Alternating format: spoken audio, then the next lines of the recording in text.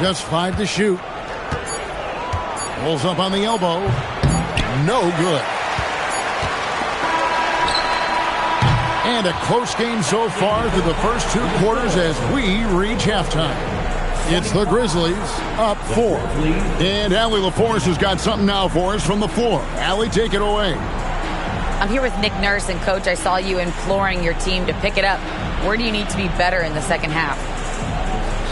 Well, we're not very good offensively right now. I think we're taking some okay shots, but we got to be a little bit more patient and keep moving it around a little bit. Need multiple paint touches rather than just one. So we just got to do a little bit better job of getting off it and relocating a little bit. Patience is a virtue. Thank you, Coach. Hey, Ellie, thank you so much for that interview. Don't go anywhere, folks. We'll be back with you for the second half of the game right after this. Get ready for the fans at court shot from Cleveland. They're taking out the shot.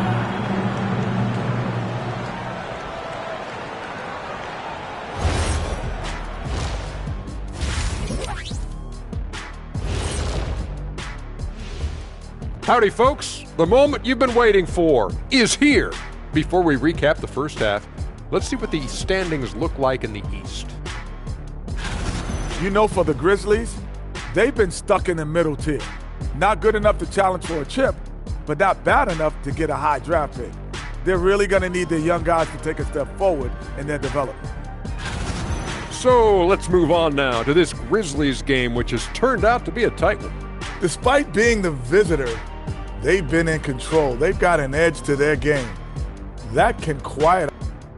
And that concludes halftime. Now time to send it over to Kevin Harlan as the game's about to resume.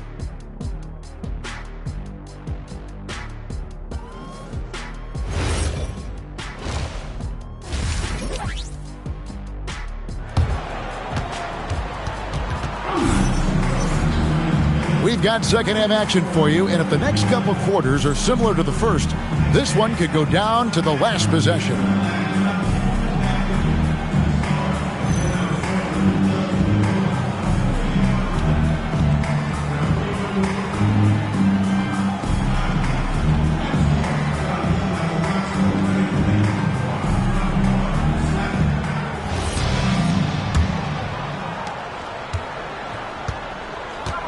Here's Edgecombe. He has yet to score, so the Grizzlies 5 right now. That shot off the mark. Good D by Miller. The 76ers trail by 4. Williams passes to Miller. Here now is Weber. Pass to Williams.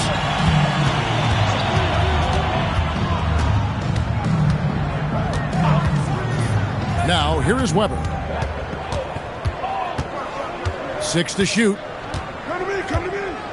The 76ers need to get off a shot. And here's DiVincenzo from the arc. And the Grizzlies leading by 4. Second half rolling along now. About a minute played here. And Philadelphia grabs the miss. And that game concludes a 5-game homestand.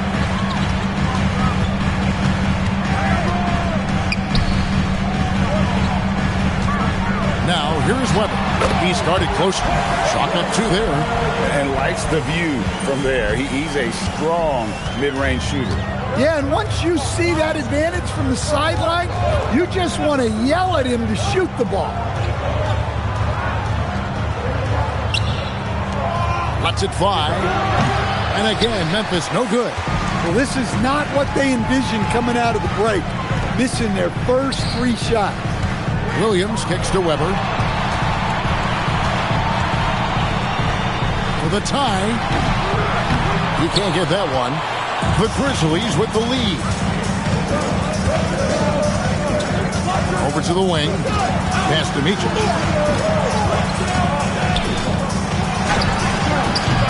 And another miss by Memphis.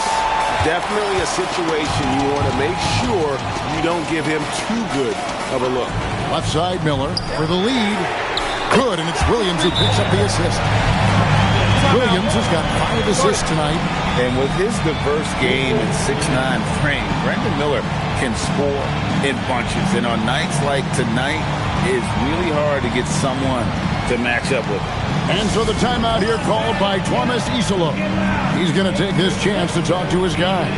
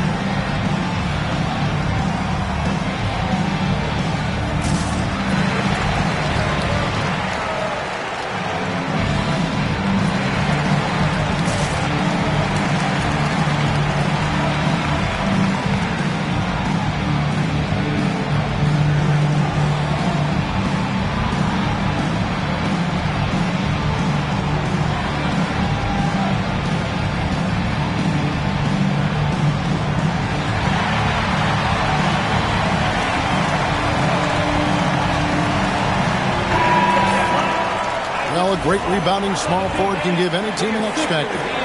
Let's look at a few guys who have been playing that role over the course of the last month. Brandon Miller, third. And maybe they're not the biggest or strongest players in the front court, but that hasn't limited their ability to get in there and mix it up and come up with a lot of rebounds night in and night out.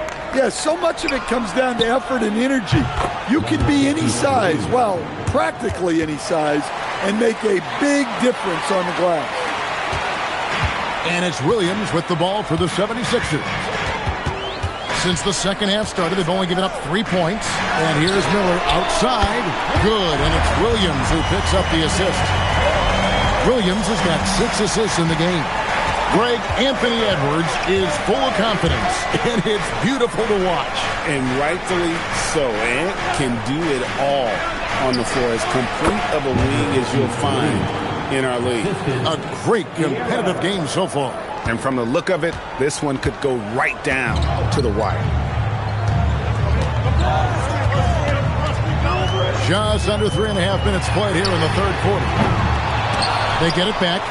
Weber, the pass to Williams. Weber, a screen. Miller outside from deep three-point land. It's hauled in by Clint Capella. Capella's got his 8th rebound here tonight. Pass to Micic. Jacks up a 3. And again, it's Memphis with the 3. And he got loose from the three-point range in the first half and showing signs here that he's still got the flow in the second. And timeout called by Nick Nurse. This now will give him a chance to discuss some potential changes.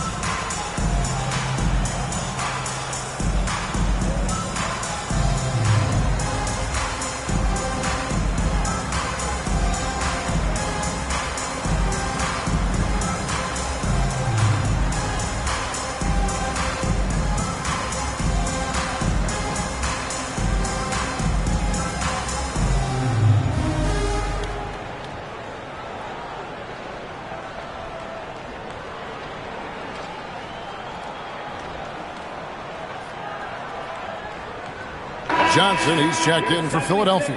And Memphis also making a switch. Hardaway's checked in.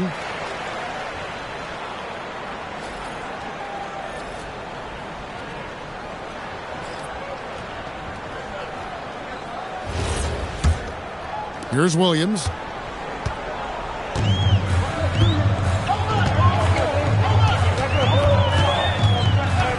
Miller outside.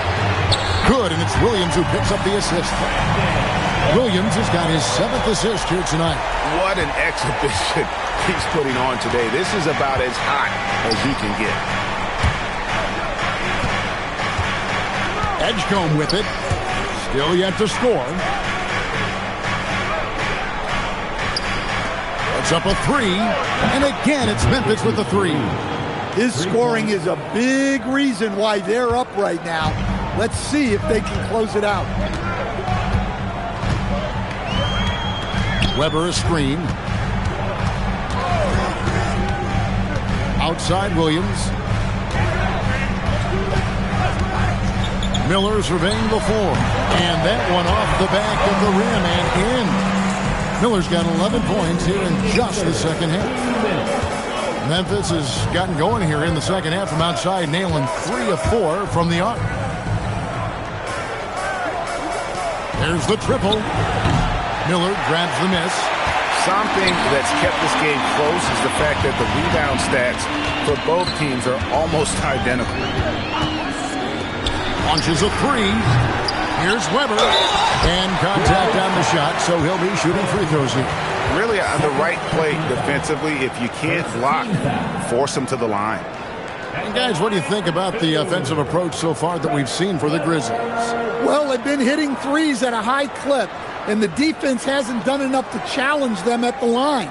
They need to close out and run them off the 3. And another stat that they've excelled at is points off assists. They're moving the ball around and creating great looks for one another. That free throw good from Weber.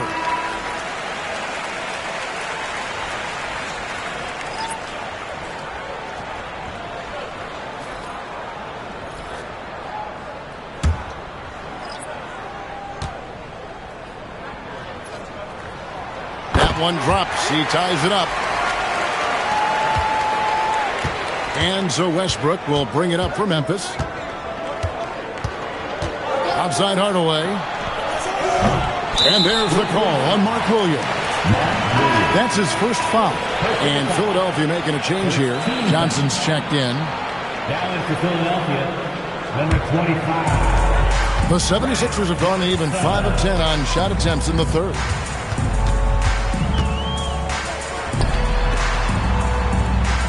Weber kicks to Miller. Hands it from downtown. Miller's got 28. Look, this guy is clearly on a heater from deep. If you're the defense, you cannot allow him to shoot it from out there. Not as good in the 76ers lead is cut down to just 1 on the basket from Hardaway. Important points there. Got him on a nice play, getting the ball inside and right to the bucket. Now, here's Weber, covered by Achua. Lively the pass to Williams.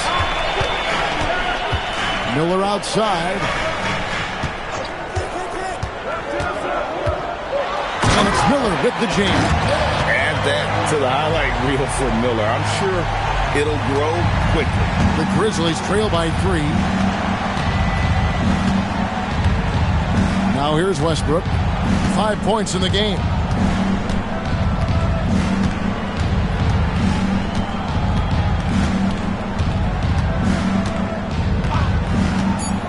Fires the 3. He's off on that one. And so it's Brandon Miller making highlights for the 76ers. He nailed it from long range in that quarter. Winds up with a total of 4 3-pointers in the period. We come back right after this.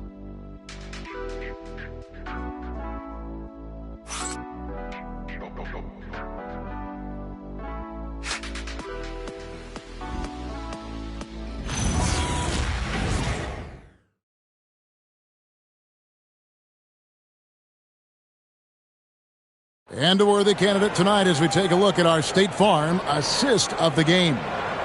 And the winner today, the big fella here with the sweetest of dimes. What a plus it is to have a post player who's got this ability to find. Yeah, it's pretty to watch. It's great to have so many big men in the NBA who can dish it like this. And I know I speak for all of us when I say I can't wait to see what kind of finish awaits us here in the fourth quarter. They've got Dante DiVincenzo, Peter Turkoglu out there with Okongwu, Then it's Derek Lively, and it's Williams at the point guard position. That's the group on the floor for Philadelphia. Lobbed up there for Westbrook. Taken away by Williams. And now the 76ers on the break. Here's Turkoglu. There's the killer two-handed slam. Excellent on both ends of that play. Yeah, the steal was sharp, but the slam topped it off. And that is why you want to run off turnovers. Get down the floor before the defense is set. There's a certain resiliency to this team, and you're starting to see it. Yeah, and as a coach, you love having a team like this. They've got zero quitters. Williams with a clean look, and right away they match it with a three-pointer of their own. And a nice spark for their offense here in the second half. Now above 50% for the game. Westbrook and the Grizzlies tack on two more. And you can see how confident Westbrook is from the mid-range. Love seeing him take that initiative. Pass to Turkoglu, beyond the arc. The kick out to Williams. Good ball movement here by the 76ers. Second chance shot, and he swishes it right through. Turkoglu's got 6 points in the quarter. Well, after a scoreless first half, he's turning things around here, looking much more aggressive. And we have a timeout called by Tomas Isolo. And clearly an important juncture. He's going to have some choice words with his team.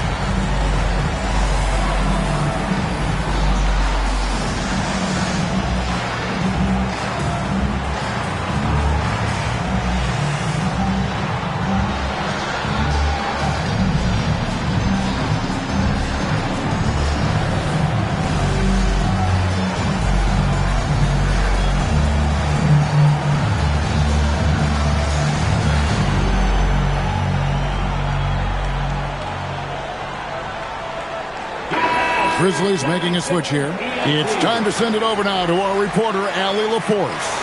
Hey guys, over that last break, I was able to catch the message that the Grizzlies head coach was giving to his team. Coach challenging the team to play faster. He emphasized the main focus is that first pass off a turnover or a rebound. Make it quicker to get the ball out and into transition. Let's see if those words actually work. Terrific, Allie. We appreciate the report. Pass to Achua. Last quarter of play, about 2 minutes in now. Defended by Turkoglu. Out to the right wing. There's a screen by Achua. Shoots it. Goes back up. Whistle blows. Basket is good. So a chance here for a three-point play. And if I'm his coach, I'm very pleased with this kind of energy on the offensive glass.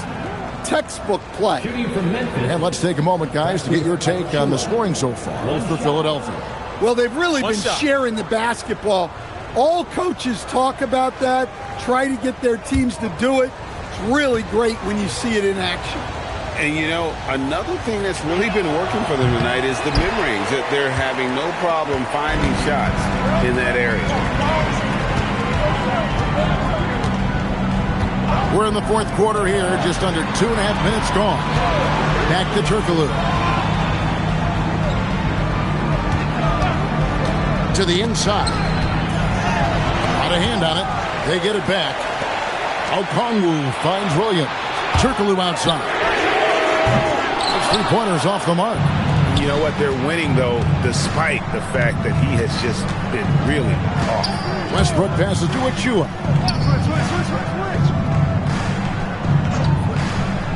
There's the triple. The shot will not fall. Philadelphia leading by 5. Pass to Turkoglu. Back to Williams. Turkoglu outside. Fires it up. And the rebound goes to the Grizzlies.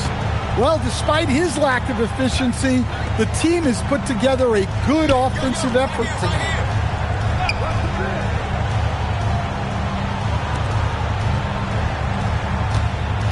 Defended by Turkoglu. Pass to Edgecombe.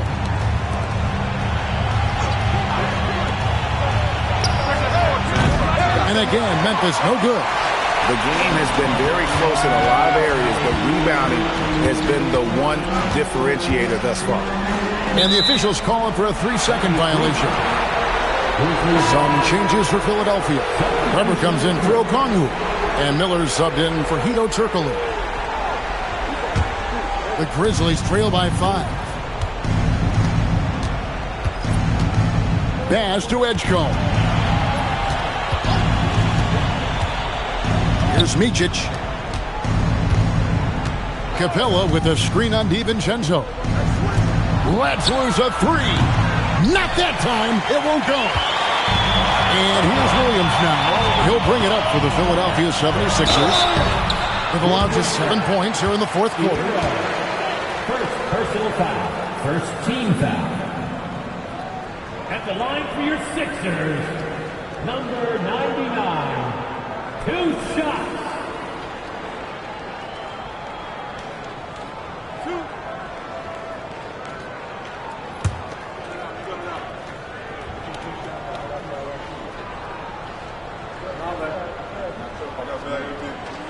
And he makes the first.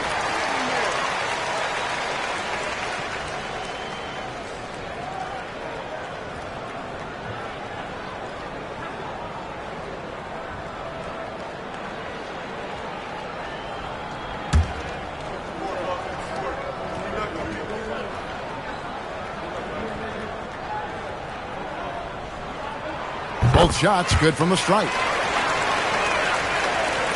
They trail by 7. Timeout called by Coach Iserlohn. Clearly, he's got something his players need to hear, and immediately.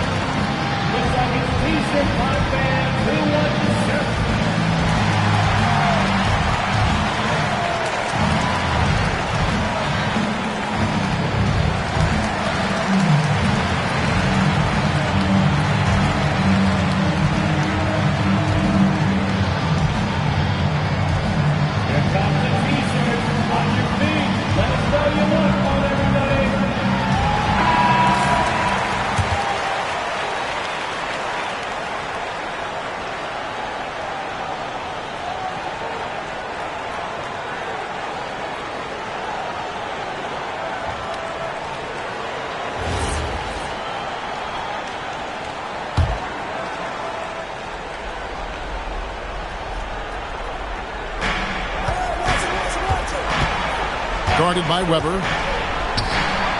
Drained from outside. And those are the types of shots down the stretch that win you ball game. Here's Miller. Shoots for 3. He parachutes in for the putback. You know we talk about it all the time, guys. Those second chance buckets, always the result of that extra effort. Guarded by Weber. There's 1:54 left in the fourth quarter. And the layup is off. The 76ers leading by 6. Now DiVincenzo. Nice use of the glass on the finish. Well, that's the thing about DiVincenzo. He stays active at both ends. 1:29 left to play in the final quarter. Philadelphia's gotten just 1 of 4 3-pointers to go down for them here in the fourth. Weber is screen. Now Miller. No problem with the wide-open jam. And that's just cold-blooded right there. He's taking no prisoners. Yeah, he's leaving no doubt in this one. Doing everything he can to slam the door on a comeback. Second team foul. Shooting from Memphis, number 53. 2 shots. Shooting 2.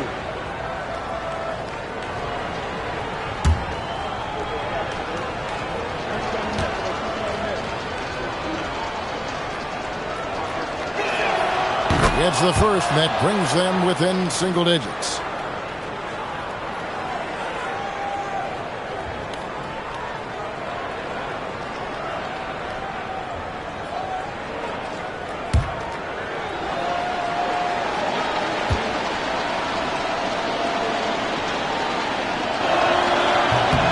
And good on the second, so he makes them both. 1:05 left in the game. Now Miller takes the three, and there's the three. And now as the clock ticks down, this is going to end up as a solid victory here for the 76ers. Look at their number of assists. You know, they didn't get stuck in those one-on-one situations, and they got the ball to the guys with the best matchups. Easy drives, open jumpers, and great ball movement. And now, for the year, this is going to take him to 7 wins. And one of the key components to this victory, if not the biggest, was the incredible performance for Brandon Miller. Well, he was the catalyst for them tonight. Played a great all-around game, and you could see his teammates feeding off his energy. Now Williams.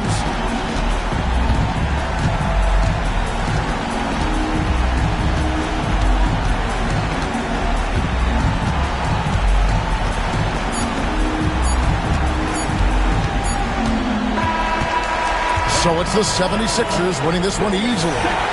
Some good competition, but the hometown advantage and their ability to stay focused, I think, made the difference. Yeah, and the first step in becoming a good team is your ability to win at home. And they really seem to revel in that opportunity, and this is what they came out to do.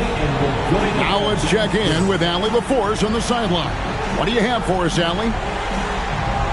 Well, Trey, leadership is such a key part of the point guard position. What's your focus in living up to that? I'm a big guy and good in team chemistry, so any chance I can, go bowling, hang out with these guys, build chemistry, and I think that's where it starts is off the court, because that translates on. Bowling, that's something I haven't done in a while. Thanks for the inspiration. As always, Allie, we appreciate it. And that about wraps it up. Here with Stan Van Gundy, Greg Anthony, and Allie LaForce, I'm Kevin Harlan, signing off for this presentation of NBA basketball. And as we leave you, let's take a look at our player of the game, Brandon Miller.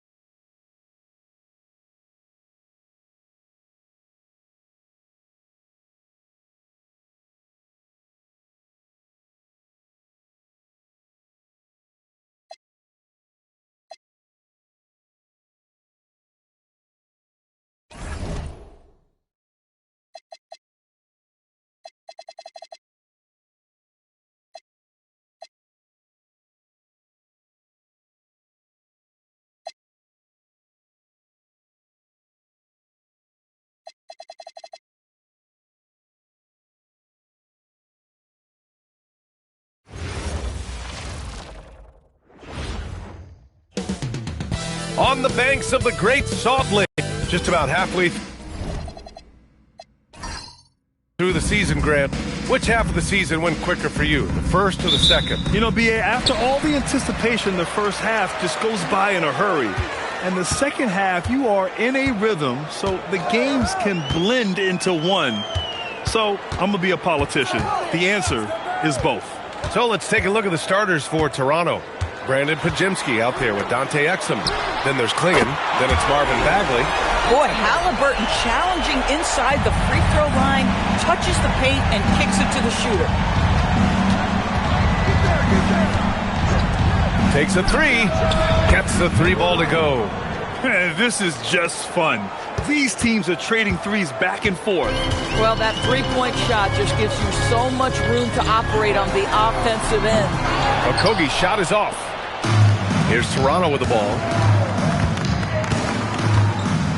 Pass to Pajemski. Outside Bagley.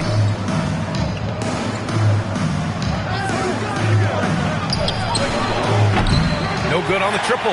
And that's exactly how tightly you have to guard him every time he steps to the arc. He's just that good. Now here's Halliburton. 8 points in his last time out. Utah moving the ball around. The shot by Dunn, no good. Toronto has gone 1 of 2 from three-point land so far. For three, on target from range.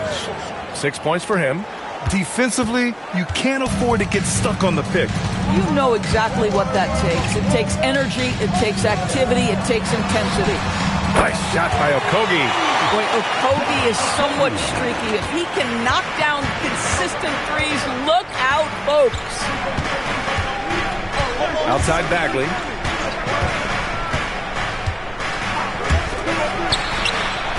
And again, Toronto with a triple. Halliburton with the ball. First quarter of ball, almost 2.5 minutes in. Lets a three fly. Another three for Utah. Defensively, you have to stay connected to him on the perimeter.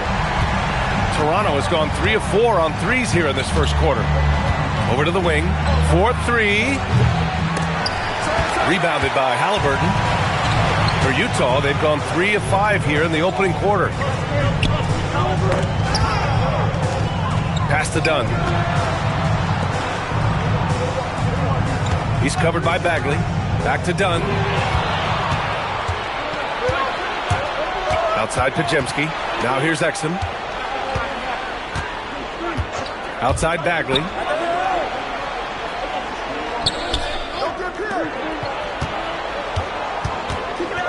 Defended by Halliburton. It's good. And he drew contact on the shot, so he will go to the line. A three-point play opportunity. First team foul. Toronto shooting their first free throw of the night. Both teams will make substitutions.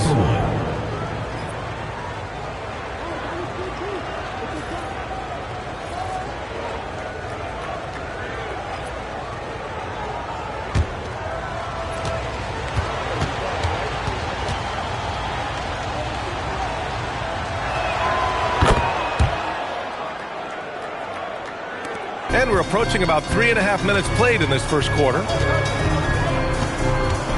Pass to Hamilton. Beyond the arc. Rebound Toronto. And this is the first season matchup for him against this Utah team. Last year, as expected, they had very little trouble against these guys. Knocks it down from distance. He's got 15. Outstanding long-range shooting here early. They already have hit multiple shots from downtown. And so Will Hardy calls a timeout. He's going to take a moment to give him a breather and talk things over.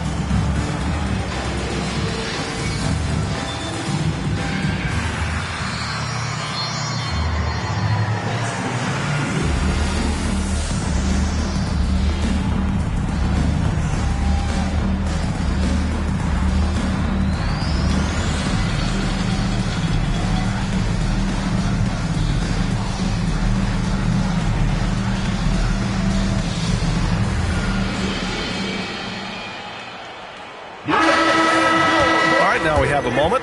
Here are the most efficient teams from range over the past month.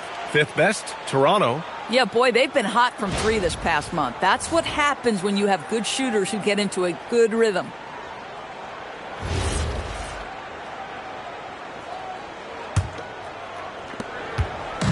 And here's Halliburton. He'll bring it up for the Jazz. 6-point game. Time now to hear from our reporter, Allie LaForce. I briefly spoke with Bill Hardy. He said they have their work cut out with Devin Booker, who can score in many different ways. Coach told me people talk about his deep shooting range, but his middle is just lethal. And if you crowd him, he can take it to the rim. And he has the size to do damage there. Brian, back to you. Appreciate the report, Allie.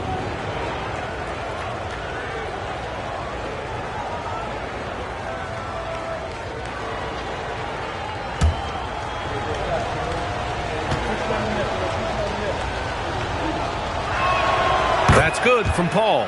Chris Paul will go down as one of the great floor generals to ever play the game. He is the maestro at orchestrating offense.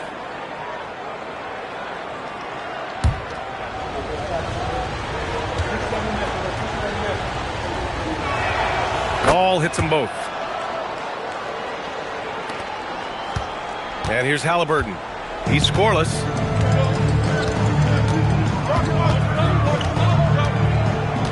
Pass to Hamilton. Shot to stop the run. Can't get it to go. Making him 0 for 2. Raptors lead by 8. And here's Paul. Outside Bagley.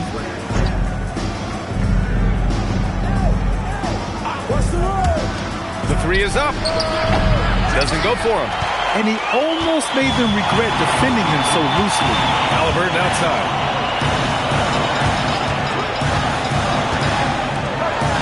Utah moving the ball around. Here's Hamilton. And another miss by Utah. Boy, defense has to feel fortunate there. That's one he normally knocks down. Ball finds Bagley.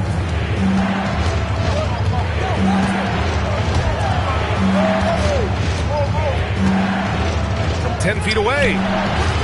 Off the left rim and out. He's got a great defensive mind. He gets good position and affects the release. And he did it without fouling, and that's become an art, changing shots without making contact.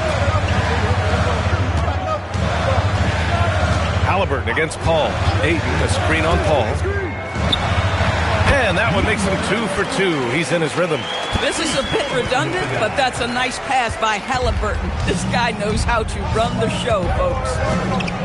Paul passes to Bagley, puts up a 3, and the three-pointer goes. They're getting torched on the perimeter. 4 of the last 5 buckets have been 3s. Pass to Hamilton. Back to Halliburton. 52 seconds left in the opening quarter. To the middle. Ayton against Paul. Here's Halliburton. Takes the 3. On target from range. Oh, how about the answer from distance by Tyrese Halliburton?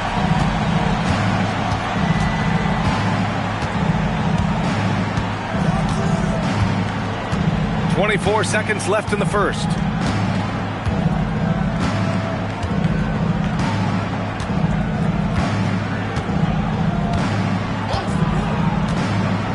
Six to shoot. From deep. That one no good. And so it's Toronto with a 6-point lead at the close of the quarter. Great shot selection right now, keeping the game simple and getting high percentage looks. We'll be back in a moment.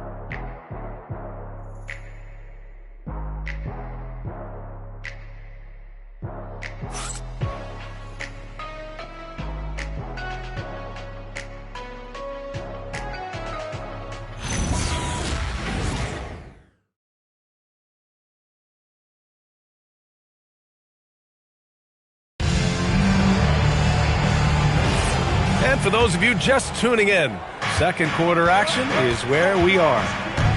And some stats here, guys. The scoring breakdown for the Raptors.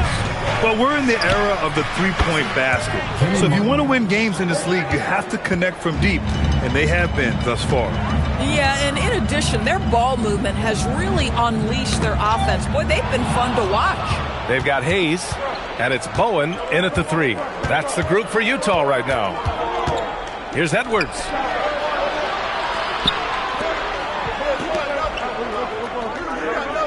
Pass to Paul. Launches a 3. And the Raptors, another 3. Not necessarily a volume three-point shooter, but certainly Chris Paul has got to be a guy you make sure you can test. Here's Hamilton. Quarter number 2 and about a minute in. Let's go with a 3. Shot by Jamison, no good. Raptors lead by 12. Exum outside. Outside Edwards. Three-pointer off the mark. Utah has gone 4 of 8 from 3, a nice percentage.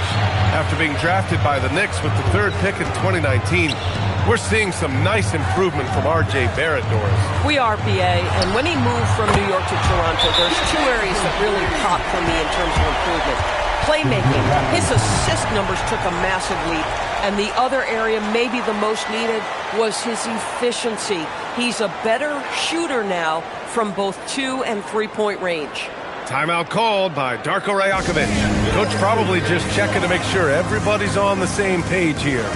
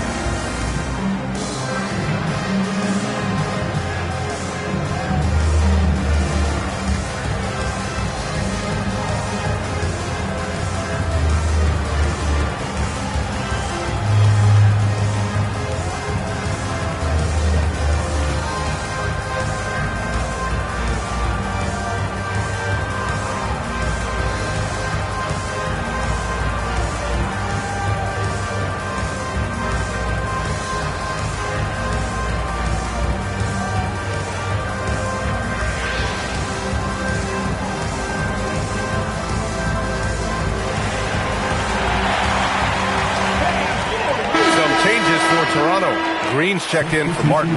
Green comes in for Edwards. And Pajemski subbed in for Chris Paul.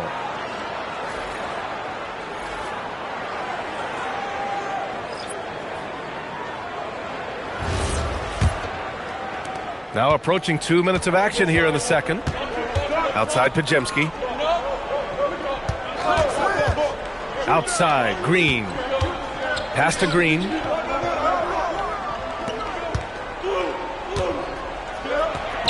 Drops in the layup for 2. Green's got his first 2 points of the night. And just totally relentless, only increasing the intensity level. One thing I enjoy is watching players who don't pay attention to the score. You lock in on the moment and play the right way. A chance here to catch up with Allie from the sideline. Thanks. The Utah Jazz are going young, but this is a franchise that has a winning history, and that culture is still around. Coach Will Hardy said, the messaging doesn't change. The players have bought into the little things that it takes to win. This is a cohesive group that's committed to helping each other. Back to you. Building the right way. Thanks a lot, Allie. Outside Whitmore. There's the triple. And again, it's Utah with a 3. And one key for quality teams in this league, beating the opponents you're supposed to beat. What goes into that, Grant? Well, BA, they call them trap games. An opponent that, on paper, isn't up to your level, especially when they're missing key guys. The thing is, can you find that juice to take care of business? Outside Whitmore. It's hauled in by the Raptors. They want to keep rolling here following a win against Minnesota. And you'd have to think that luck played a part in that one. I mean, the opponent had an off night at the defensive end for sure. Well, give them some credit for taking advantage of a weak defense and capitalizing on every mistake. Pajemski. Offensive rebound. Fires from deep. Gets his second attempt to go. Now he's 1 for 2. Oh, phenomenal work right there. There's times, boy, he can be tough to check. And so Will Hardy calls a timeout. Coach taking this moment to speak to his guys, maybe alter some of the game plan.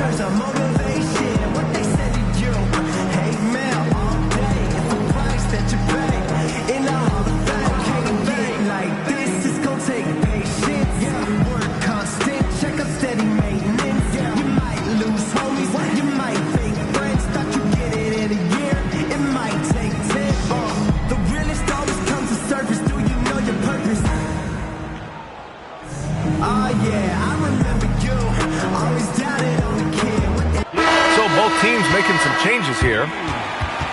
Our 2K leaderboard highlighting the NBA's assist leaders over the last month. Fourth, the Raptors. And over this last stretch, this team has been incredible passing the rock, playing great team basketball. And here in the second quarter of action, as we approach 4 minutes played. Pass to Okogie. Utah moving the ball around. Pure from three-point range. Give him 8 points now. All 5 of the last buckets they've given up have been from downtown. Ball passes to Bagley.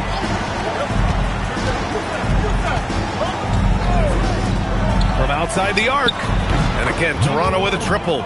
Both teams are starting to find a rhythm here. And this is partly what the game has become, right? A matter of dueling three-point opportunities. Pass to Hamilton. From deep. Mozgov for the rebound. Raptors lead by 13. Here's Paul. He's got 5.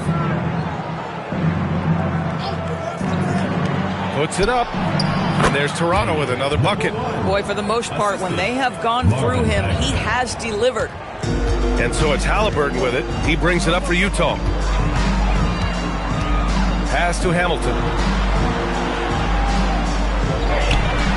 Hits a three-pointer. You know, building up confidence as the game goes on. Hit one from behind the arc in the opening period. 2 here in the second. For Toronto, they've gotten 8 of their first 10 to go. Great shooting here in the second quarter. Oh, wasted no time on that one. 23 points in the game. Yeah, he's in his bag from beyond the arc right now. You see his confidence. And I think the defender knows once he gets cooking, look out. The bucket looks awfully big to him right now. The 3. And he can't connect. He's 1 for 3 in this game. Pass to Pajemski. Paul looking over the floor. And the 3 off target. And that's a strong closeout defensively. Great effort to deter the shot. Hey, great communication on the lob.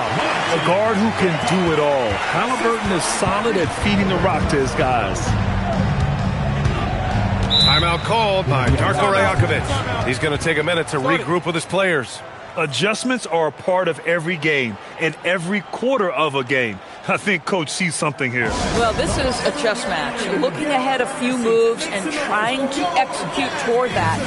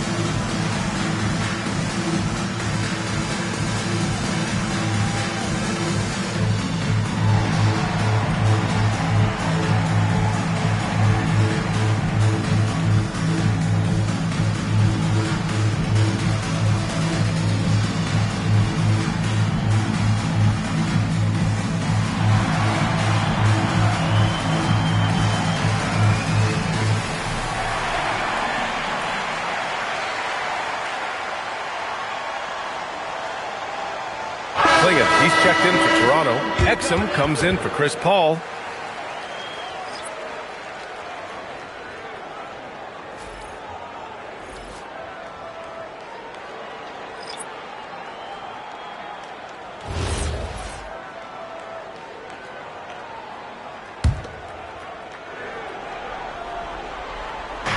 There's 57 seconds left to play in the first half of basketball. There's the three. Second chance shot. Klingon's shot is off. Jazz trail by 13. Stripped it away. Exum outside. Back to Pajemski. Pass to Klingon. Uses the glass to finish the layup. And the Raptors lead by 15. And a high-effort play from Klingon, using his power to overcome the interior defense. Halliburton outside. Here's Okogie. The three ball. Drops in the three. Okogie's gotten his second bucket on the night. Boy, how about the timing, the delivery? That is exactly how you set a teammate up. Puts up a deep three. Oh, he got it up in time, but it wouldn't fall for him. And so we've reached the end of the first half of play. Toronto out in front. They lead by 12.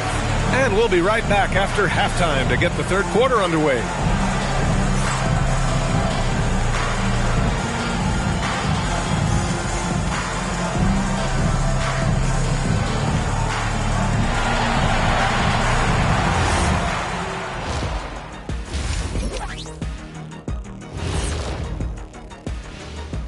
We're back again. Welcome. It's that time again to take a peek at how the mid-season power rankings are shaping up. You know, right now for Utah, right about where we left them at last check. They're solidly in their playoff picture. It'll be interesting to see how their season progresses. This team could go deep or wash out early. Hard to guess either way, man. Now we'll take a look back at our featured game. That was quite a performance for the Toronto Raptors. Some teams play fast and loose. These guys are aggressive, but also keep it tight. Yeah, they've been efficient and effective, giving nothing away. That does it for halftime. Let's get back to game action. Here's Brian Anderson with the start of the third quarter.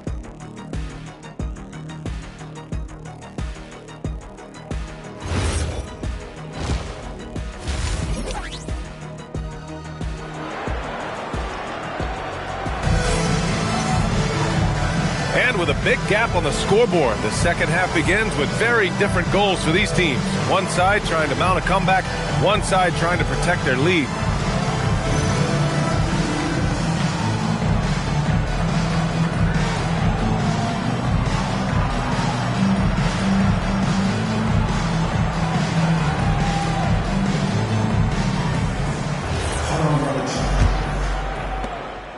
Toronto leading by 12. Checking out the group for Darko Rajakovic to start the second half. We've got Donovan Klingon, Brandon Pajemski out there with Dante Exum. Then it's Marvin Bagley. Two open that time. Made it look easy. He's got 26.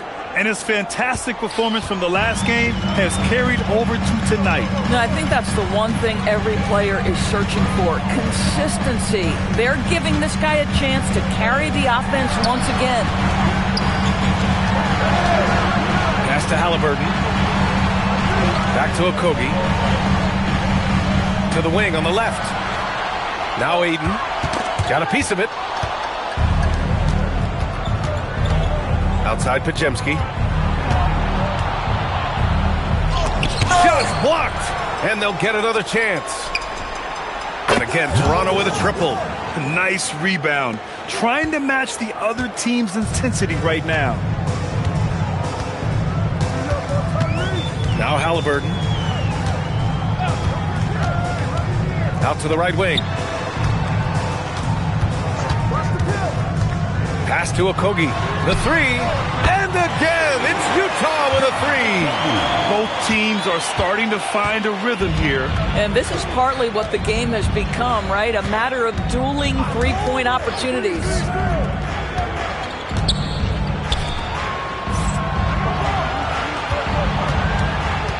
Defended by Dunn. Stolen by Ayton. Outside for Halliburton. Utah moving the ball around. Clingan with the block. Wow, great size and better positioning made that block possible from Clingan. Launches it. And again, Toronto with a triple. He's the leading scorer tonight, being aggressive, and so far, no one's found a way to slow him down. And so Will Hardy calls the timeout. A moment to rest and confer on the game plan.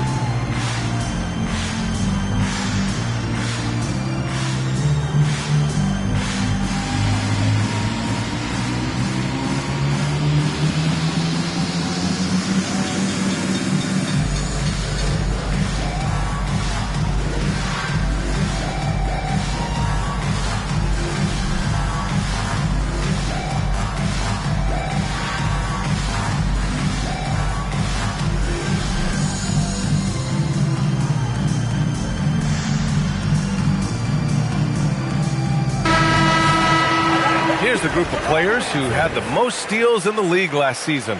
Number 1, DeAndre Ayton. And we saw how effective he was on defense last season, taking pride in mucking things up and being an absolute pest, grabbing all those steals. Here's Okogie. 9 points in the game. Right wing. Not quite 2.5 minutes played here in the second half. He is hauled in by Exum. Raptors lead by 18. And keeping us updated from the sideline, Allie LaForce. Well, Devin Booker grew up in Grand Rapids, Michigan, but around age 15, he moved to Moss Point, Mississippi to live and train with his father. Booker said, quote, "I understood the goal and I just embraced the culture and the inner city. They took me in, it was really important time, and it was good for me." Back to you. Thanks a lot, Allie. Grant, you're involved with helping the NBA grow the game globally. How important are those initiatives? You know, BA, it's very important to watch how the game has grown over the last 30 years that I've been connected with the NBA is quite staggering. But there's more work to be done. So every initiative, every appearance, every camp, every game is so vitally important as we continue to spread the game of basketball all over the world. And the ball out of play. The Raptors will have it.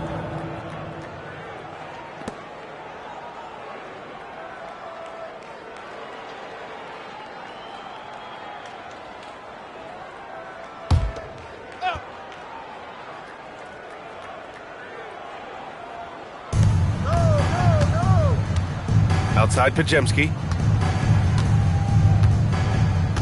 Back to Bagley. Fires for 3. Counted from distance. Bagley's got 6. Here in the second half, they're really focused on stretching the floor. And guys, boy, when you're hitting, it sure does work. It obviously opens up major options at the offensive end. Pass to Okogie. The Jazz again can't hit. They've had a slight leg up on the boards and a big leg up on the scoreboard. Outside Bagley.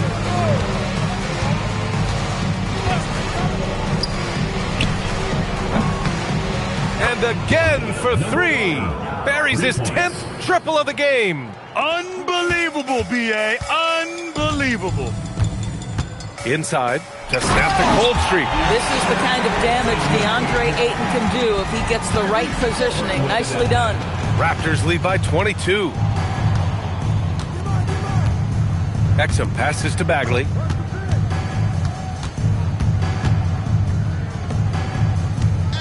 Jazz foul. Done. Second personal foul. Second team foul. Substitution on the court.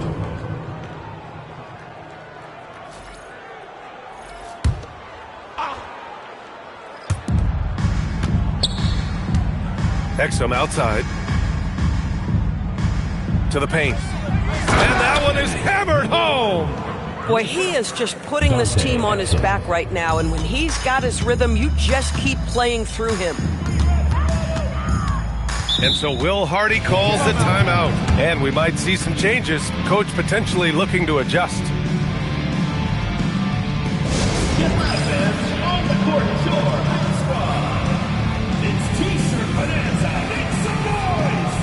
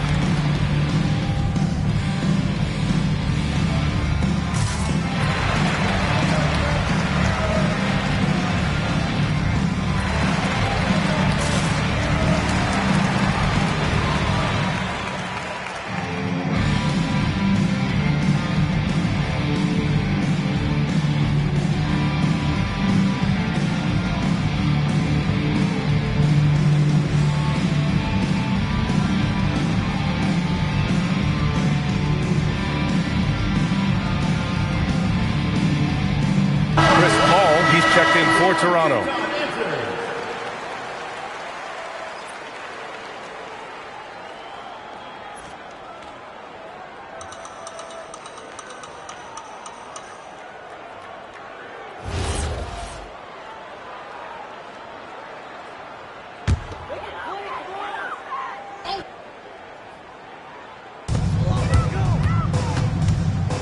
Now here's Halliburton. He's guarded by Exum. Here's Hamilton. Shot is good. Off the back rim and in. Hamilton's got 5 now. Good heads-up basketball. Sees an opening and capitalizes. Outside Bagley. To the middle. Oh, got a piece of it. It's stolen by Dunn. Halliburton against Paul. Buries it from 3. 14 points for him. Defensively, you can't afford to get stuck on the pick. You know exactly what that takes. It takes energy, it takes activity, it takes intensity. Oh, got that bucket in no time at all. They've been pretty lax with their perimeter defense, giving up a lot of three-pointers. Paul against Halliburton. Pass to Hamilton. To the wing, right side. From behind the arc. Rebound by the Raptors. Bagley's got 4 rebounds now. And they're +5 on the boards after that rebound. There's 39 seconds left to play in the third quarter here. Bagley sets a screen. And the Raptors getting another bucket right there. This guy has absolutely owned this quarter. This is how you lead by example.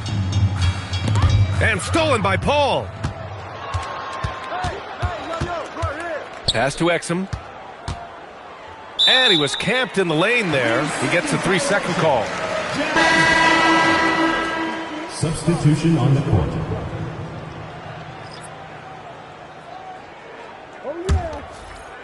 And the Jazz with possession here. Here's Hamilton. He's got 5. I got you, man. 3-pointer. And no good. Trying to get that one to fall. And so it's the Toronto Raptors. A huge 24-point lead for them. Their defense has forced a number of key turnovers, giving them a clear advantage on possessions. Back to the game after this break.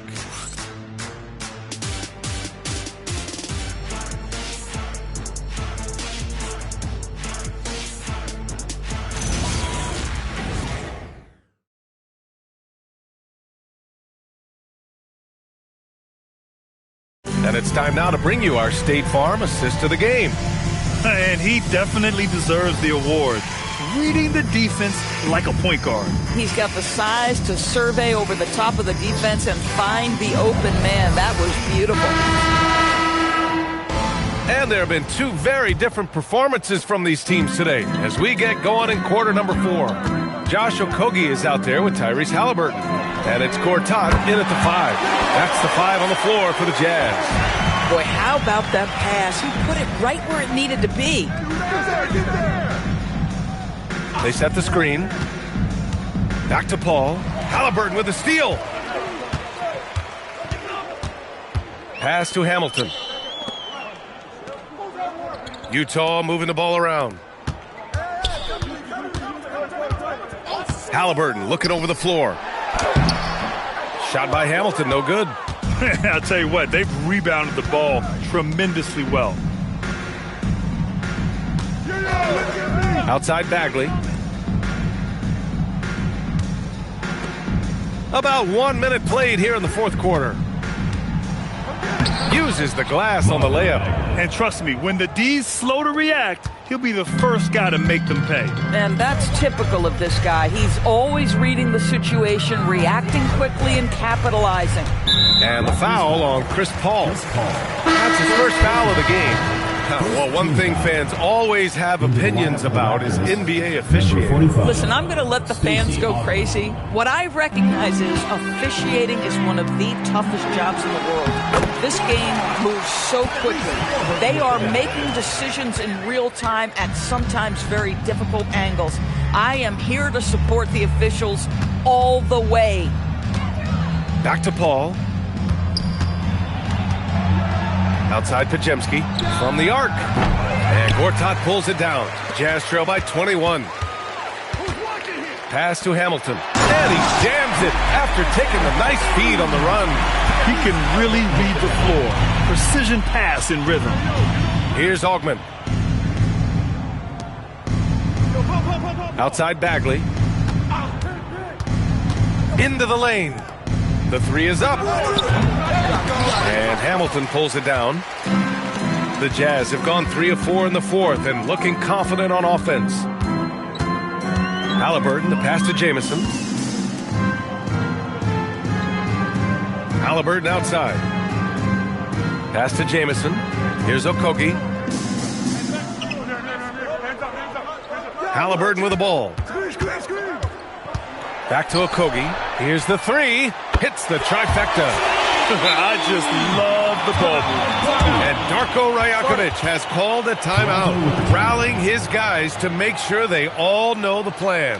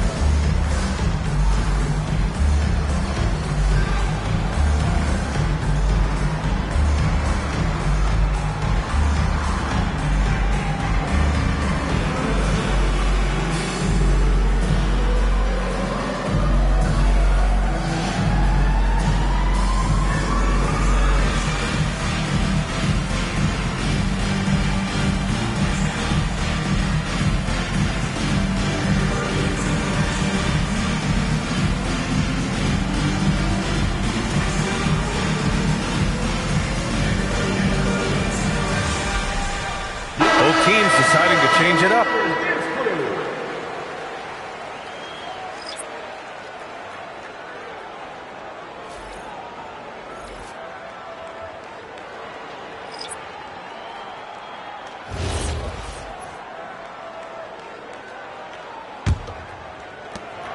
Toronto leading by 16.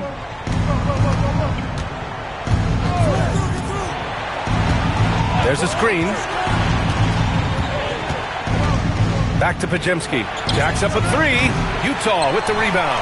Boy, another miss, but you have to say to his teammates, great job. They have picked him up all evening long. Hamilton with the bucket. You put a difficult first half behind you, and you get busy in the second half. You love that mental toughness. Exum passes to Martin. The offensive rebound. It's stolen by Dunn. Down low. Hamilton with the bucket. Hamilton's got 9 points now in the quarter. You can see it. He's taking better shots, and the results are coming because of it. Exum passes to Martin. Sends it home from three-point land. And the Raptors lead by 15. Well, Dante Exum doing a little bit of everything right now. Pretty pass. Pass to Hamilton. Back to Okogie.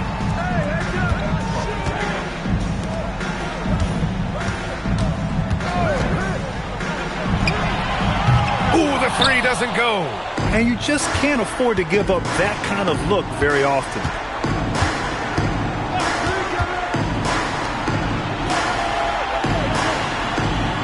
Martin outside.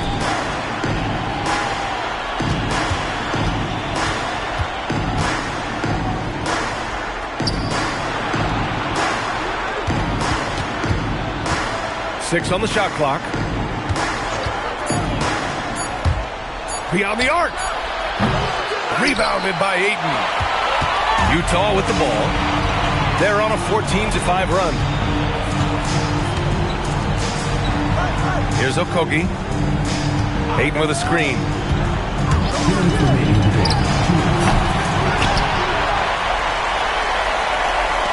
Puts up the tray. That's off. When your big man is willing to go after those 50-50 boards, that is big time.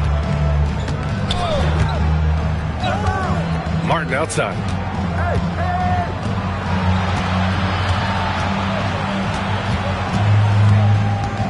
Defended by Dunn.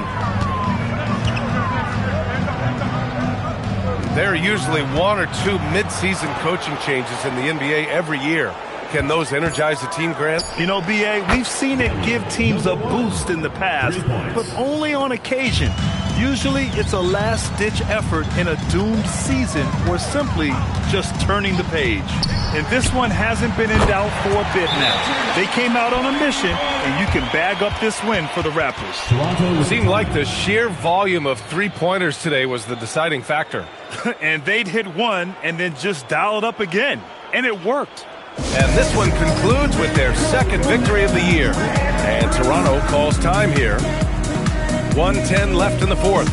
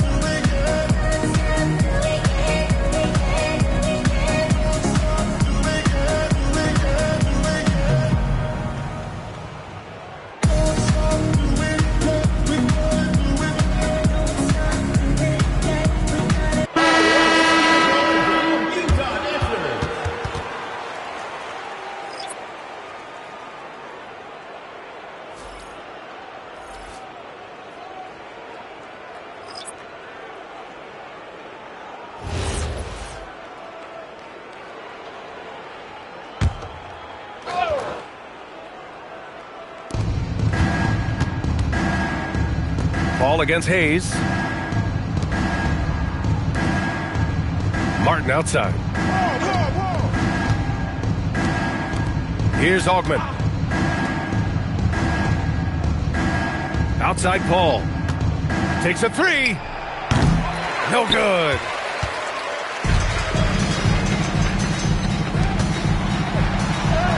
Yes, sir! Bank it in the layup. For Rip Hamilton. And so it's Paul who brings up the ball for the Toronto Raptors. The biggest lead of the game was 24 points. What a performance tonight. Getting a win like this on the road is such a boost. You've got to be able to block out all distractions in enemy territory. This team did a tremendous job staying focused on the task at hand. And here's Hayes.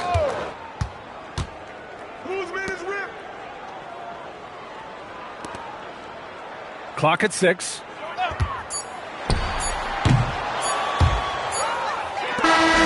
So, no problem for Toronto as they get the win. It ends up being a fairly easy road win. Those are so hard to come by. It's never easy to take a game in someone else's building. And that'll wrap it up, folks. For Allie LaForce, Grant Hill, and Dorisburg, this is Brian Anderson. Thank you for watching tonight's game. And time to present our player of the game.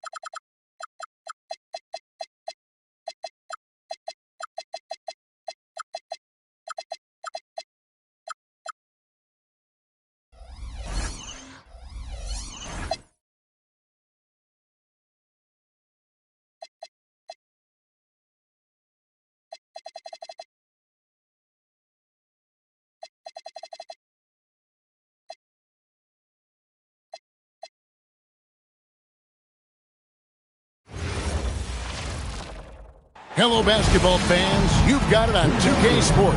Richard, if you're a top team right now, you're really trying to perform your best to set the tone for the playoffs, to really get that mindset, aren't you? Yeah, teams that end on a win streak often carry some positive momentum in the first round, but don't allow for it to get you overconfident. And the starting group for the Spurs, you've got Sadiq Bey. LaMelo Ball is out there with Emmanuel Quickly. Then there's Banchero. From outside, off the mark. And so it's Rose bringing it up for the Portland Trailblazers. Nowitzki outside. Lets it go from deep. Drops in the tray. Sharing the ball is clearly a part of Rose's game, even coming out of college. Ball, the bounce pass from past the arc. And that's collected by Nowitzki. Right now, let's take a moment here to catch up with Allie LaForce on the sidelines. I briefly spoke with Chauncey Billups. Well, no surprise, we started chatting about Victor Wembanyama, and I asked what the plan was there, and Coach said with a shrug, stay on him and hope for the best. What can you do? So still no magic answers for how to slow down a unique threat like Wemby on the floor. Guys, back to you. Allie, thank you so much. It's blocked. Rose against Quickly. Pass to Bey. And here in the first, closing in on 2 minutes play. And stolen by Reddick. Now here's Rose, the fast break opportunity. And the dunk by Rose. And Derrick Rose, so quick out of the gates. When he sees open floor ahead, he's at full sprint in the blink of an eye. Banchero outside. It's good, only a few seconds into the shot clock. Finally, after all those clanks, someone comes through for him. Yeah, the lid's now off, guys. Maybe they can rattle off a few more in a quick order. Back to Rose from outside the arc. Banchero grabs the board. The Spurs have gone 1 of 3 from the field to start this one so far. Richard, what do you see in what Luka Doncic sees on the floor? Well, Kevin, I think he's tracking all 5 defensive players and all 4 of his offensive teammates. He always seems to find a way to get players involved. Spurs trail by 3. Pass the ball. Picked off in midair. Fast break. Here come the Trailblazers. Kirilenko against Banchero. Kirilenko the pass to Rose. Quickly against Reddick. Back to Rose. Fires from the wing. Portland again missing. Usually he's a master in the midi, but not that time. Pass to Bey. To the paint. And finished off by Banchero. Oh, big-time dunk by Banchero. I like seeing the aggressive side of this young man. Ball against Rose.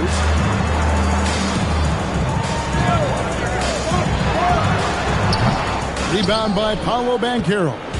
Oh, man, that's tough. That's definitely one he'd like back. Almost too wide open. Bey passes the ball. Back to Bey. Reddick against Quickly. Pass to Banchero.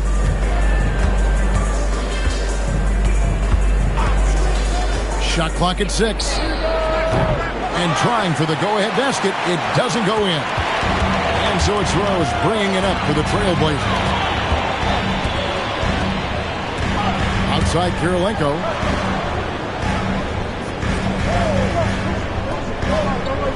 Now Nowitzki. To the middle, trying to end the drought. And there's the nice layup by Rose. Rose has got his 3rd basket of the night. And Rose proving already to be a relentless competitor. Excellent at finding ways to finish inside. And so Mitch Johnson decides to call timeout. He's going to take a minute here to get things straightened out. Get up and move with your Blazer dancer.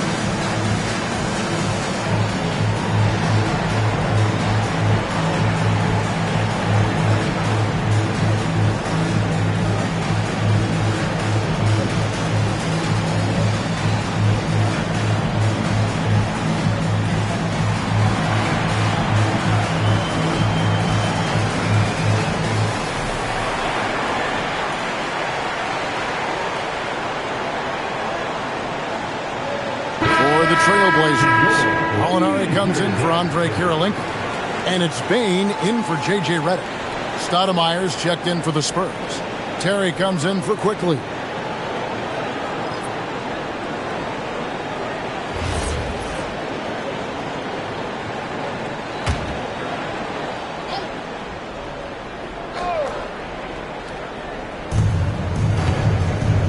To the inside. Terry against Bain. Banchero dishes to Terry.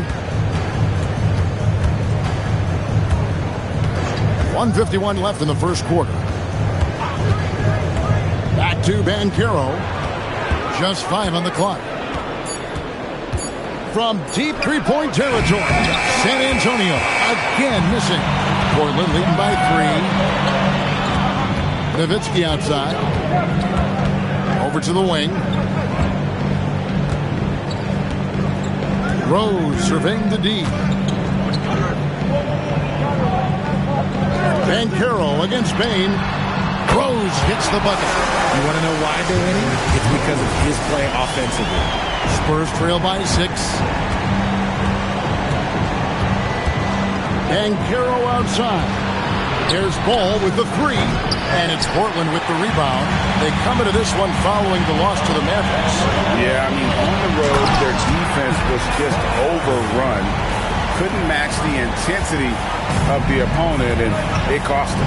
Yeah, if you allow a team to shoot such a high percentage in their own building, you're going to have a big hill to climb. Outside, Ball. Back to Terry. Ball, the pass to Stoudemire. Looking to end the run. That shot misses. And not allowing the shooter even an inch of breathing room on that one. I'm sure they'll think twice about shooting against him next time. Ball against Rose.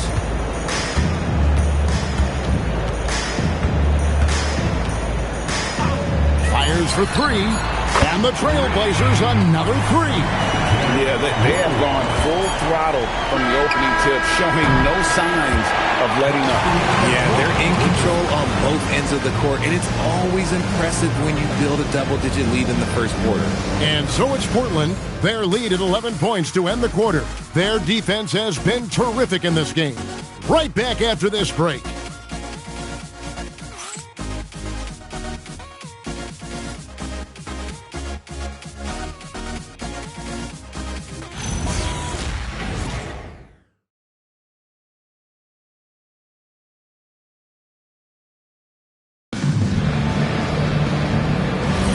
And so far through one quarter, it's been a lopsided game. We'll see if that changes here in the second. And let's get your take, guys, on the scoring breakdown for the Trailblazers. Well, so far, their long-range shooting has been the story, doing damage from deep. And I've really liked how they've moved the ball tonight. Because of this selfless approach, they are piling up the assists. Calderon is out there with Desmond Bain. It's Andre Kirilenko. Then there's Gooden. And it's Gallinari in at the 4-man position. That's the group in the game for the Trailblazers. Pass to Kirilenko. A 3-ball. And the Trailblazers another 3. And the D has gotten a little bit lax here defending the triple. Nice ball movement by San Antonio. Down low. And the dunk to finish it off. A beauty. Oh, I love that dish down low. Portland leading by 10. And we play just over a minute of basketball here in the second quarter. Calderon kicks to Bain. Calderon passes to Bain. They set the pick. Gallinari attacking. Here's Buzelis, guarded by Kirilenko.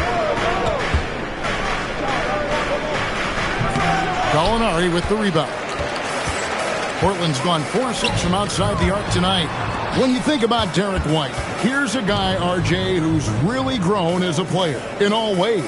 Yeah, Derek makes smart plays. He's had that experience to see what works and what doesn't. And most often, he makes the necessary plays to put his team in a winning situation. Nice pass, nice catch, and a resounding dunk. Well, you don't see many guys with Buzelis' length run the pick and roll. His potential is unreal. And so Chauncey Billups decides to call timeout. He's going to take a few moments here to check in with his team and regroup.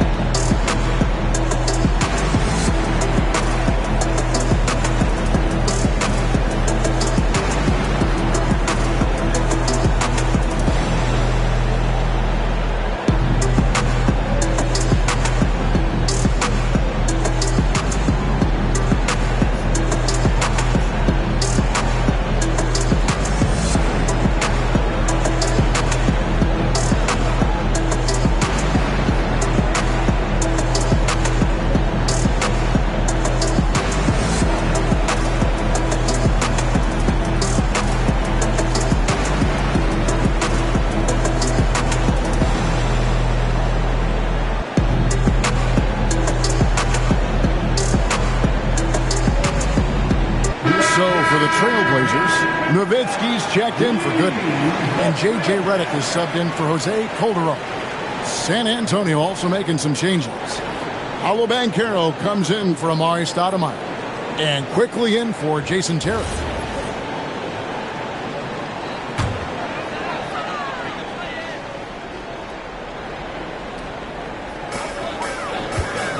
Pass to Redick. Inside. Oh, that's blocked. Here's Buzelis, guarded by Kirilenko. Taken away by Kirilenko. Gallinari outside. And the call on the shot that sends him to the line. Gotta be careful how you guard Gallinari. The Italian swingman is effective at drawing contact. Portland shooting their first free throws of the game on this trip to the line.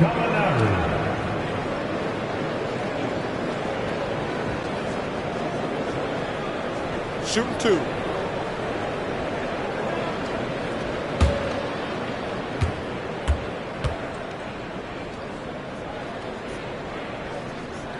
And the first one at the line is good. GA, you hear about 3 level scores. But is it just 3 levels? Great point. Kevin, you've got guys with that deep range, and there's a difference between the mid-range game, those floaters, the little 12-footers, and those deep twos as well. So maybe 5-level score is complete. Think of like a 5-2 player in baseball. McCain, a screen on Kirilenko. McCain against Redick. Now McCain. Still scoreless. On the wing quickly. 5 to shoot. To the paint. And down it goes. Jamming that one home. And finding his teammate in stride, he led his guy perfectly. Kirilenko the pass to Nowitzki. And again, it's the Trailblazers missing. And here's Banchero. He'll bring it up for the Spurs. They've only allowed 5 points in the quarter. Back to McCain. Banchero outside. Pass to quickly. Redick against McCain. Down low. And he goes up strong with one hand and flushes it down. And no doubt they'd love to see him get a lot more of those opportunities. And that deficit will go away quickly if he does, Greg. Redick finds Gallinari. No good on the 3. Spurs trail by 6 to the wing right side. Buzelis, 3-pointers off the mark. Outside, Redick. Nowitzki fires the 3. San Antonio with the rebound. When this game is done, they'll be off to Chicago as they take on the Bulls. That matchup falls in the middle game of this 3-game trip. Here's McCain. They get it back. And he makes no mistake on the slam dunk. Nothing soft about the putback there. And why chance it, right? Take the dunk if you've got it. And that's his MO. Be physical, get in position for the putback, and throw it down. The defense got to know that's what he's looking to do. And so Chauncey Billups decides to call timeout. He's ready to talk things through with them.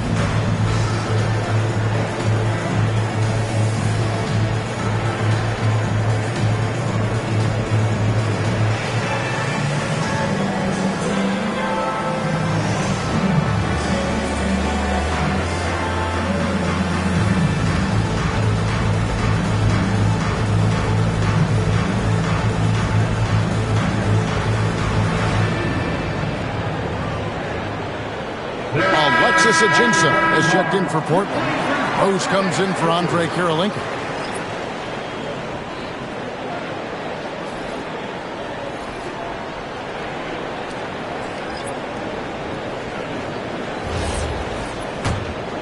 Here's Rose. 11-point game his last outing. And let's go to the sideline. Here's Allen. Hey, Kevin. Victor Wembanyama is trying to gain strength, but he said it's important not to lose your mobility. So bulking up is not a good word. It's more being stable. That's the way to keep going. I don't need to bulk up. I need to get my core stronger. I need to get solid. Kevin? That approach makes sense. All right, Allie, thank you for the report. And here is Ball. Scoreless thus far.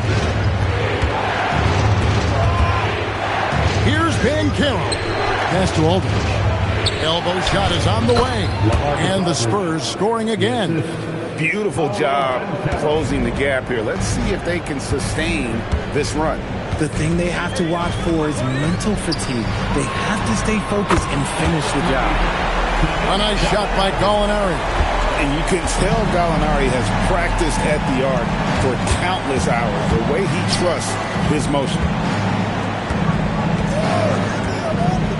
It's deflected.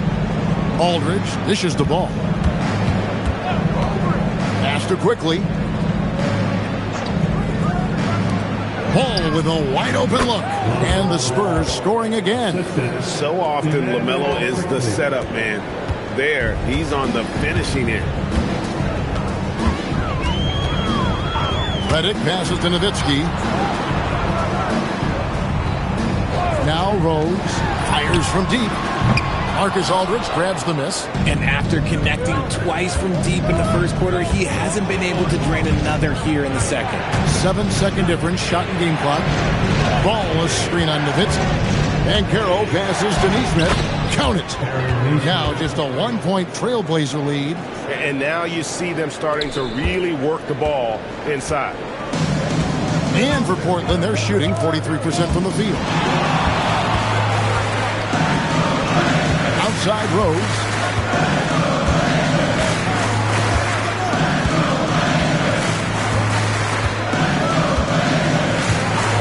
And Nowitzki has it in the corner. Over Banchero. And the last shot before the buzzer is off. And that's it for the first half of action. What's been a very close game here. Trailblazers lead by 1. From Portland, we're back in a moment.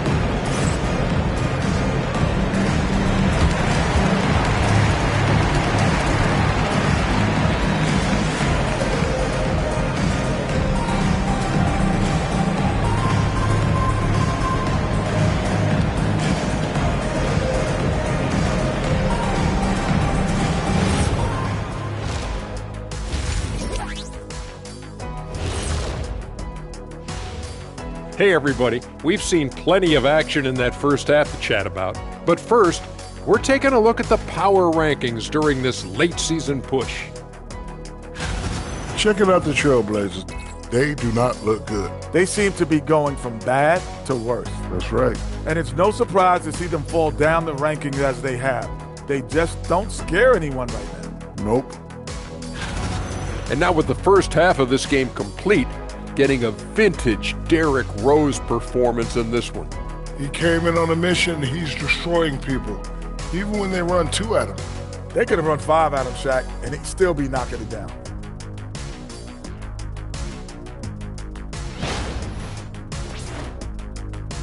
And that is a wrap. Now let's send you back to Kevin Harlan for the start of the third quarter.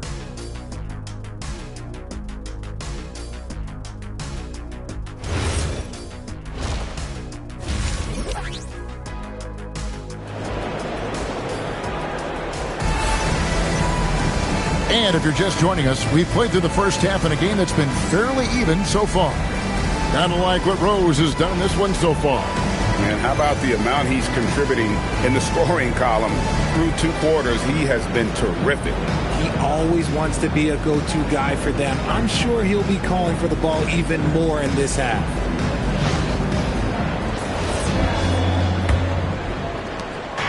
And so it's Ball who brings the ball up for the San Antonio Spurs.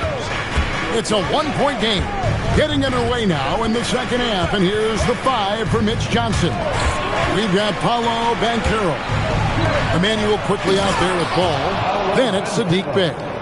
Oh, and he went for the two-hander on the slam. See some muscle. Some urgency from him there. Sure. Inside.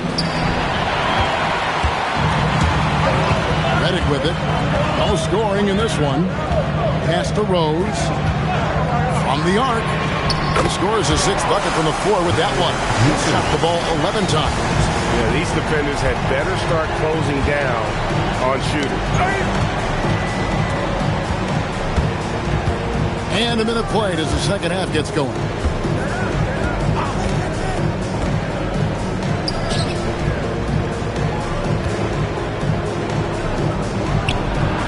Rebound by the Trailblazers. Outside Kirilenko. Bounce pass from Rose. A three-pointer, no good. San Antonio trailing here. Bey passes to Banchero. Redick against Quickly. Nowitzki outside. Redick passes to Nowitzki.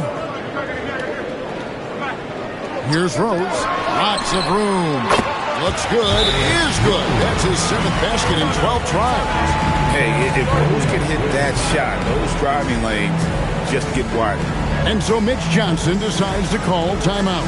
He made the decision to huddle up with his guys and talk about strategy.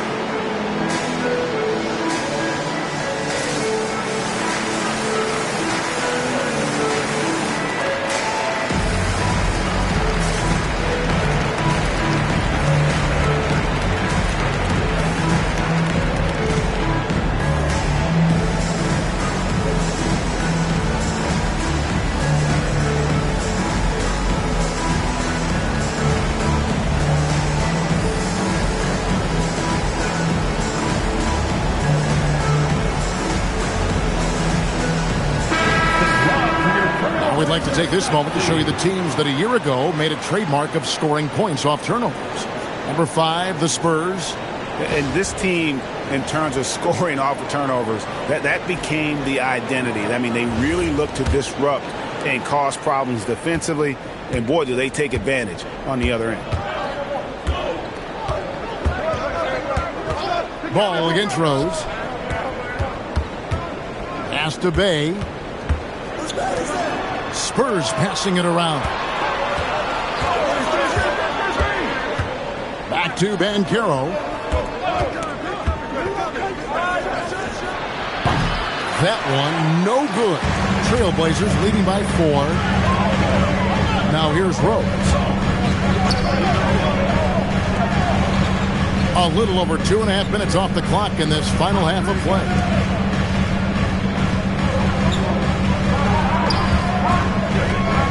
Pulls from the top of the key. Rebound, San Antonio. That's exactly how you have to defend him. He's a guy that the D needs to be aware of at all times. Ball, the pass to Banchero. Ball sets a screen for Banchero. And they cash in right away with the quick shot. Banchero's got 4 points in the quarter. He's someone opposing defenses have a hard time game planning for. And so Chauncey Billups decides to call timeout. Coach is going to take a few minutes to regroup and go over the strategy.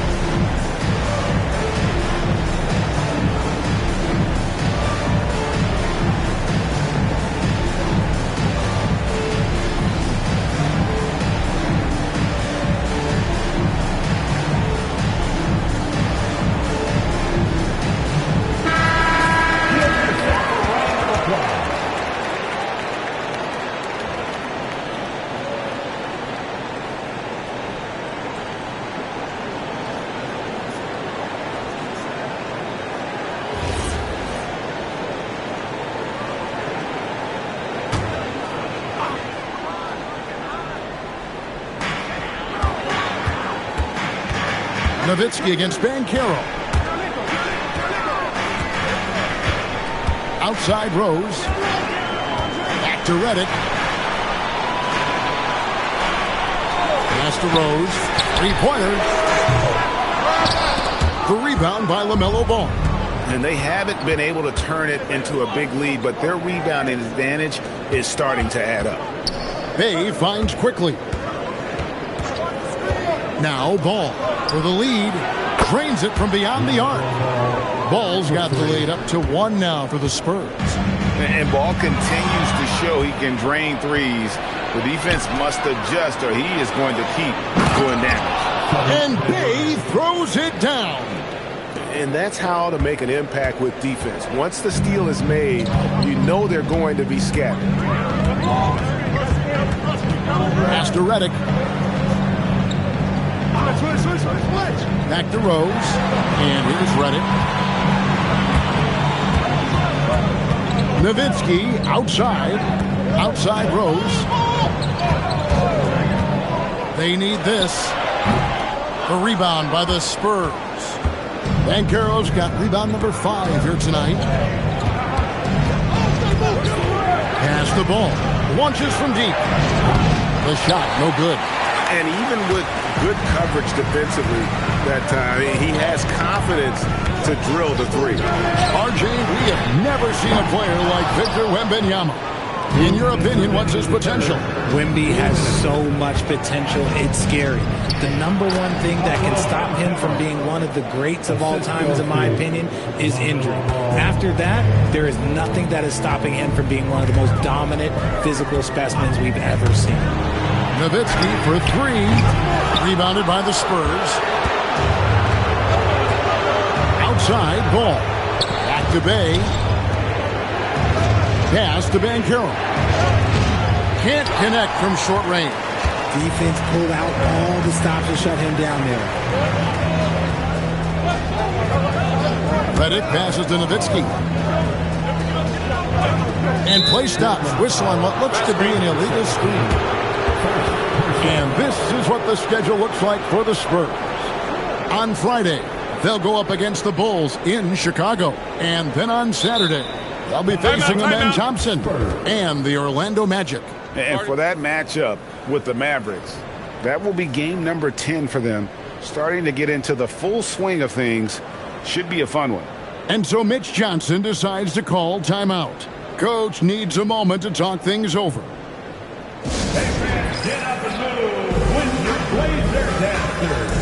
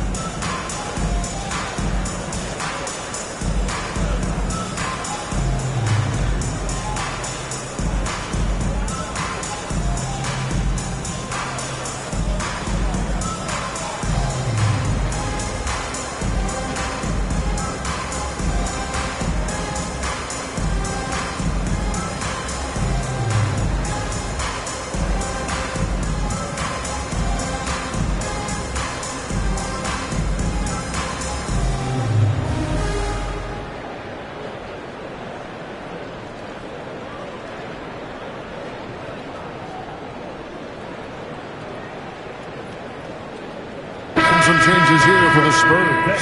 Stoudemire, he's checked in for Banchero. Buzelis comes in for Sadiq Bey. And it's Terry in for Quickly.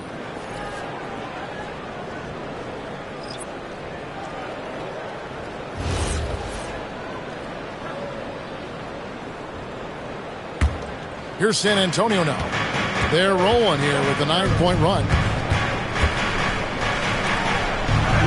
To the right side.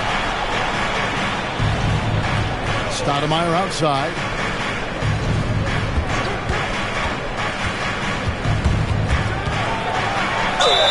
And the bucket is good. 3-point play chance here for him. Yeah, that's the third bucket in a row from the paint. This defense needs to clog those lanes in the middle. And guys, let's get your take on the scoring breakdown for the Spurs. Look, they're getting good looks inside. It's been a point of emphasis all night long, but I love this hard-nosed attitude of this team. And also, they are working the opposition from the mid-range, continuing to fire away with confidence from there. And Portland making a change here. Carter's checked in. Free throw drops for Stoudemire. In general, RJ, how would you describe Kelly Oubre's value to a franchise? We know what Oubre provides a team. He's a versatile player who adds length. When he's aggressive on the offensive end, his slashing and movement can cause problems. And providing the support, boy, they need it. That stops a 12-0 run by San Antonio. Carter against Terry. We've got 22 seconds left in the third.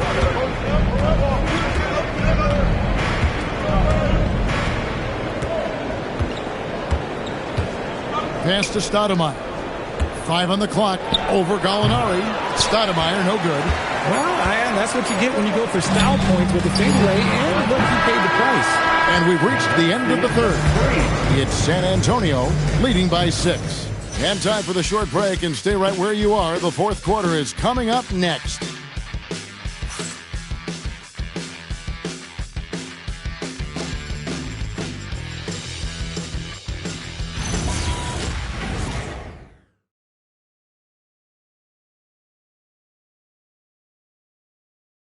And it's time to bring up the State Farm assist of the game. And how about the big fella here showing us he's got some point guard skill here with the tremendous setup. And for the defense, it's so tough to guard a big man with that kind of court vision and dime dropping ability. And with these teams locked in a very close contest, this fourth quarter promises to be a good one. Nowitzki is out there with Gallinari. Then there's Desmond Bain. Then there's J.J. Redick. And it's Gooden in at the pivot, manning the middle. That's the group in the game for the Trailblazers. Back to Redick.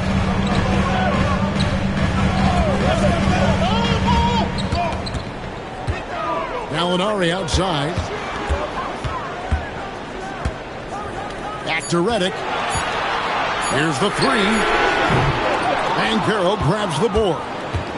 Banchero's got 6 rebounds here tonight. And they continue to control the glass. And when it comes to the three-point shooting of Buzelis, we know he has the ability, but we need to see consistency. And Gooden kicks to Bain. Outside, Redick. Pass to Gallinari. There's the pick to the inside. And the shot is good. The Spurs lead has been cut down to 7 on the bucket from Gooden. Pick works well there. Not much resistance from the D. Yeah, that just comes down to a lack of effort. The defender has to do a better job fighting through the screen. And finished off by Banchero. And Banchero is putting it all together, capable of scoring from all 3 levels. Gallinari outside. Nowitzki outside. Pass to Redick. The 3. That's good, and it's Nowitzki with the assist. Nowitzki's got 3 assists tonight. Out to the right wing. Back to Terry. A 3 from Quickly, and again, it's the Spurs from deep. And an eye for an eye. Both teams working to stretch the floor. This is today's NBA. Hey, we see this kind of exchange more often than not. The shot by Redick, no good.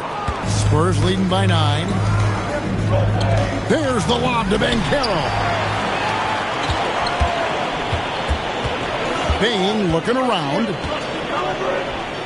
Pass to Gallinari. And he gets the basket. Officials blowing the whistle, so a chance at the line for one more. And you see the muscle Gallinari's added to his frame. Now able to draw contact and still finish the play. And we've got a timeout called by Chauncey Billups. He's very aware of the timing here and the significance of getting things squared away with his team.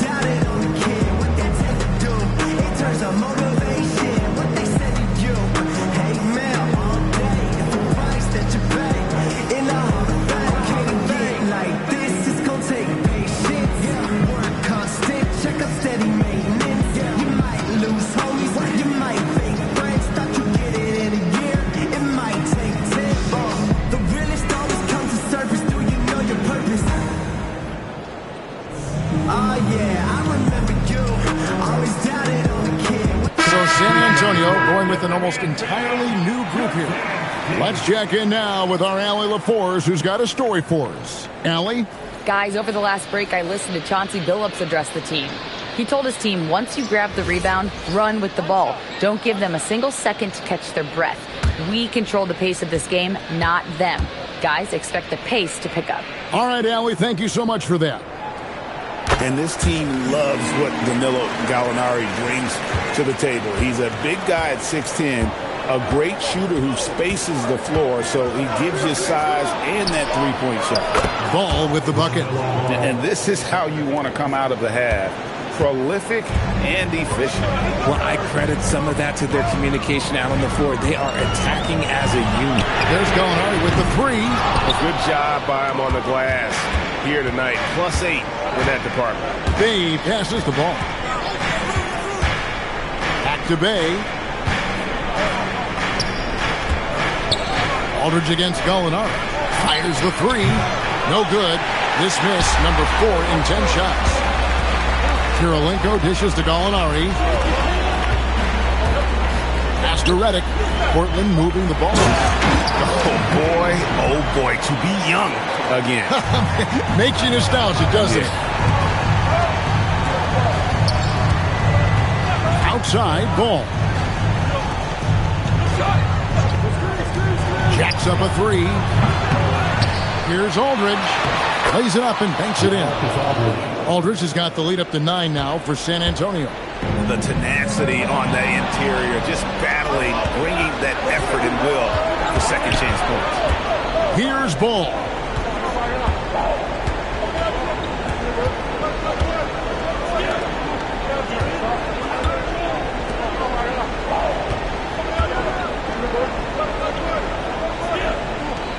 Gallinari against Aldridge. Now Bay. And he gets the whistle for the 3-second call. Nowitzki's checked in for the Trailblazers. San Antonio also making a switch. Paolo Banchero's checked in for Aldridge. Trailblazers trail by 9. And we've got a timeout called by Chauncey Billups. He has decided it's the right time to talk.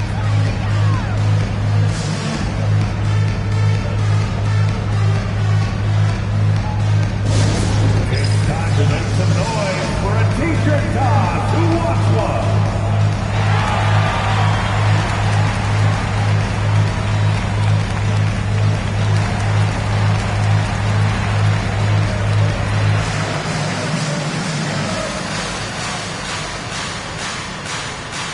It's time for T-shirts.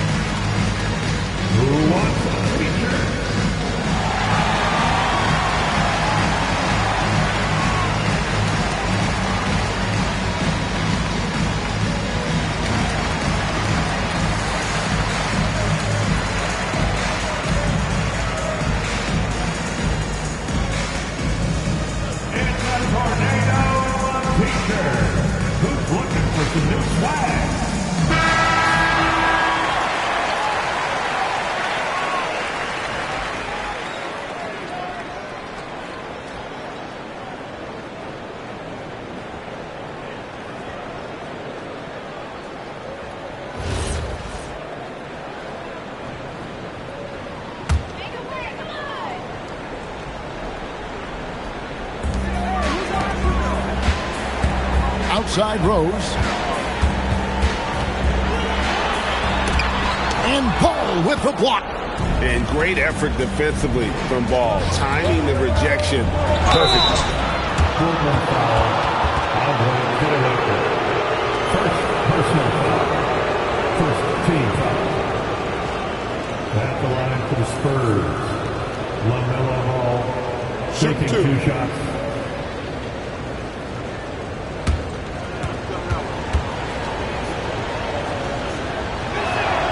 And he knocks down the first one. Taken 3rd overall in 2020, LaMelo Ball is a unique player.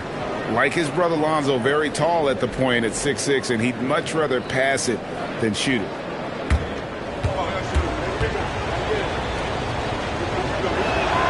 Ball hits them both.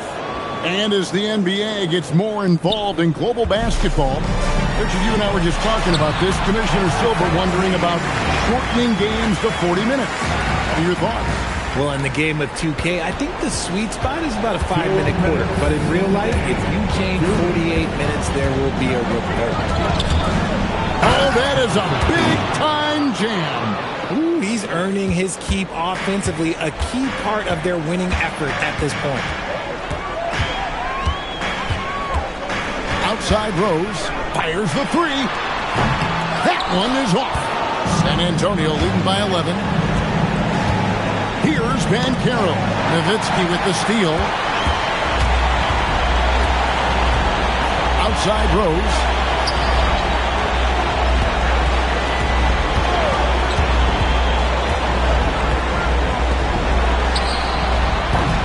Missed on the 3.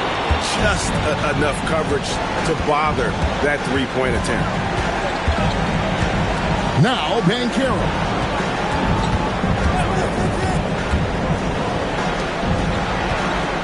They set the pick. Finishes inside on the nice dish. No question as to which team gave the better effort tonight. A dominant performance and an outstanding win for the Spurs. The differential in assists led to a lot of open looks and also helped to get more guys involved in the offense easy. And they made the defense adjust, but they just couldn't come up with an answer. And it'll go down as their first official win of the new year. And the three misses. And here's Redick. He'll bring it up for the Portland Trailblazers. It's a 13-point game. It's stolen by Banchero. Ball against Nowitzki.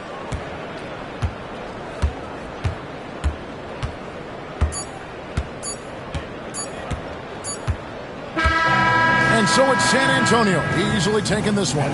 They came in here and took care of business like they were the home team. And Kevin, how about the mental toughness that this group showed? They were never rattled at all by the opposing fans. And that's going to do it tonight, folks, for our broadcast. Along with Greg Anthony, Richard Jefferson, and Allie LaForce, this is Kevin Harlan. Thank you so much for watching tonight's presentation. And as we part ways, we present our player of the game.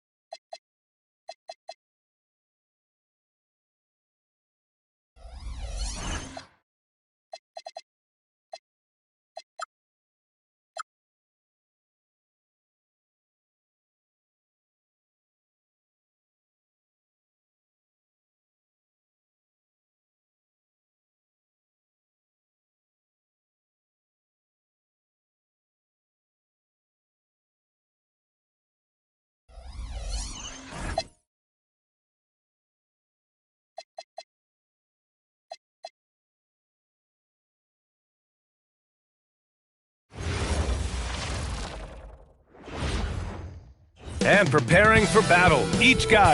Greetings, everyone. Welcome to 2K Sports and another exciting edition of NBA Ball. I'm Brian Anderson. Alongside Clark Kellogg and Grant Hill, Allie LaForce is our reporter. And the Milwaukee starting five. Smith out there with Stephon Castle. Then there's Jalen Duren, and it's Dunleavy in at the three. Houston can't hit. Now Castle, coming off a solid outing against Dallas. Pass to Dunleavy.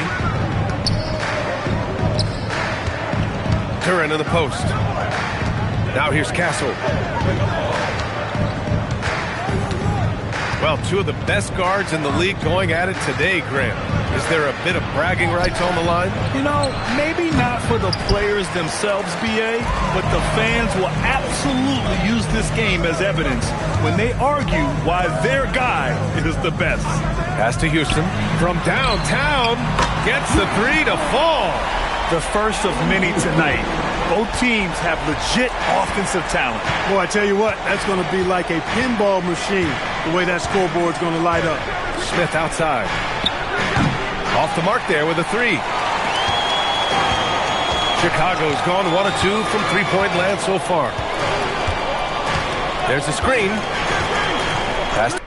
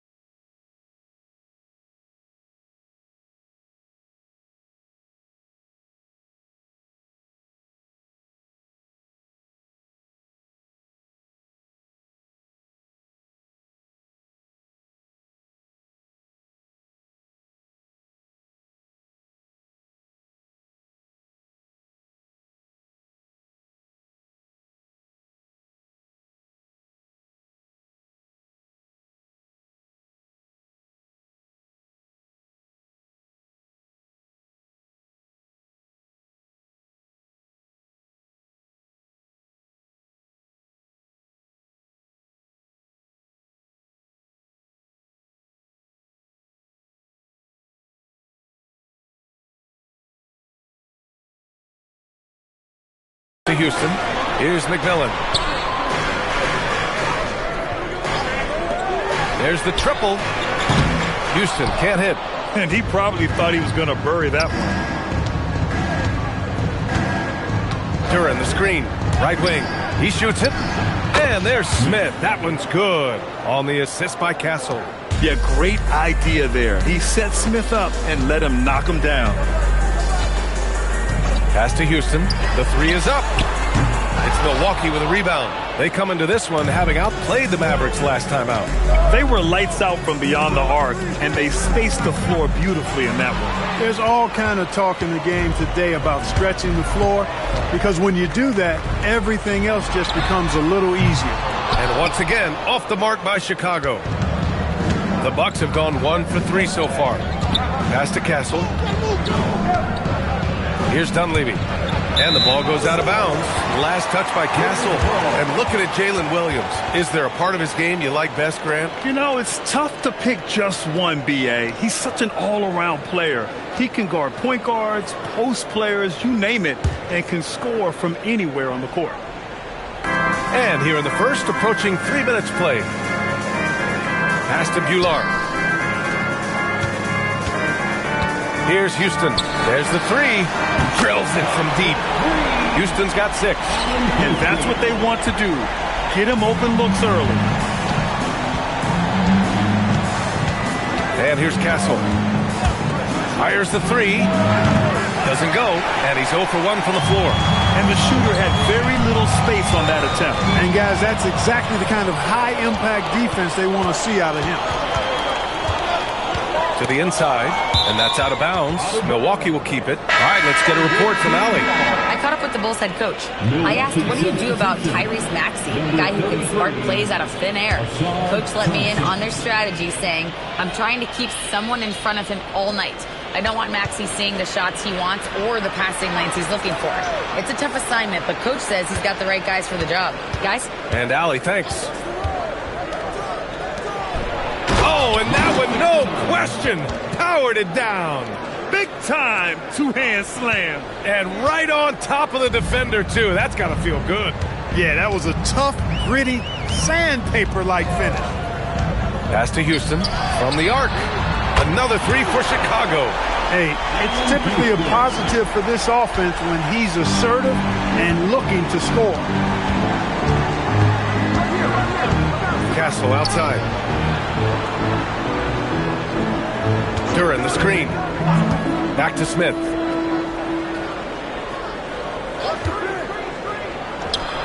And Milwaukee tacks on 2 more. Gotta fight harder to get over those screens. Well, I'm going to credit the screen. I mean, that's a good, strong pick he lays there.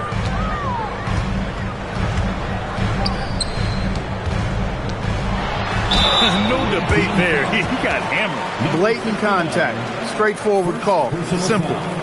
And let's take a moment to get your take, guys, on the scoring so far for the Bulls. Well, we're in the era of the three-point basket. So if you want to win games in this league, you have to connect from deep. And they have been thus far. One other thing they've done really well, moving the ball around. They've done a nice job not settling for that initial option and making that extra pass. That one's off.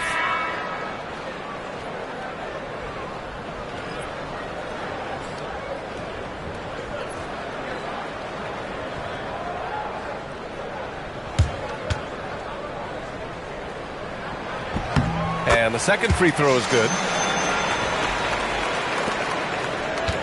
Now here's Castle. Hasn't gotten one to fall yet.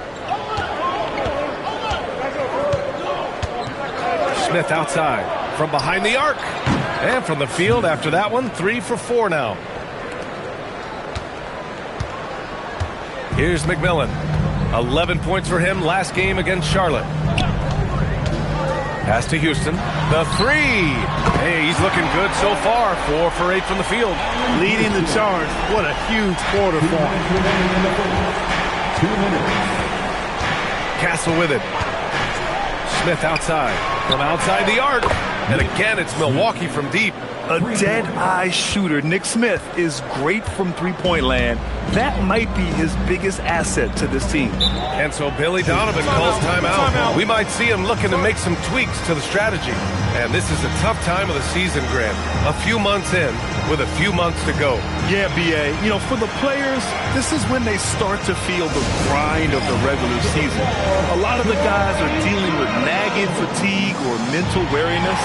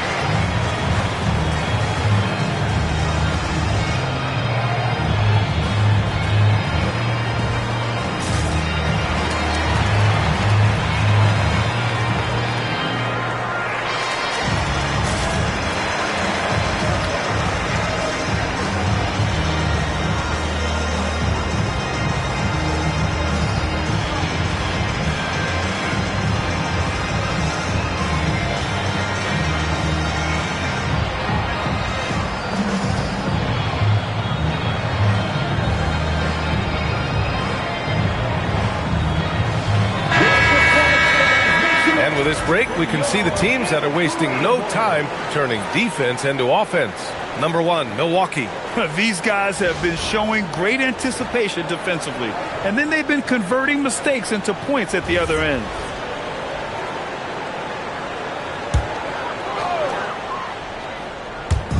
And so here is Chicago. Outside Davis. Pass to Houston. The 3-ball. Good. That's his 5th bucket in 9 attempts. Boy, somebody lit a fire under this guy. I mean, he's crushing it right now. Out to the wing. Some nice passing by Milwaukee here. Here's Diaw.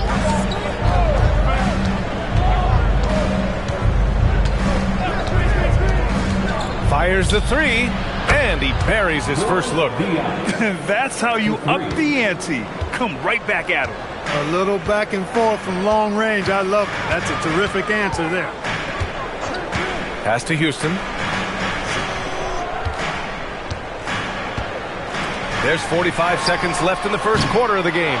Second shot opportunity, and he lays it in. Activity on the glass. That's a possession that could have gotten away from them.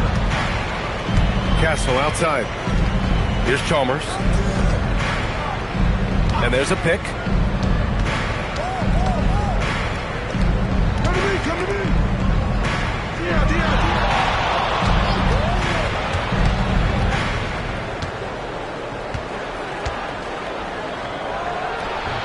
2 points. That one goes. And they keep trading punches. Both teams in a groove early. Hey, guys, this is going to be fun now. I mean, we've got ourselves a shootout on tap here. There's Davis with the 3. He got it up in time, but it would not fall for him. 1 quarter in the books, and it's been a close one. Chicago ahead, leading by a point. Stay with us now as we get set to bring you quarter number 2 after this.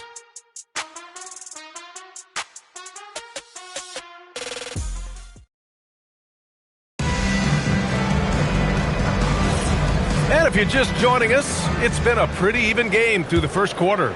And before we move on, what do you think about what we've seen here from the Bulls tonight? Well, it seems like they went in looking to do damage from long range, and they faced little resistance.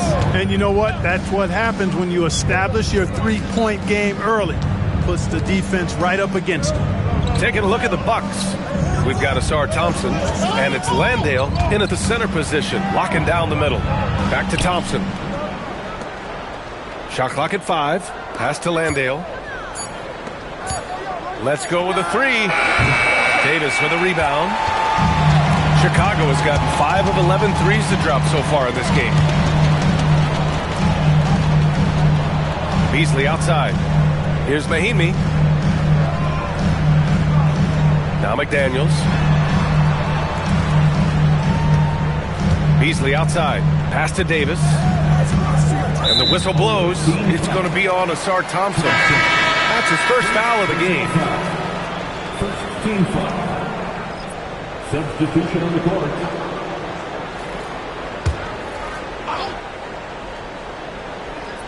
Just over a minute gone here in the second quarter. Here's Posey. 6 on the shot clock. Jacks up a 3. And Davis gets it to go on the assist by George.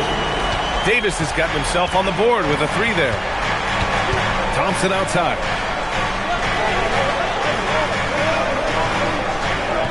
Pass to Landale. Here is Sears. Lets the 3 fly. And Mahimi pulls it down. Here's Posey. There's a screen. Sinks the tray. And it's a 7-point Bulls lead. You're leaving him all alone? Good luck. He's going to drill that every time. Second quarter of play with around 2 minutes gone so far. McDaniels covering. And here's Thompson for 3. And that's good. His first bucket of the game. It's turned into a showdown here. Dueling from distance. Looks to me like there could be something personal taking place here. And the officials will call the illegal screen here. And they did a good job of getting stops when they needed them. But then they had some lapses that caused them to give up runs. I think it's just a matter of focus for this team. Their nightly goal? Make things uncomfortable for opposing offenses. That's how they racked up so many steals. Milwaukee trails by 4. Pass to Dunleavy. And we're just over 2.5 minutes into the second.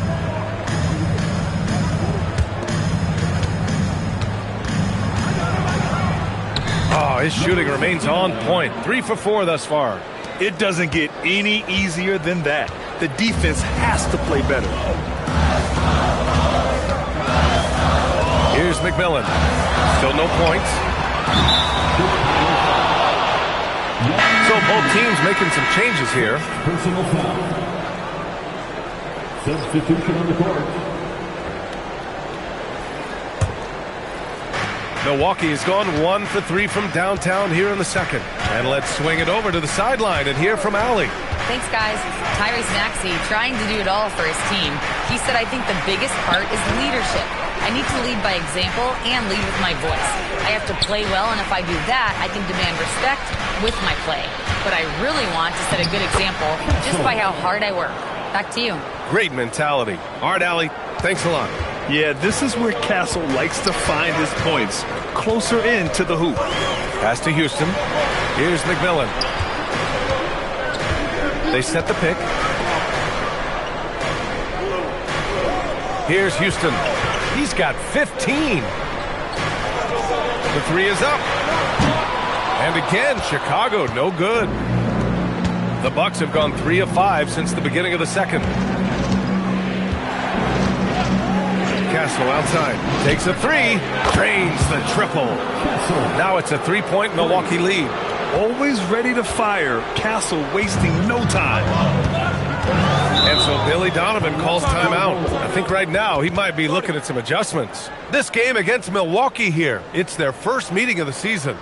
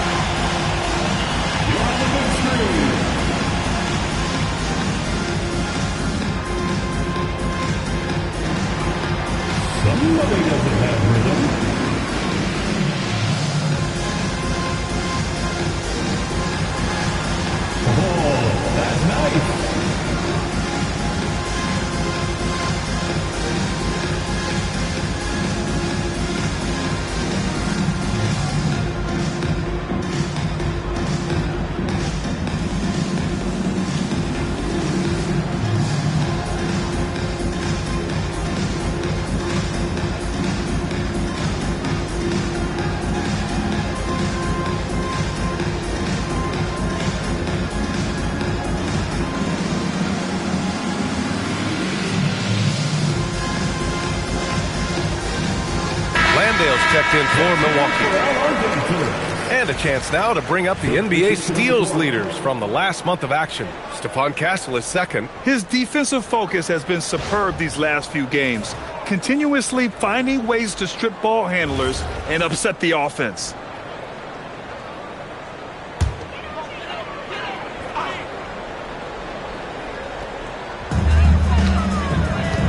Coulibaly up top. Pass to McMillan. And he lobs it up top. Stolen by Castle. Now Milwaukee moving it up. And here's Landale. The 3 from Thompson. That shot off. And he almost made them regret defending him so loosely. Here's Houston. 43 points last game out. Inside. Fader on the way. Milwaukee with a rebound. The battle of the boards has been something to watch. Yeah, tit for tat on the glass. Just one more aspect of what's been a very closely contested ball game here. And there's the slam dunk to finish it off. Nice decision by Castle. I mean, this guy is a great teammate. Here's McMillan. No points so far. Over to the left wing to halt the run. Count it. That's his 6th field goal in 12 tries.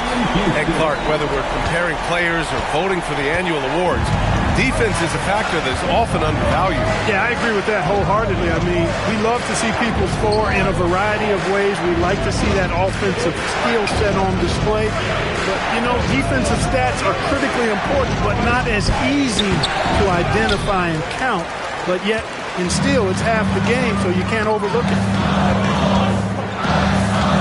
Pass to McMillan. 54 seconds left in the second. The shot is good, and this game is back to even. McMillan's got his first bucket in this one.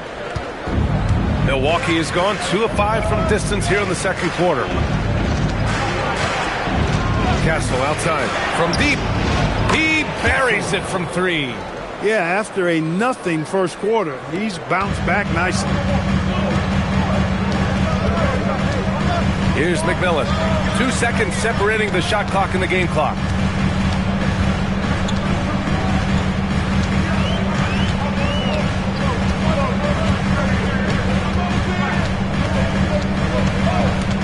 "16 seconds left in the second period.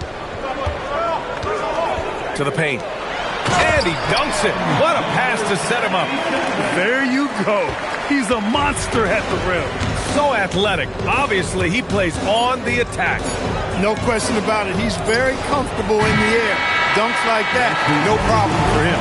And the first half comes to a conclusion in a game that's been very close so far. Milwaukee out front, up by 1. We've got more in store for you right after this.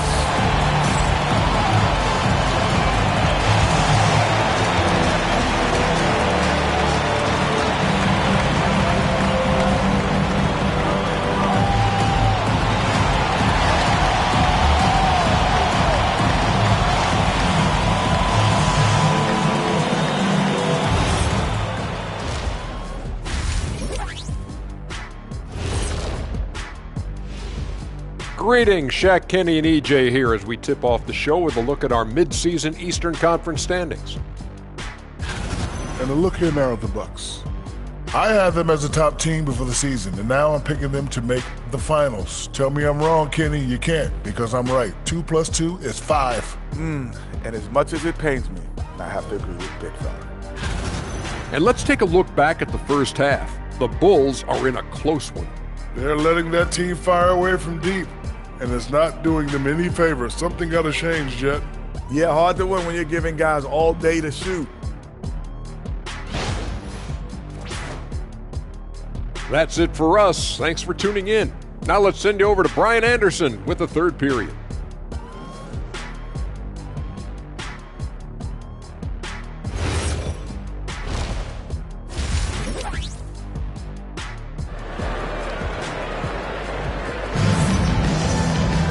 We've got second half action for you, and if the next couple of quarters are similar to the first, this one could go down to the last possession.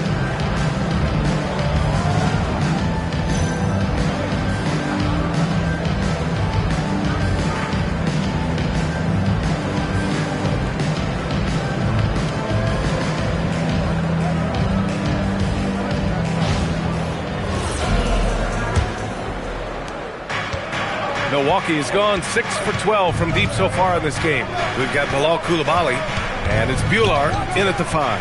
That's the group for Billy Donovan getting going here in the second half. And the foul on the shot. So he'll take 2 from the free throw line. Yeah, I agree. That's a good play. I mean, you stop the sure thing, slam dunk with that foul. And I think you send a bit of a message, too, about your physicality and force in the basket area.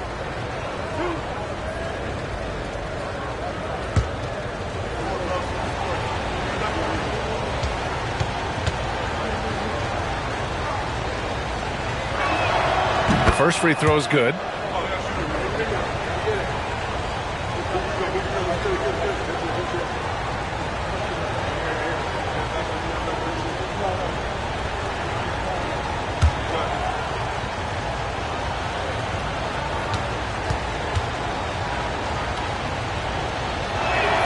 Both good from the line that time. Bulls trail by 3. Here's McMillan. Pass to Houston. Fires from deep. No good on the shot. Milwaukee shooting very well, 62%, and going right at the defense. Castle for 3. They get it back. Oh, and he brings it down with a two-handed jam. And I just love how he's making the effort plays that everyone around him appreciates. It is certainly making an impact tonight. Well, you know, if you're not going to take care of the defensive glass, it's going to be hard to come away with the win.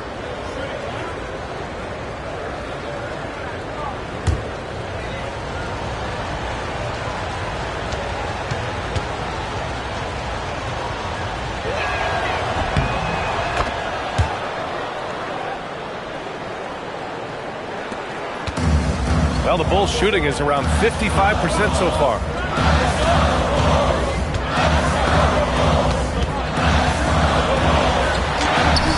Duran with the rebound. Not a lot you can say except fantastic job by the defense. Castle for 3. Nails it from beyond the arc. And now it's a 9-point Milwaukee lead. It's been a dominant night for him, staying productive throughout. Pass to Houston to stop the run. Here's Bular. And the rebound paying off as they pick up 2 on the second chance bucket right there. Second chance points are always painful. Have to make the effort to box out. Hey, guys standing around spectating, I mean, you got to get in there and get tough. Goes back up. And the layup is good. 13 points in the game. This guy has been wreaking havoc out there the last couple games. Well, he's done it again right there on the offensive glass. I mean, it's a great stretch that he's having here, and boy, I really admire his energy. And so Billy Donovan calls timeout. He'll take the opportunity to regroup. Welcome to the court, Chicago Bulls.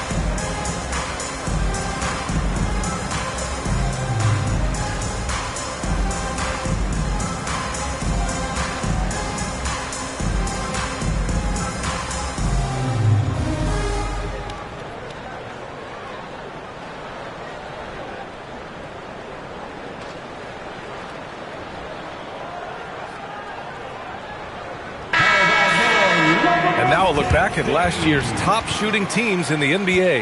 The 4th spot held by Milwaukee. They were so consistent with their shooting.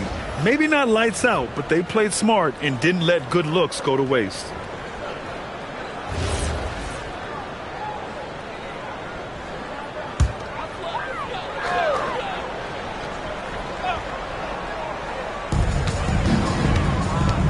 Pass to Coulibaly.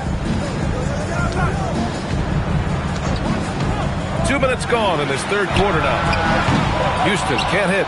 It has been a shaky start this half for their offense, shooting just 1 of 5. A nice shot by Smith.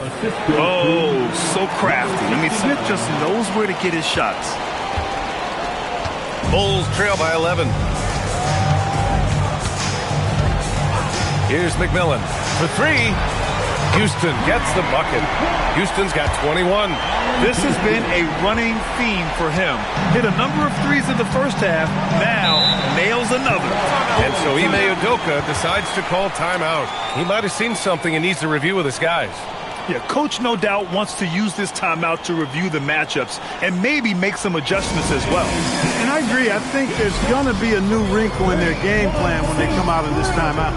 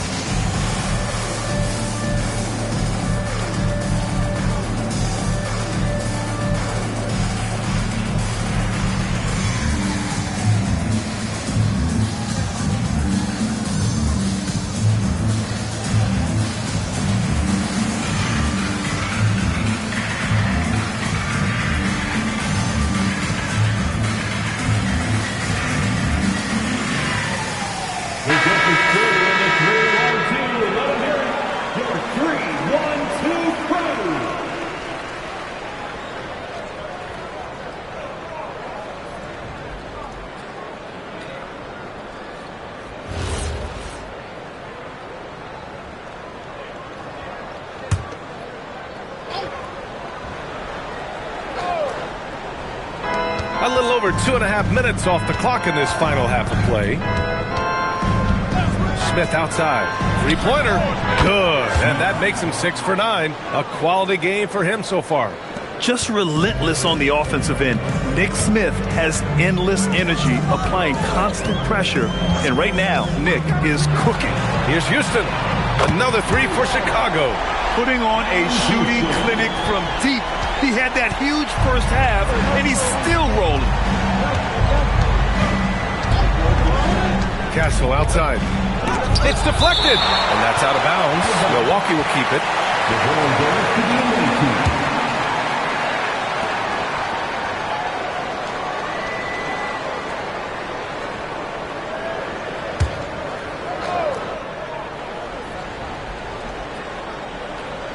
And here's Milwaukee now. They've led by as many as 11. Third quarter action. Just under 3.5 minutes have passed. Pass to Dunleavy. 5 to shoot. For 3, Smith. It's not going to go for him. And I'm surprised that didn't go down. I mean, I'm sure he is too. McMillan passes to Houston. Here's Bular, covered by Duren. Here's Houston. Off target with the 3. So far this quarter, he's been out of sync and might be pressing right now. Castle for 3. Count that one. He's now 5 for 8. He's putting on a commanding performance here. He's hit 2 3-pointers in each half now. Let's go now to the sideline and catch up with Allie LaForce. Hey guys, the NBA has its eyes on the old continent. Commissioner Silver said there continues to be an enormous opportunity to take basketball to another level in Europe. The quality of the basketball there has been fantastic, and we think there's a commercial opportunity to create something special. Back to you guys. Okay, Allie, appreciate the update. This one for 3. It's Milwaukee with a rebound. Duren's got 4 rebounds in the game. Castle outside.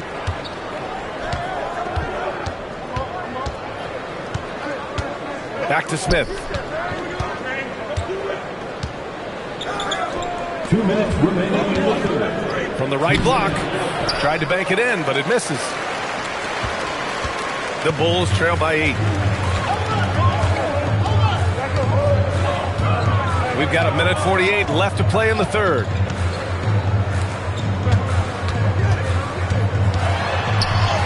Lays it up and banks it in.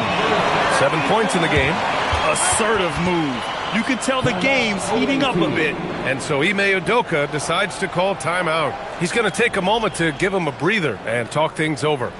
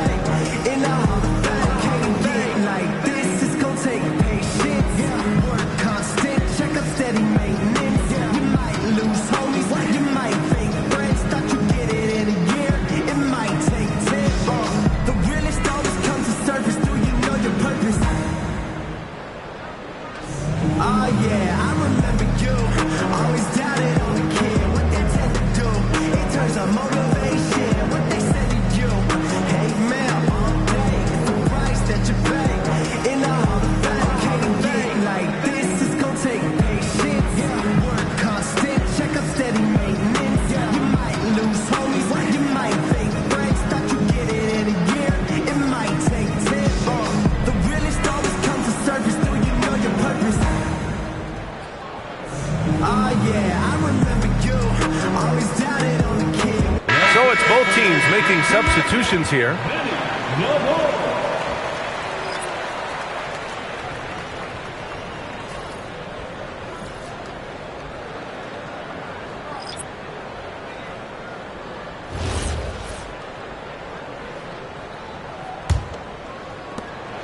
Milwaukee leading by 6. Thompson outside.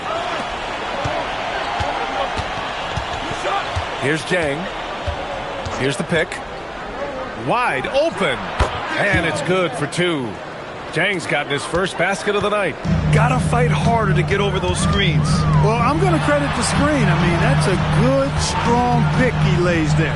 Daniels outside. Chicago passing it around.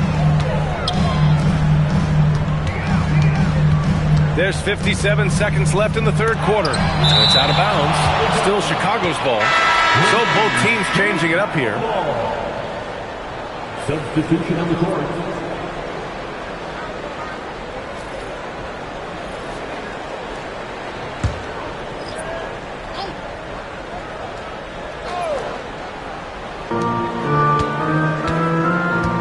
Outside Davis.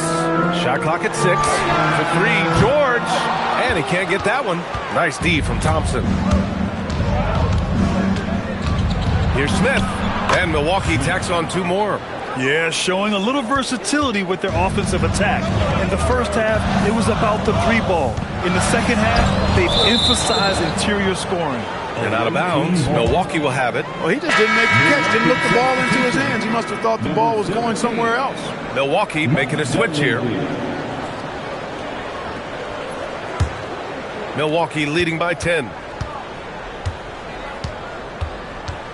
Here's Chalmers. Still without a bucket.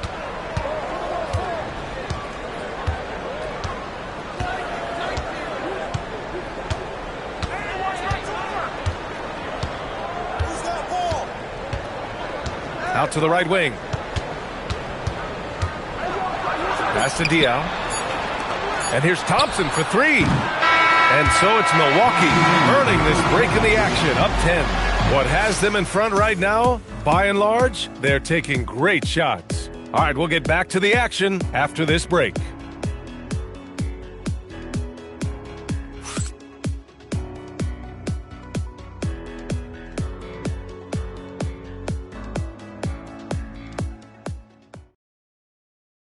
And now we have a moment to reveal our State Farm assist of the game. Yeah, just shredding the defense with that feed. Zero chance to stop that. Yeah, that's just a brilliant read of the defense. I mean, it was also excellent anticipation of the movement of his teammates before the pass. Just great harmony on all sides. Fourth quarter action is upon us. Thanks as always for joining us. Taking a look at the Bucks. They've got Jock Landale, Sar Thompson out there with Castle, and it's Dunleavy in at the 3. Thompson outside. Castle outside. Here's Dunleavy. Pass to Castle. Takes the 3. They get it again. Landale with a screen. And Dunleavy gets it to go. Dunleavy's got his first 3 points of the game. Woo! That man is laser focused. Now, that's bad defense for a team that has a long way to go to catch up. They look pretty demoralized to me, and that always shows through at the defensive end first. Ooh, took him no time at all to get that one. Houston's got 14 points now in the second half. Pass to Dunleavy. Now here's Landale. Thompson outside. Here's Diaw. And again, it's Milwaukee from deep. That's some pretty spiffy shooting from Diaw. His team knew just when to find him. Outside McDaniels. Back to Davis. Here's Houston, defended by Thompson. They set the pick. Launches it. Houston can't hit. Yeah, and the defense has really got to tighten up on him. I mean, he's just too dangerous from the three-point line. Pass to Diaw. Here's Dunleavy. Beyond the arc. Houston with a rebound. To the inside. Here's McDaniels. George outside. And here's McDaniels. To the middle. Here's Houston. Nice D from Thompson. And here's Thompson. He'll bring it up for Milwaukee. They lead by 11. Largest margin of the game. Woo! Defensively, you can't afford to let him get to the rim that easily. Well, that might be why their deficit is what it is right now. You know, you look at it, the communication is lacking, as is the trust. they can ill afford those types of breakdowns. It won't work. You can't win with those kind of breakdowns. And timeout is called by Billy Donovan, looking to get everyone dialed in and engaged.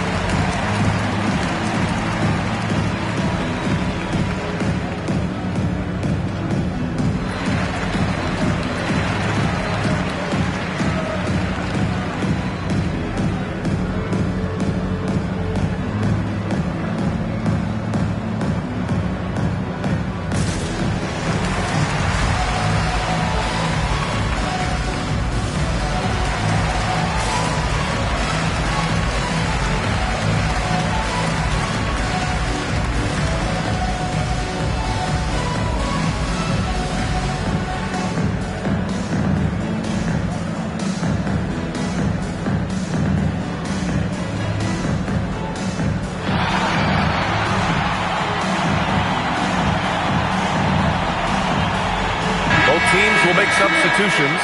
And from the sideline, let's catch up with Allie. Hey guys, Billy Donovan was just reviewing the plan with his team, and he was adamant that they need to tighten up their D. That lack of communication at that end has led to breakdowns, wide open shooters, and easy buckets.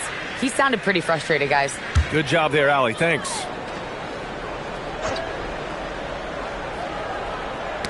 Tipped away. Here's Koulibaly. It's Milwaukee with a rebound.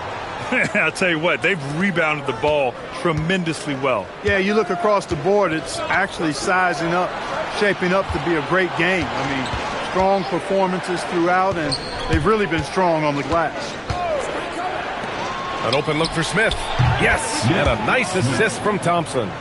Smith's got 19 points. And just not letting up at all. I mean, you have to love this approach. You want to get the ball to the guys who make plays. If it's working, keep working. That's what I say. Keep the pressure on. Milwaukee leading by 15. Thompson outside. Back to Smith. There's a screen. Lets it go from deep. The shot that time not on target. Here's McMillan. Pass to Houston to win the cold spell. Connects from downtown. Houston's got 35. He's doing a heck of a job, and his offense is keeping them afloat. Some nice passing by Milwaukee here. And this is what the schedule looks like for the Chicago Bulls. On Friday, they'll be playing against LaMelo Ball and the San Antonio Spurs. And then on Saturday, they'll face off against Trae Young. And that game against the Trailblazers, that'll be game number 10 for them. Starting to get into the full swing of things should be a fun one. The first one falls. Castle's checked in for Thompson.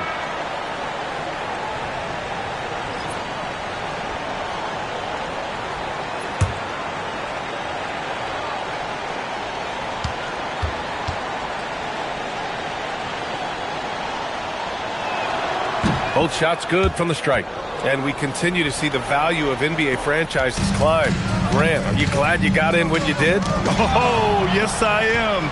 I think beyond, though, the dollars and cents, it's just the joy of having a hand in the growth of this game and this league that we all love so much. Oh, he can't get the layup. The Bulls trail by 14. Here's McMillan. Team foul. Number 69, second personal foul. First team foul. At the line for the Bulls, number 37. Taking 2 shots. Shoot 2.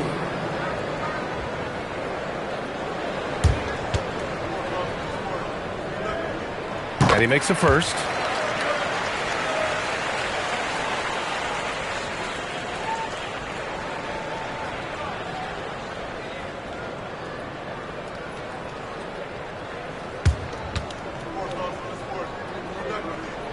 And that one goes in. 2 from the line that time. Now Smith.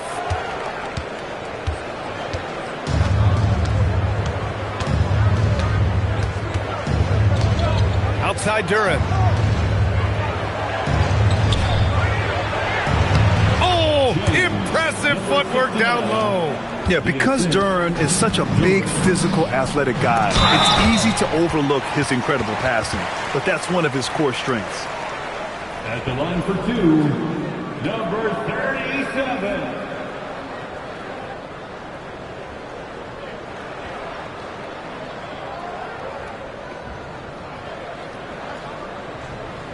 Take a break.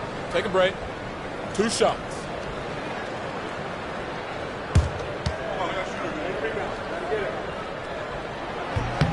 First free throw is good.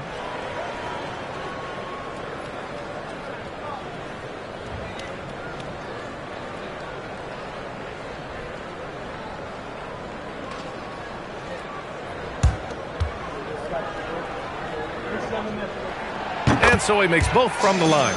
To have a big who's great at the line, such a plus. Grant, wouldn't be a bad idea here to slow it down. Yeah, coach is definitely looking for patience and execution. 2 minutes.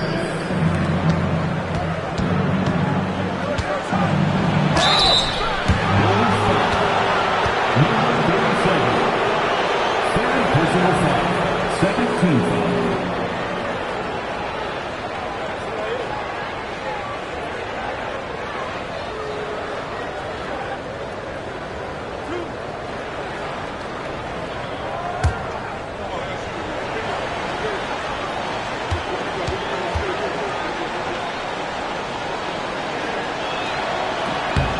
He misses the free throw.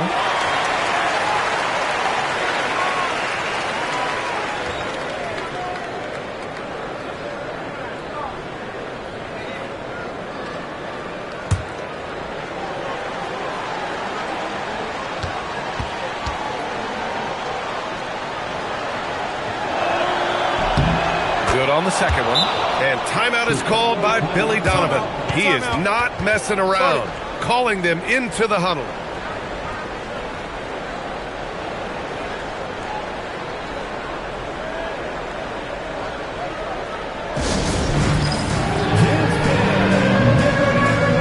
You see yourself on the screen? You should watch the best of those. Let's go.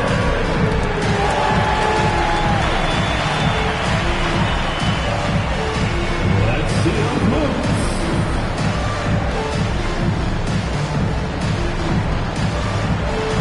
Yours offbeat.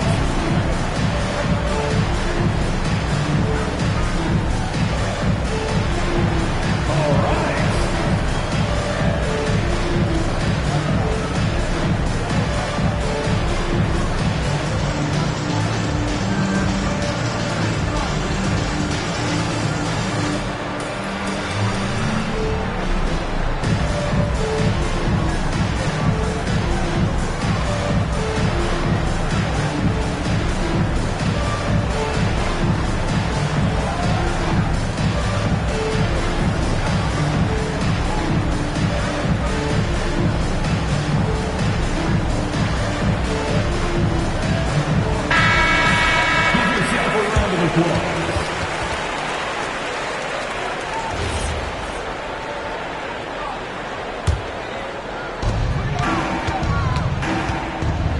Here's McMillan. He's guarded by Castle.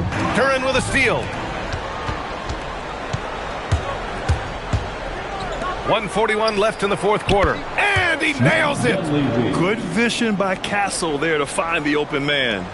Bulls trail by 16. Here's McMillan. And even as the league works for parity, there will always be those teams that are rebuilding. What are the keys to accelerating that process, Clark? Well, there are a number of factors, B.A. I think you start with leadership and talent acquisition. I mean, those are two major components to this building a team and being successful. You've got to have talent. And then I think you've got to have a commitment to staying the course. Consistency really matters when you get leadership and talent in place.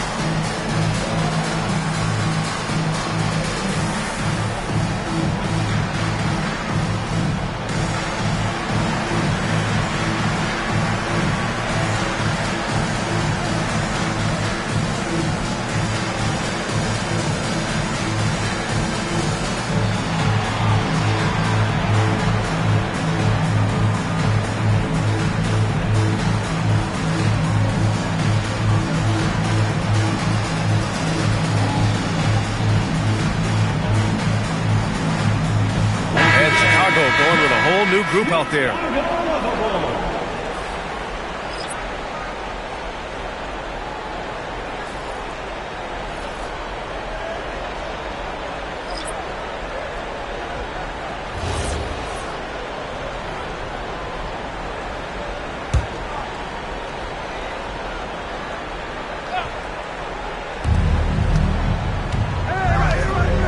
Well, you ask the older generation about load management, they'll bend your ear about back in the day, Grant. Oh, yes, we will. But it's true that today's players average more distance covered per game, even if they're not walking uphill both ways. So you got to take that into account. Shoots a three. Knocks down the trifecta. And the distance between the point totals for these teams tells the whole story. Just a fantastic effort, and you have to give it up for the Bucks. You love how they push the ball at every opportunity. Yeah, they really dictated the pace, and it really paid off. And with this win, they've tallied up a total of 6 wins on the year. Davis goes in. 14 feet away. Can't get it. They have really been in control of this one. You don't want to get complacent here.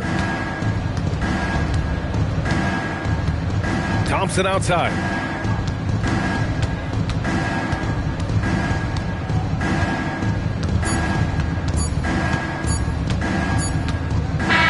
So Milwaukee wins it. Boy, this crowd has to be shocked by the way their team was dismantled. Now, shocked and surprised. It doesn't matter what the matchup is. You never expect a road team to just waltz in and cruise to the type of victory like we saw tonight. Well, folks, that's going to do it for now. For Allie LaForce, Clark Kellogg, and Grant Hill, this is Brian Anderson saying thank you for watching the NBA, brought to you by 2K Sports. As we leave, we present our player of the game.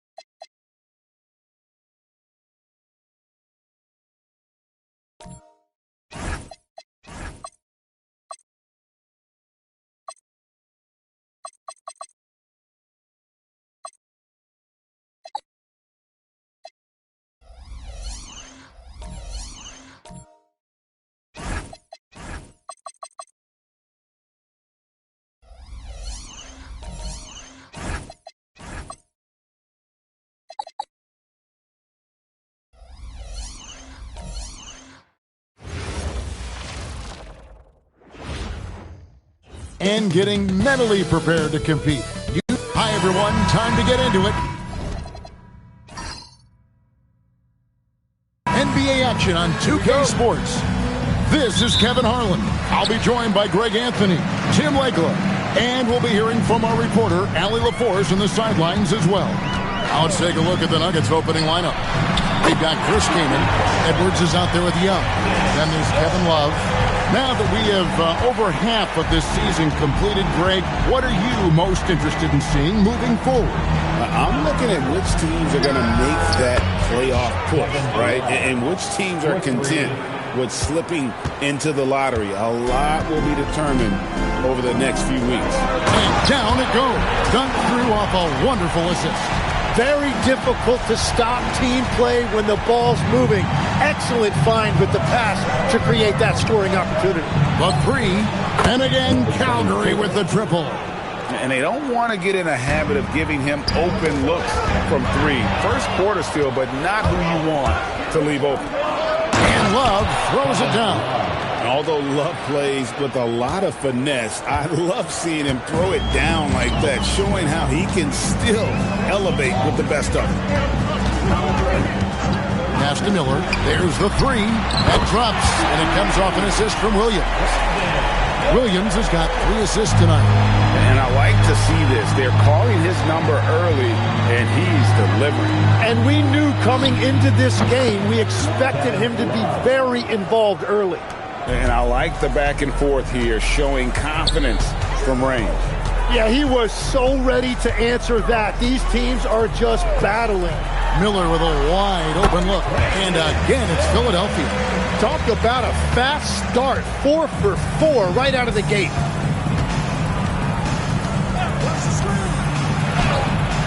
And again, Calgary with the triple. Wow, you love that. You come right out and hit 5 straight. It doesn't get any better than that. Young outside. Over Williams. Young, no good. Well, he usually brings rain from there, but not this time. Williams against Edwards. This one for 3. Rebel. He hangs in there and cashes in on the second chance points. Oh, what terrific hustle. He's got a nose for the rebound. Greg, he's ferocious when the ball goes up. Shoots the 3. It's hauled in by the 76ers. And, Tim, you look at some of the advanced metrics. Alex Caruso is one of the best defenders in the modern era. Yeah, Kevin, that impact is rare for a guy who is 6'5", but he grew up on the court in College Station, Texas. Basketball is in his veins. Fouled in the act of shooting. Gets the bucket anyway, so a 3-point play chance for him. How about battling through the impact there and then wheeling that basketball in? Philadelphia shooting their first free throw of the night here. And Philadelphia making a change here. Turkoglu's checked in. And Calgary also making a change. One shot. Rashard Lewis. He's checked in for Edwards.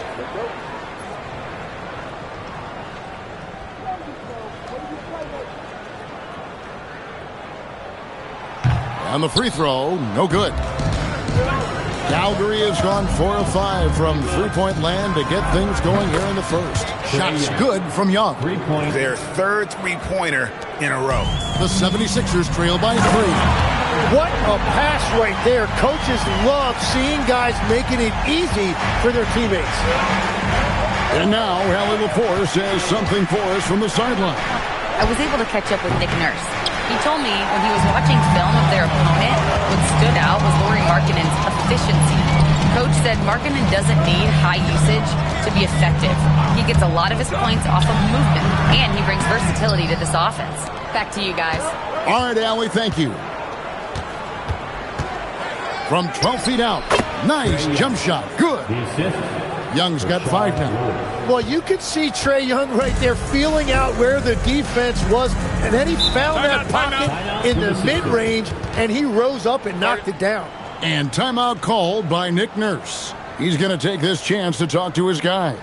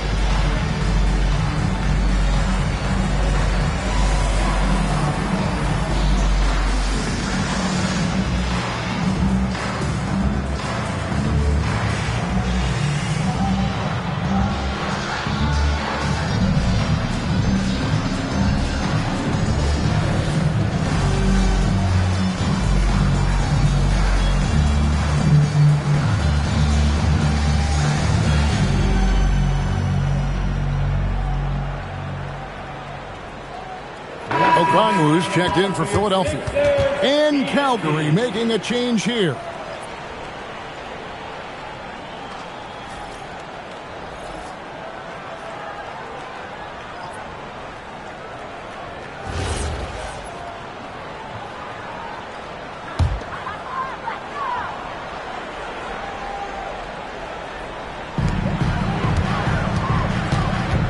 Young against Williams. Miller outside. Off target with his 3. And the great shooters know when they've got enough opening to go for the 3. I didn't think it was a bad choice on that possession. Puts up a 3. That's good, and that evens things out for him. 50-50. 4 of 8 shooting this game. Loves hitting those threes, especially off movement. It makes Miller so tough to defend. Back to Young. Lets it go with a 3. Here's Kaman. Missed inside. It was the Nuggets their last game, a loss to the Cavaliers. Miller outside. Takes a 3. Miller with another miss. For Calgary, they've gone 7 of 12 from the field here in the first quarter. Young passes to Lewis. Now Love.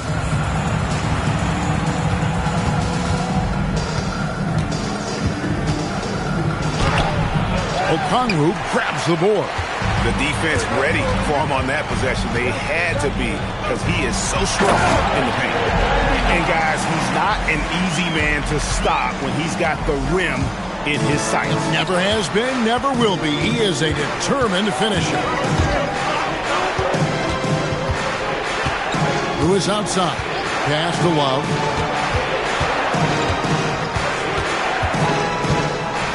Over Okongwu. The Nuggets with another miss. The 76ers leading. There's 49 seconds left in the first quarter. Shots good by Miller. Well, unless the defense adjusts, I don't see any change here. He has flat out taken over this game with his scoring. Lewis outside to stop the run. Oh, and he almost had a 4-point play right there. He'll go to the line with a chance for 3. Yeah, you hate to give up a foul on a 3-point attempt. The Nuggets shooting their first free throws of the game. And one of the highlights last year for this group was the fact that they were so efficient from the charity stripe. That's a huge factor.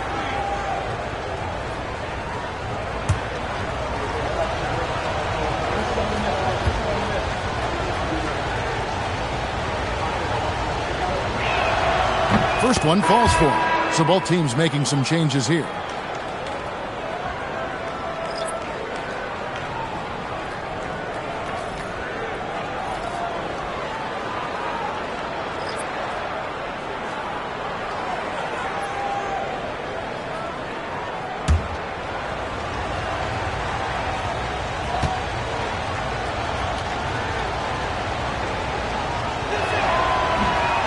No good on the second free throw.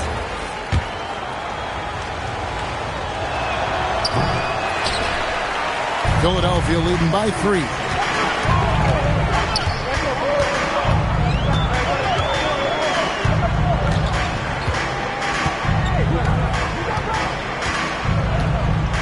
There's 21 seconds left to play here in the first.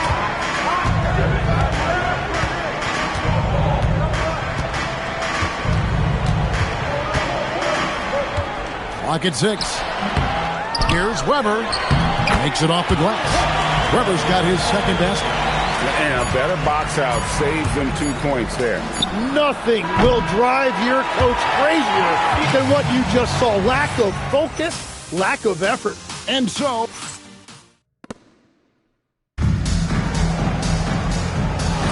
And if you're just joining us, we've played through 1 quarter in this one.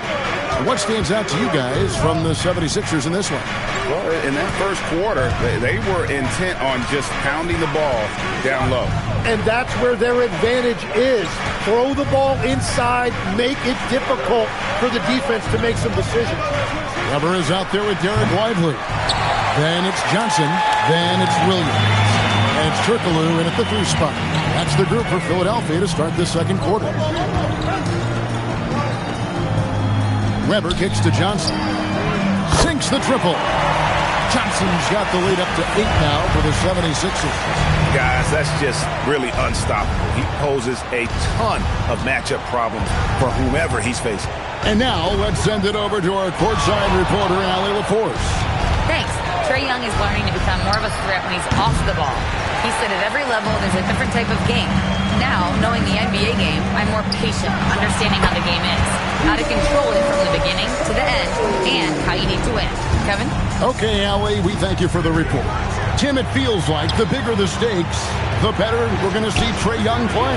Well, Kevin, he's had his moments in the playoffs, and he embraces the spotlight, home or away. He won't shy from being the villain. That's the kind of chip he plays with. Johnson dishes to Williams.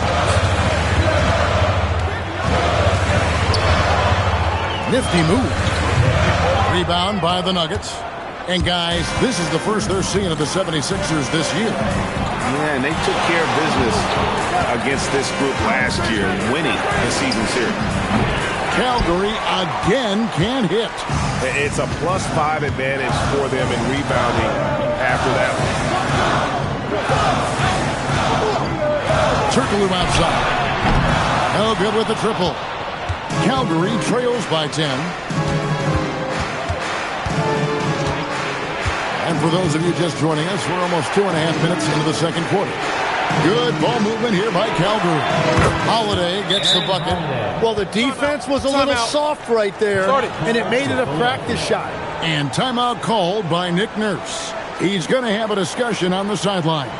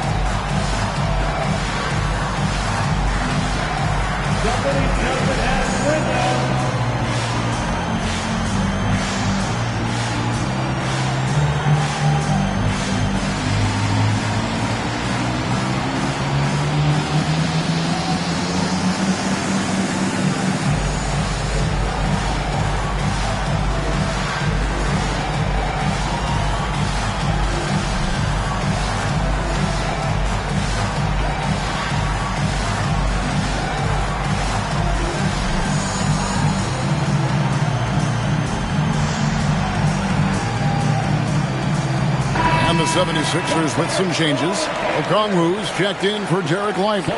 Dante DiVincenzo comes in for Johnson. And it's Williams in for Williams. Calgary also making some changes. Love's checked in for Wang. And it's Edwards in for Lewis. The 76ers leading by 7. Pass to Turkoglu. Three-pointer. It's good. Great play by Williams to set it up. Williams has got his 8th assist in the game. So, Tim, let me put you in a different hat here. If you're running an NBA franchise, would you rather build around a guard, wing, or a big man in today's NBA? I think I'd go with the wing with size, a guy that can create his own offense and for which there is no great defensive matchup. Those guys, to me, are the ones that can help lead you to the promised land. Well, that sounds like a good blueprint. Wasted no time on that one. 11 points in the game.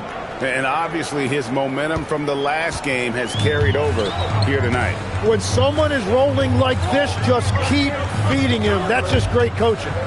Turkoglu kicks to Williams. Back to Turkoglu. Pass to Williams. Closing in on 4 minutes played here in the second quarter. Okongwu a screen. No good from Turkoglu. Calgary trails by 7. Hendricks passes to Holiday. Launches a 3. And again, Calgary with the triple. And that makes it 2 3-pointers in the quarter so far and 4 for the game. Total letdown by the D. Can't leave the bucket unprotected. Absolutely. And it takes an easy 2 points onto the lead. And now this offense feels like they can just do whatever they want. And now the first timeout called here for Calgary.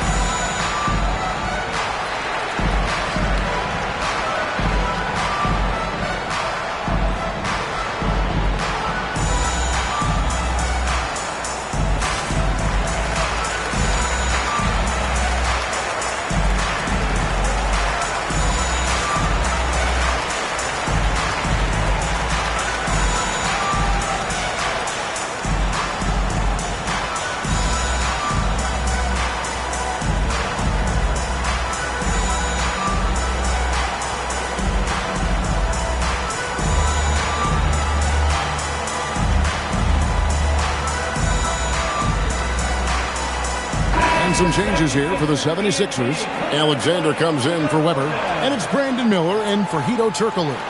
Wang, he's checked in for the Nuggets. Young comes in for Aaron Holiday.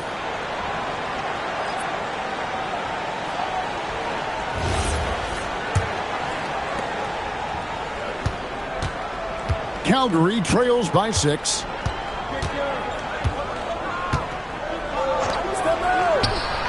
Hits the three-point bomb. 17 points in the game. And that's back-to-back threes. The D just seems to be slacking off a little bit. Pass to Miller. The tray. That drops, and it comes off an assist from Williams. 16 points from Brandon Miller. And this really is the story of the game. They've been outstanding from beyond the arc, especially in the second quarter. Shoots. The quick look, no good that time. A slight advantage for them in the rebound department, but that oftentimes is all it takes. 1:56 left in the first half. Over in the corner, Williams. Pass to Miller. Launches it. Rebound by Calgary. And he didn't punish them for the weak coverage there, but they can't count on him to continue missing. Young pass to Love.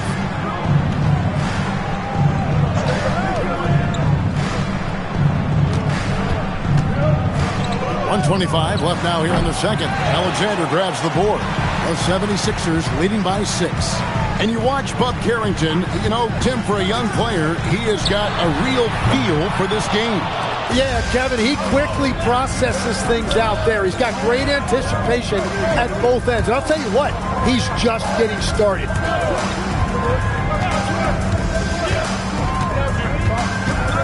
Pass to Love. Young with no one around. Connects from three-point range. Young's got 8 points. Well, you know Trae Young is comfortable from well beyond the arc. Okongwu with a screen on Young. And here's Miller outside. That's good. It's his 7th made basket in 14 tries. And what a huge performance for him. I mean, he drained 3 3-pointers in that first quarter, and he's got 2 more here in the second.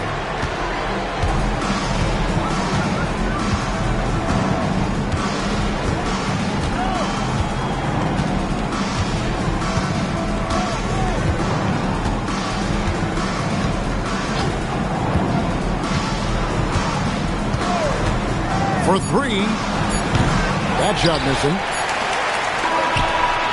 And so it's the Philadelphia 76ers with their lead standing at 6 points here at the end of the quarter. And the three-point shot has been big for them. We'll take a quick break and then back to the action here.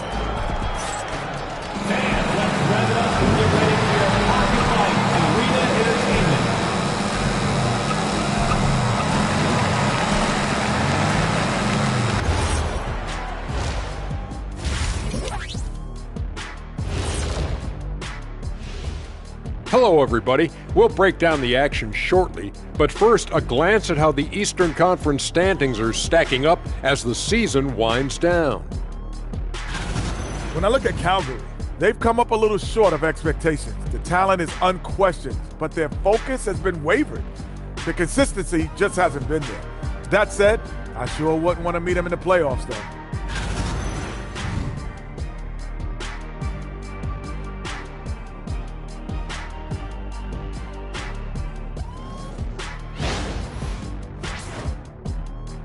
And that's a halftime wrap. Let's get back to the second half with the call by Kevin Harlan and the crew.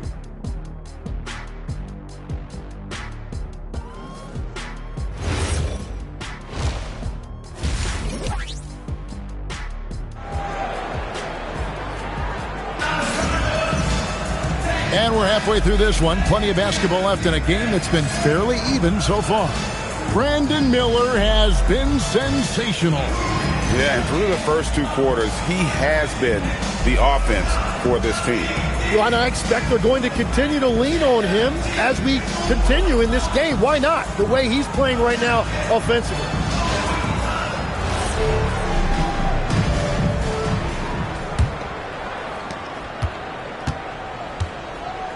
Young with the ball. So out there for the Nuggets right now. They've got Young. Kevin Love out there with Chris Kaman. Then there's Edwards. And it's Kevin Love with the foul.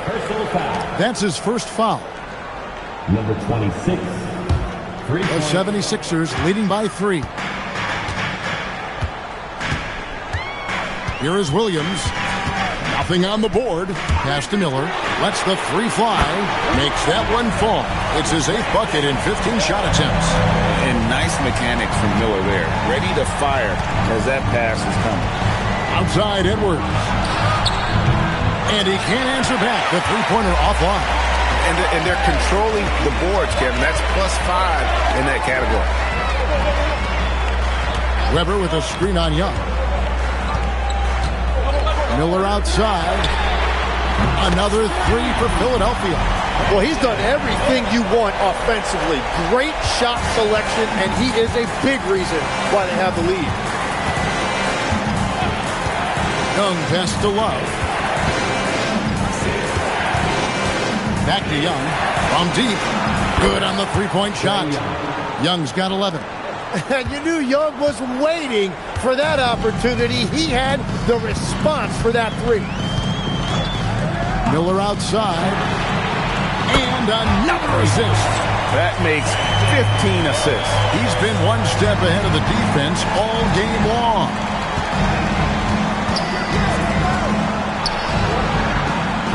Trying to come right back with the 3 of his own. But it's no good. Pass to Williams. 2 minutes gone in this third quarter now. Shoots. And again, another assist. The chemistry he has with his guys is impressive. Keeping his head on a swivel, actively seeking out his teammate. And here's Love for 3. The basket good off the assist from Young.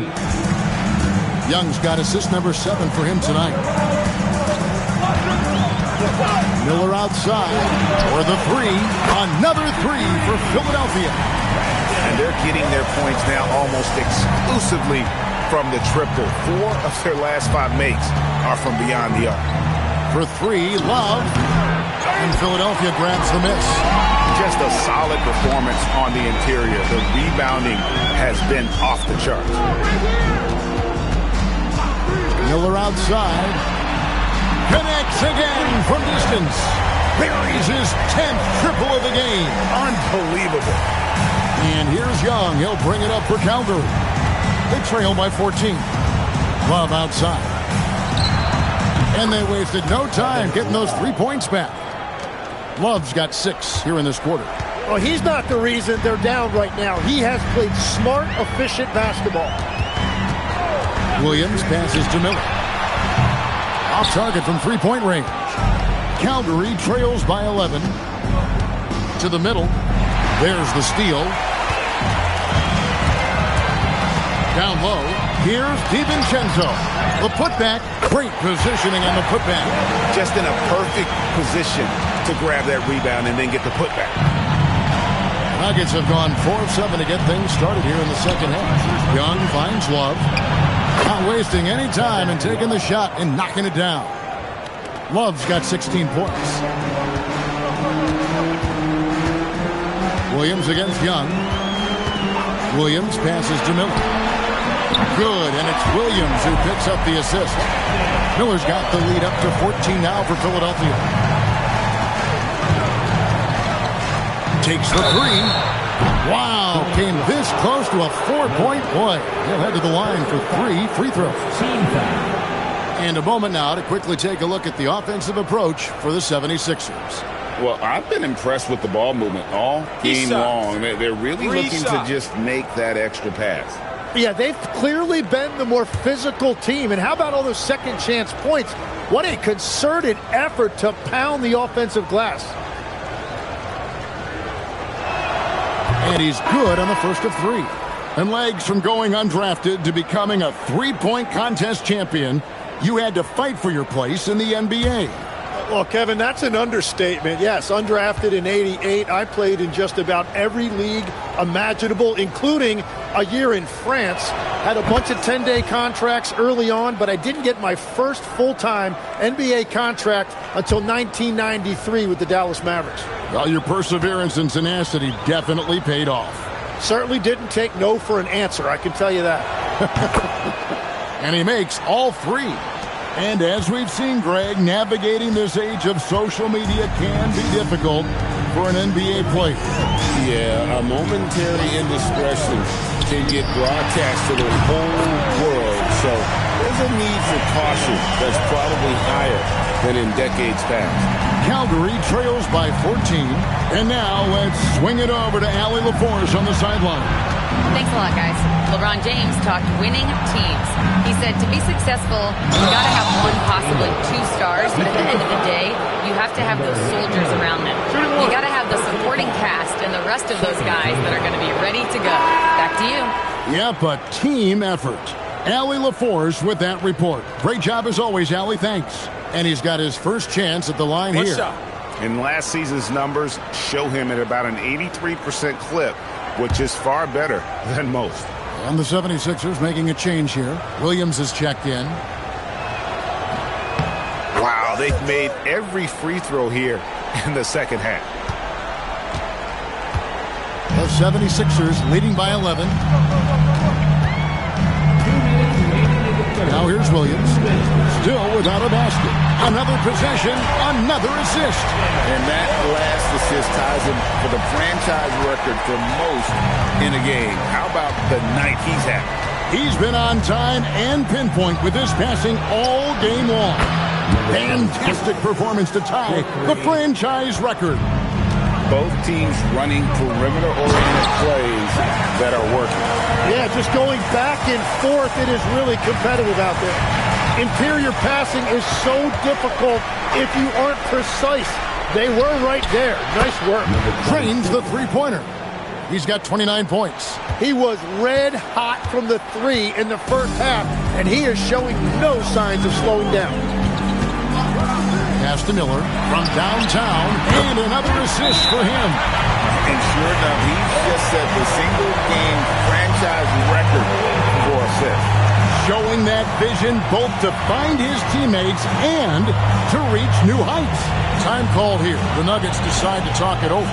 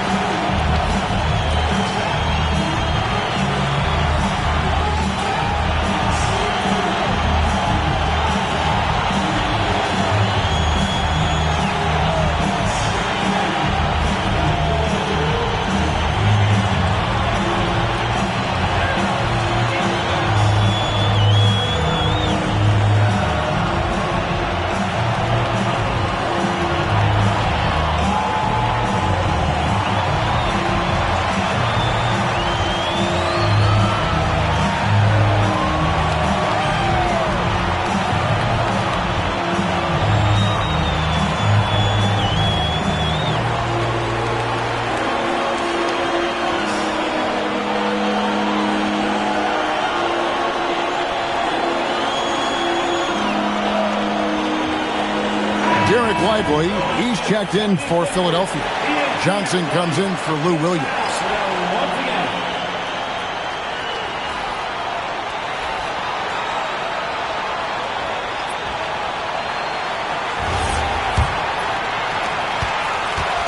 And so Young will bring it up for the Nuggets. It's a 13-point game. 51 seconds left in the third quarter of the game. Here's Hendricks. Hasn't made one yet. Takes a three. And Lively pulls it down. The edge on the glass is the difference. It's allowed them to build this lead. Williams in the post. He's against Young. Williams looking over the floor. 2 seconds separating the shot clock and game clock.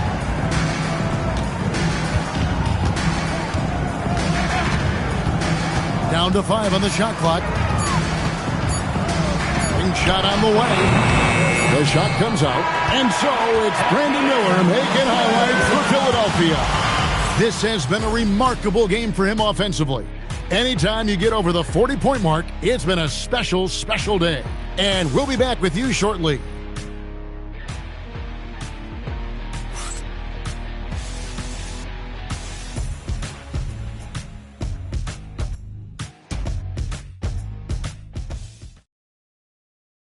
How about a look at today's State Farm assist of the game?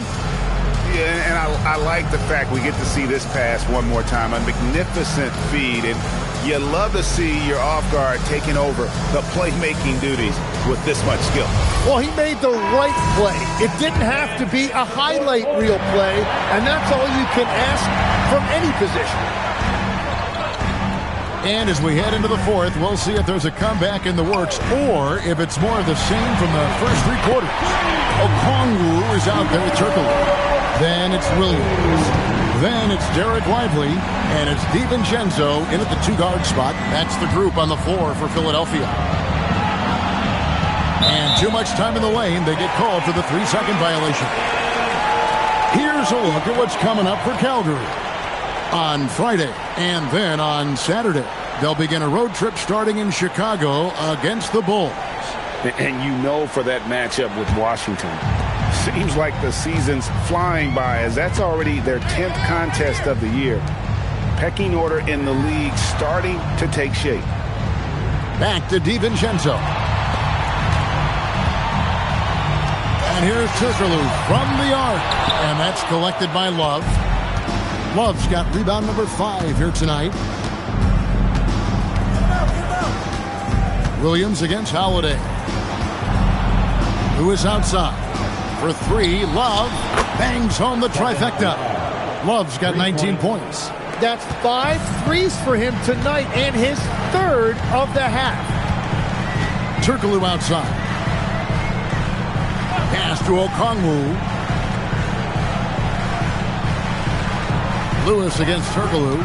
This one for three. Hits it from three-point range. Turkoglu's got 6 points in the quarter. And I like the back and forth here, showing confidence from range. Yeah, he was so ready to answer that. These teams are just battling. Pass to Love. Lewis on the way. Back to Love. Edwards looking it over. And he can't answer back. The three-pointer offline. The 76ers leading by 16. Lively sets a screen for Williams. Takes the assist and lays it in. Pick out the pass nicely. And this is the strength of Williams, his ability to navigate pick and rolls and find his teammates. Pass to Lewis.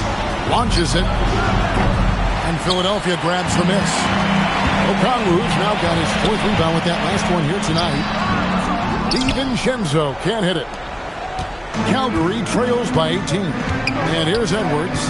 Defended by DiVincenzo. Edwards, that's good. Well, that's what you're trying to do offensively. Get a shot close to the rim. And we will have a timeout called by Nick Nurse. He's clearly intent on wanting to lock in and make sure everyone's on the same page.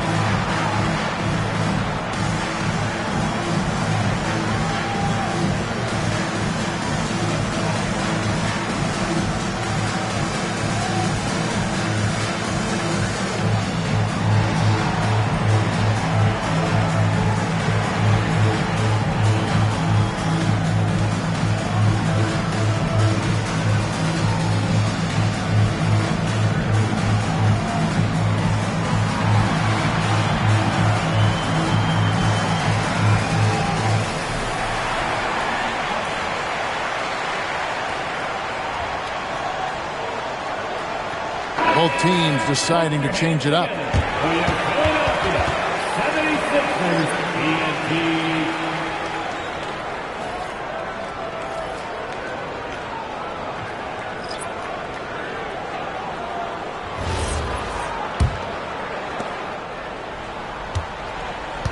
The 76ers leading by 16.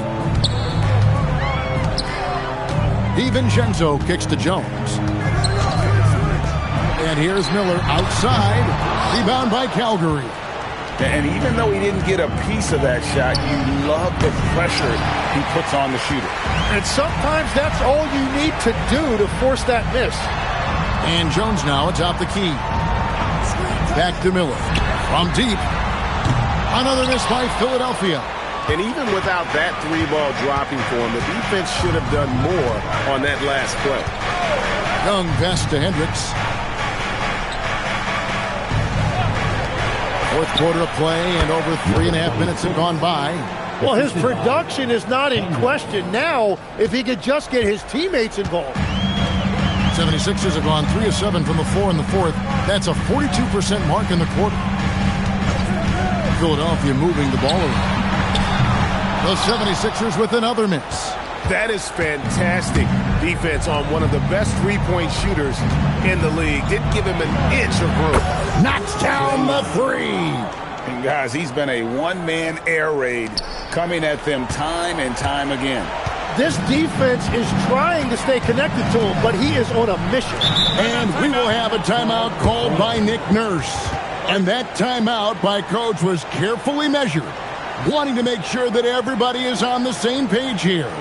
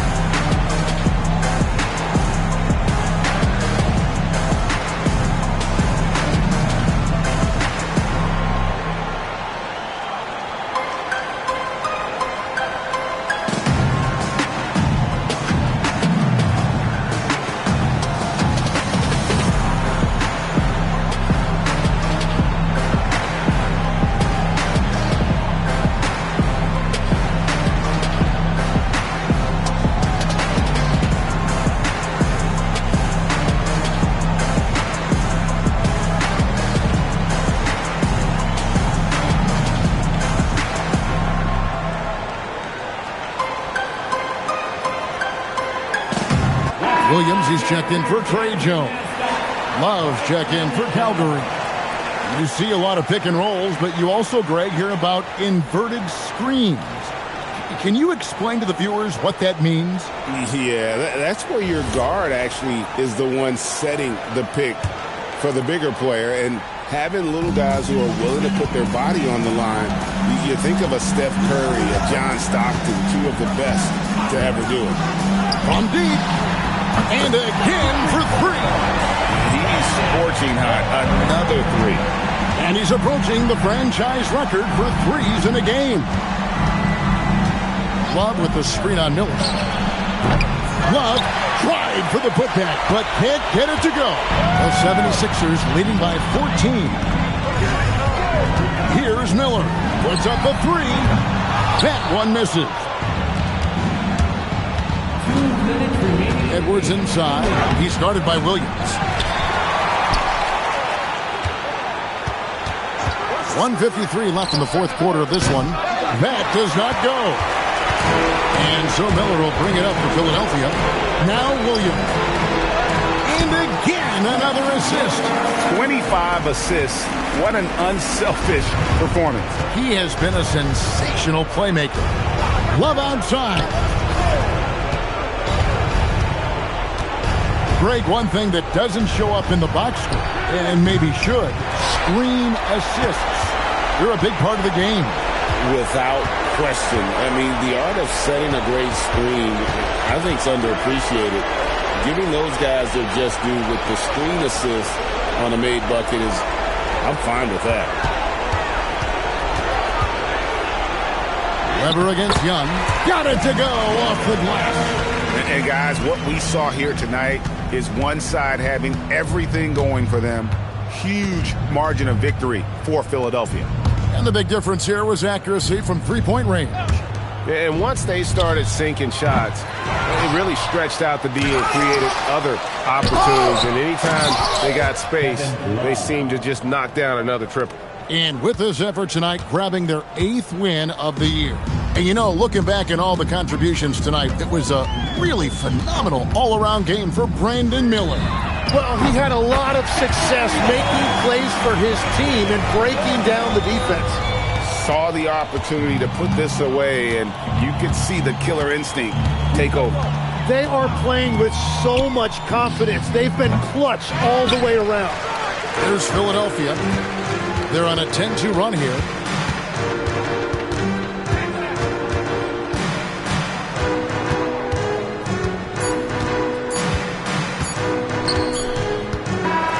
So it's Philadelphia winning this one easily. This game may not have been the most exciting we've ever seen, but you have to appreciate just what a clinical performance they put on. I know their fans appreciated it, and we saw at times just stretches of excellent defense. Potency from an offensive standpoint as well. They were pretty much dominant. Now let's go to you courtside. What do you have for us? Trey, you guys had a look in your eyes tonight. How satisfying was it to get this win? I mean, it feels great. It feels great getting a win. But at the end of the day, I mean, I'm just here to help my team win, whoever we're playing against, and that's all I care about. Thanks, Trey. Guys? Good stuff, Allie. Thanks. And that'll do it, folks. For Tim Legler, Greg Anthony, and Allie LaForce, I'm Kevin Harlan. This is the NBA on 2K Sports. And now we present the player of the game, Brandon Miller.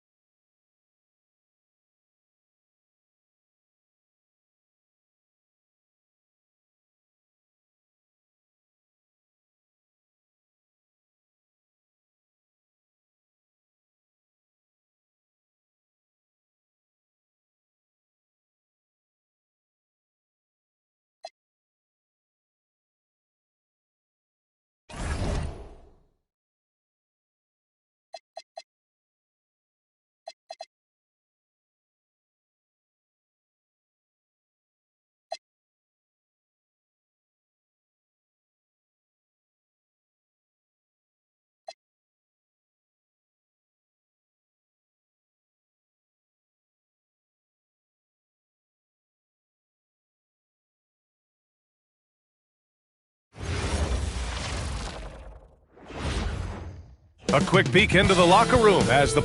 Welcome, everyone. Thanks for...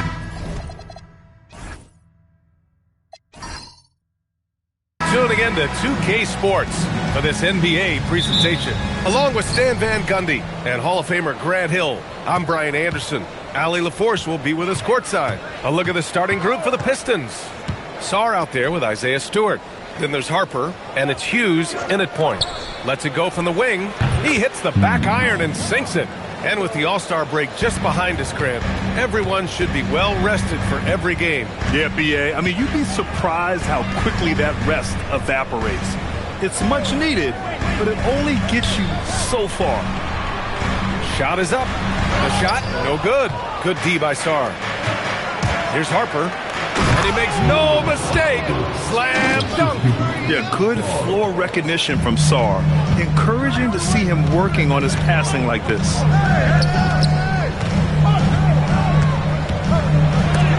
And blocked. That one goes careening off the glass.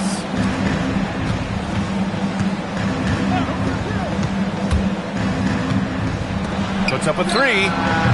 It's hauled in by Robinson. He didn't make them pay for that weak defense, but they just can't rely on him to miss those kind of shots. Here's Wade. Sinks it from distance. And that's what they want to do. Get him open looks early. The Pistons have gone 2 of 3 from the floor. And in the first, a little over a minute and a half in. Pass to Peterson. And there's a pick. Back to Payton. Down low. And the Pistons pushing it up now. Here's Harper. Now Stewart. Detroit moving the ball around. Gets the 3 ball to go. Easy look when the defender isn't fighting over the screen. Yeah, it's certainly worth it to disrupt the offense. Coaches notice that extra effort. Pass to Wade. Launches a 3. Knocks down the triple. Wade's got 6. And both teams running long-range plays that are working. Well, you know it's become a three-point shooting league. Teams shooting a steady diet from outside. Here's Harper. To the left side wing. He shoots. Rebound Minnesota. This game coming after a loss versus the Raptors. Hey, they had their chances, but they struggled from the line. It's so hard to win that way on someone else's floor. Yeah, those opposing crowds can put you off balance at the stripe, but you got to block out the noise and make those free throws. The defense there doing whatever they can to protect the rim. Minnesota is shooting their first free throws. First trip to the line in this one.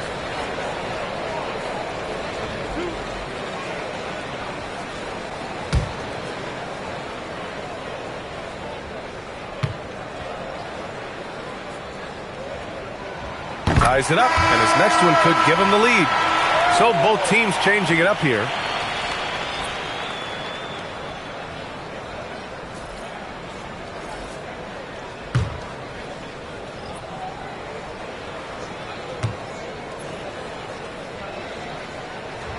And that one falls. That puts him up 1 point in the game now. And it's Detroit with the ball. And this is the first season matchup for them against Minnesota. Let's check in with our reporter, Allie LaForce. Well, I had a chance to catch up with head coach Chris Finch. We discussed his plans for defending Donovan Mitchell. And he told me for as quick and athletic as Mitchell is, we can't allow him to get downhill. No free runs in the open court, no clear lanes to the bucket. And he added, that's not as easy as it sounds, but that is our goal. Yeah? Allie, thank you. Here's Hughes. 20 points for him last game against Phoenix. And let's not ignore his impact at the other end. 4 blocks on the night. That's what you call sending a message defensively. Pass to Payton. Here's the 3. Nails it from 3. Already 5 lead changes here. Speaks to how evenly matched these teams have been thus far. And what you like about Jeremy Grant, the consistency from year to year, Stan. Yeah, B.A., he can shoot it, but defensively, you can put him on the opponent's best scorer. 3 and D and then some. Such a reliable vet for this team. And Chris Finch wants a timeout. He's going to take a minute to regroup with his players.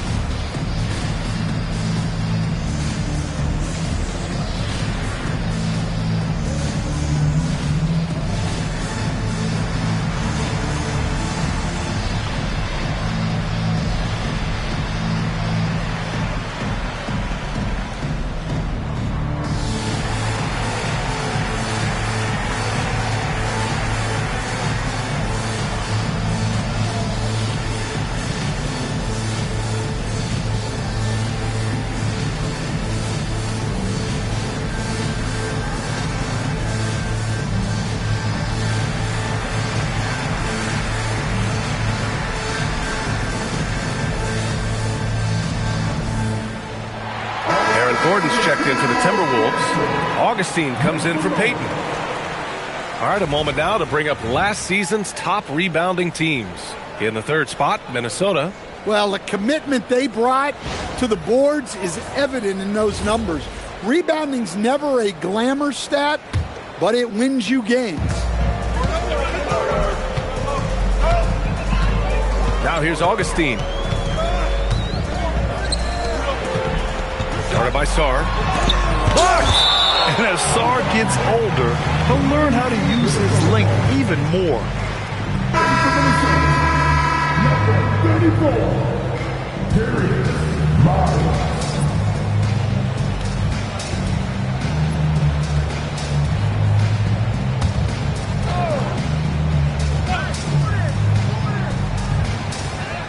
Now off the inbound. Good D by Sarr. Now, this hasn't been his quarter so far. He's really struggling to get going. The three. Gordon pulls it in. And you never want to give a shooter like him a clean look. On the wing, Wade. Three-pointer. Sarr pulls it in. Sarr's got 4 rebounds now. Pass to Heinrich. Fires for 3. Miles with a rebound. The Timberwolves trail. Gordon outside. Here's Peterson. 1:35 left in the first quarter. Fires in the triple. Well, what a quarter he's had. You can tell he's in the flow. They should be looking for him every possession. Heinrich passes to Maggette. And right away, they match it with a three-pointer of their own. They keep capturing the lead, then giving it back. We'll see if they can hold on to it this time. Well, this is why the fans are here. Each team trading blows, increasing the entertainment value. Wade, that's good. He's been so aggressive on offense, and with the results, you understand why. Well, yeah, and the defense is going to have to respond to that and chase him off the arc. And so the timeout by J.B. Bickerstaff here. He's going to talk it over with his guys.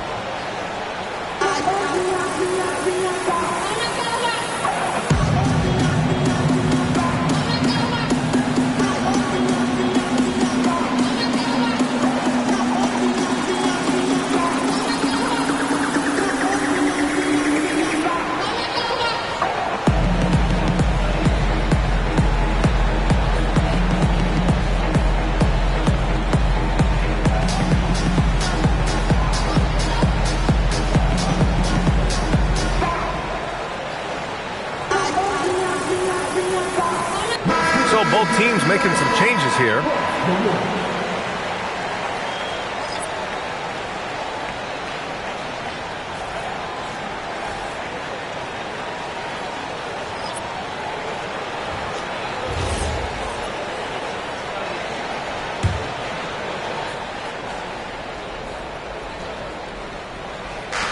So it's Detroit now. They trail by 1. Pass to Maggette. 4-3. Knocks down the long J.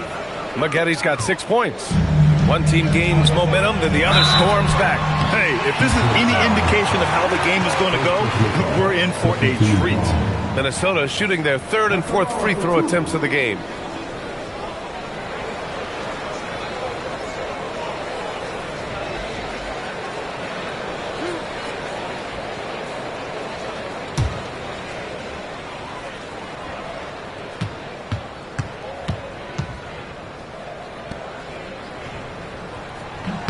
First one falls for him. Nisi, he's checked in for Minnesota. Brown comes in for Brown. And Detroit making a change here.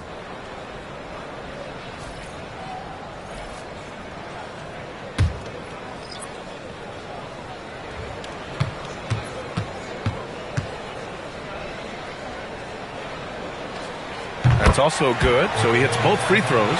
Well, you have to appreciate a big man who can step up to the line and knock it down with confidence. Pass to Maggette from outside the arc. Rebounded by the Timberwolves. There's 31 seconds left to play in the first. Gordon, the pass to Payton.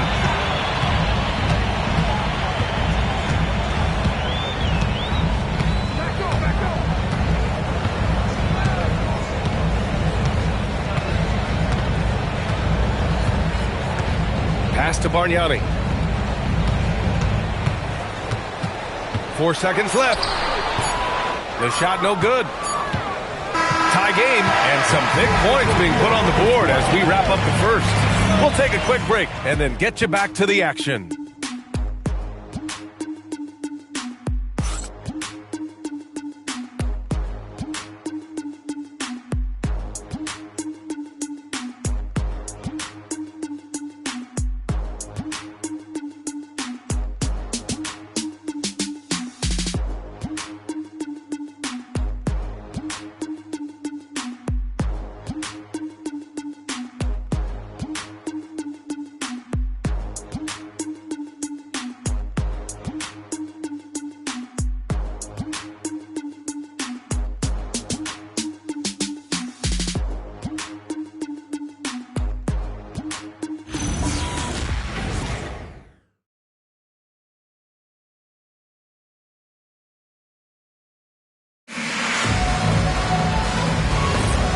Good action already in this one, but a fairly even matchup after this first quarter of play.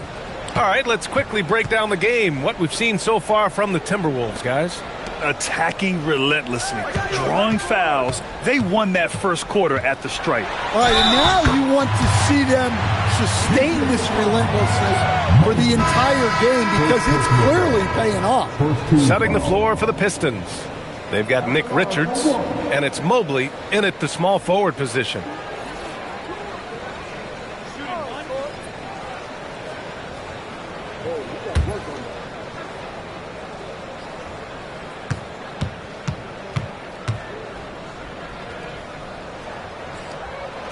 And players these days with great ball handling, but occasionally getting away with a carry at times. Oh, you know, B.A., the old discontinued dribble. I mean, this might be where tracking cameras could start to help because that's such a tough call for an official to assess in the moment. Here's Hughes. Launches it. And out of bounds. Minnesota will have it. And here's what the Detroit Pistons schedule looks like. On Saturday, they'll be playing against Joel Embiid and the Indiana Pacers. Then on Saturday, they'll defend home court against the Utah Jazz. And that game against Houston, that's one that I'm particularly curious about. Should be a fun matchup with the rosters those teams have. Outside Augustine. Good ball movement here by Minnesota. He drops it from range. And the Timberwolves lead by 6. He just brings a great feel for the game at the offensive end. Here's Maggette. And they come right back with their own three-pointer. Maggotti's got 9. Exchanging buckets from downtown. That's been a staple of tonight's game. Yeah, sometimes you get in a shootout like this, but you just hope that you can get a stop first. A moment to hear from Allie LaForce. Thanks a lot. Well, Draymond Green is getting serious in the weight room. He said, one thing I learned is you have to lift weights.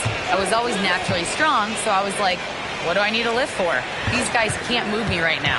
But your body needs to be able to withstand the pounding of a long season. Ryan, back to you. Okay, Allie, thanks a lot. Pistons trail by 3. Pass to Hughes. Here's Pack. Here's Hughes. He's covered by Augustine. A nice shot by Hughes. Minnesota's gone 6 of 8 from the three-point line in this matchup. And Chris Finch wants a timeout. And we might see some changes. Coach potentially looking to adjust.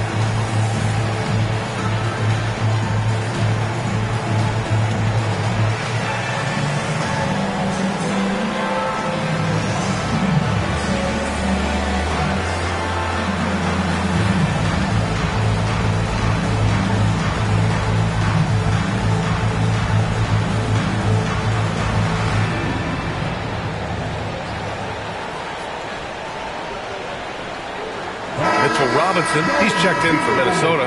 Peterson comes in for Augustine. And the Pistons making a change here.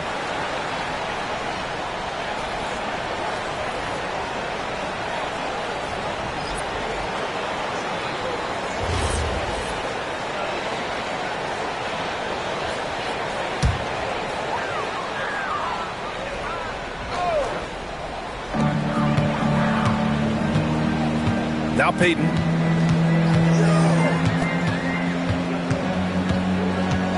Pass to Bargnani. Fires the 3, and the three-pointer goes.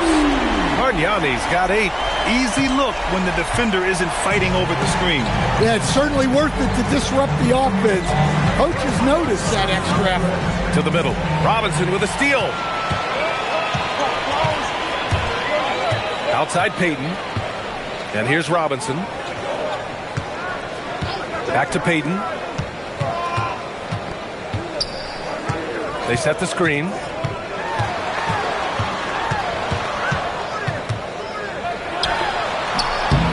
The rebound by Stewart. Yeah, trying to get separation from the defense right there. Just couldn't get it to go. Pass to Harper from deep. Rebound Minnesota. And that'll be their only game on the road before heading back home. Here's Peterson. Back to Gordon. Robinson in the post. Now Gordon. Bargnani, pass to Robinson. Yep, that one's good. Now it's a 6-point Timberwolves lead. Putting that pass right in his stride. Didn't have to slow up and was able to complete the play. And so the timeout by J.B. Bickerstaff here. A moment to rest and confer on the game plan.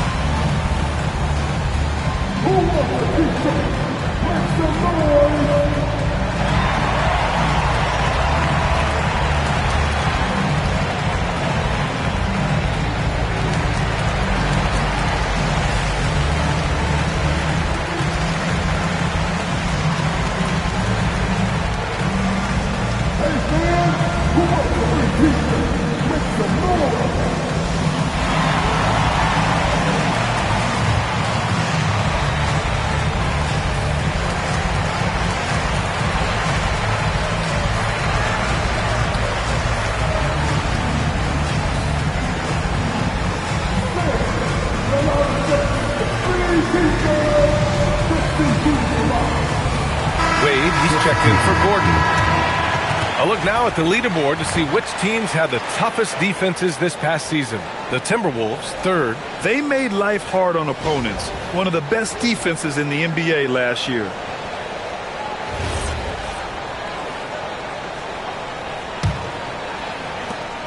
Pistons trail by 6.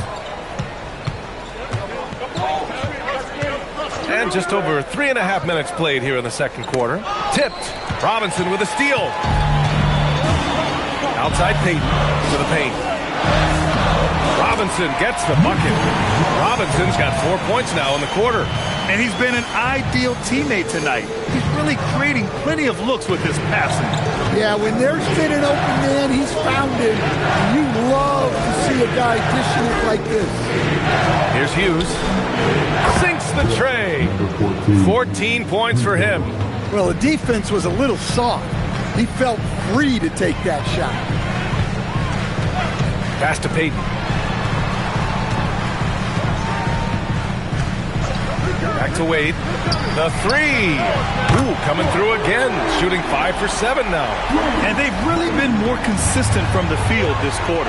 And Shai Gilgeous-Alexander has made the move from star to superstar, Grant. Well, no question, B.A. He's been a superstar for quite a few seasons now, but he's not satisfied and just continues to elevate his game year after year. Ooh, poked away. Oh, stolen by Payton. Inside. Out left to the wing. Here's Peterson. And again, it's Minnesota with a three. And an important part of every team's game. A look at the hustle stats for Minnesota. Well, so far they've done a great job of reading the offense and repeatedly putting themselves in the right place to interrupt the play and force turnovers. And they've done a tremendous job just creating havoc defensively. Active hands have led to tons of turnovers that they've capitalized on.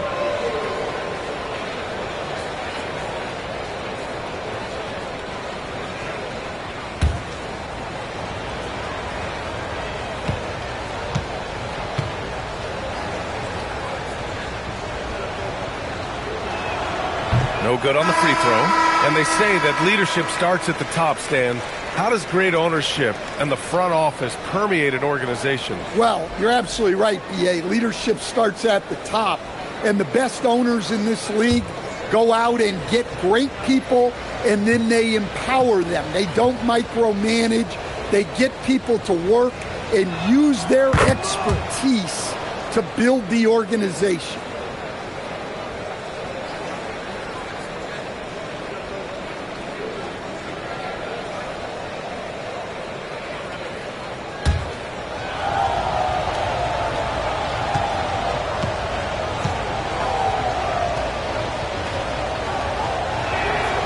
He nails the third. And here's Augustine. No made baskets yet. A minute 37 left to play in the second quarter. Wade misses. Well, that one should be in his wheelhouse, but just off the mark. Heinrich passes to Harper. Here's Heinrich. Stewart inside. From outside, off the mark. Yeah, and the defense has really got to tighten up on him. I mean, he's just too dangerous from the three-point line. 1:02 left to play in the first half. Back to Wade. Pass to Augustine.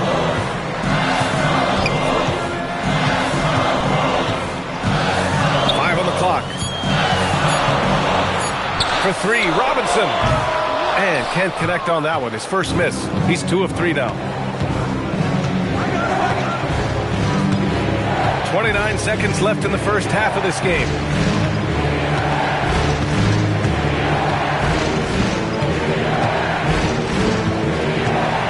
There's 18 seconds left in the first half.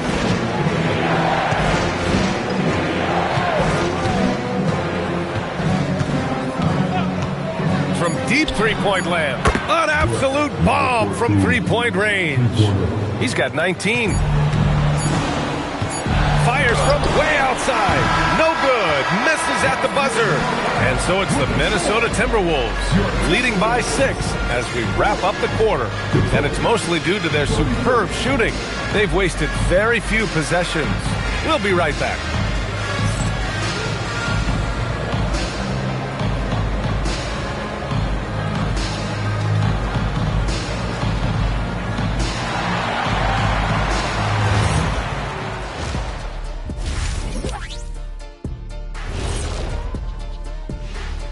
Thanks for joining us for this fun-filled burst of basketball bliss. We kick off tonight's show with the power rankings across the league. A look here now at Minnesota. I think at the midway point, sometimes teams hit that doldrum. And it could be a case for them slipping in the rankings. This is when your leaders have to step up, set the example, and be vocal when you need to. Doldrum. And returning our attention to this game, an impressive first half of the Minnesota Timberwolves. Sometimes it takes everyone on your roster. Guys have to come in, play their roles, and execute. Yeah, impressive performance by their second unit.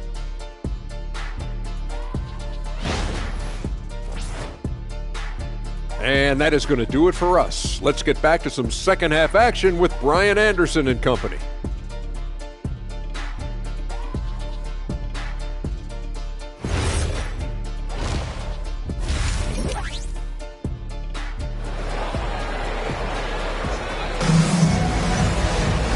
Second half of basketball is upon us, and we may be in for an exciting finish based on how close of a game we've seen so far.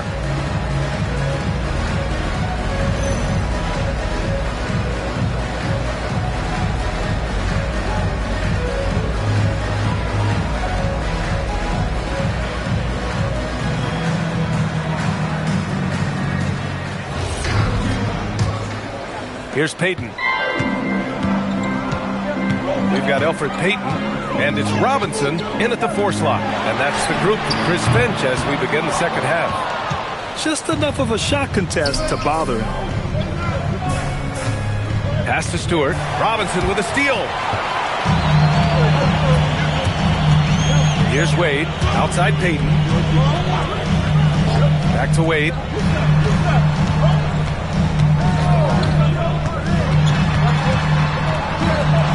Outside Payton. Here's Peterson. Outside Robinson. Oh, yikes. Not a good shot for him. They can get better looks than that. Pass to Hughes. Stewart outside. And if you're just joining us, we played just over a minute here in the third.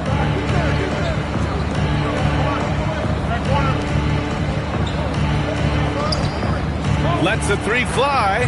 Another 3 for Detroit. They're getting torched on the perimeter. 4 of the last 5 buckets have been 3s. Outside Robinson. Pass to Wade. Corner by Sarr. Good D by Sarr. Well, halftime is supposed to be for adjustments. I'm sure this isn't what they had in mind. Here's Hughes. Stewart outside. Here's Harper.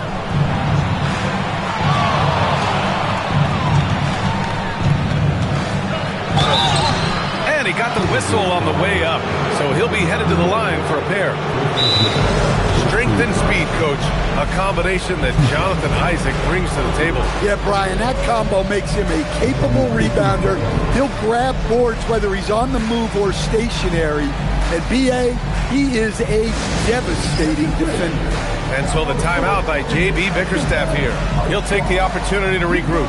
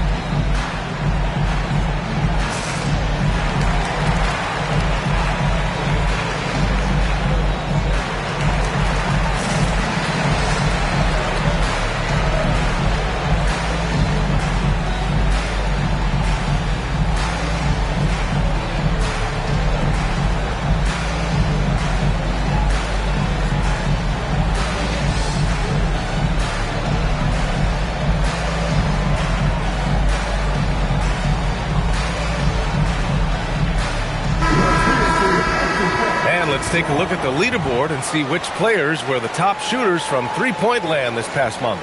Fifth best, Alex Starr. Sometimes you get into a rhythm from long range, and you can ride that stretch for a while.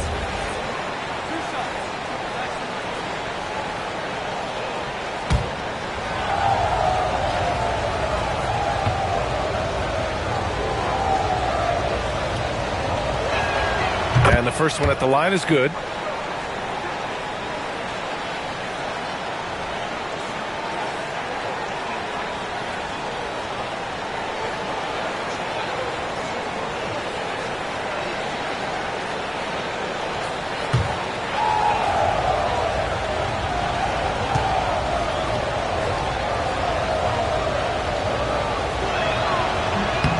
He's perfect from the line this time. Payton with it.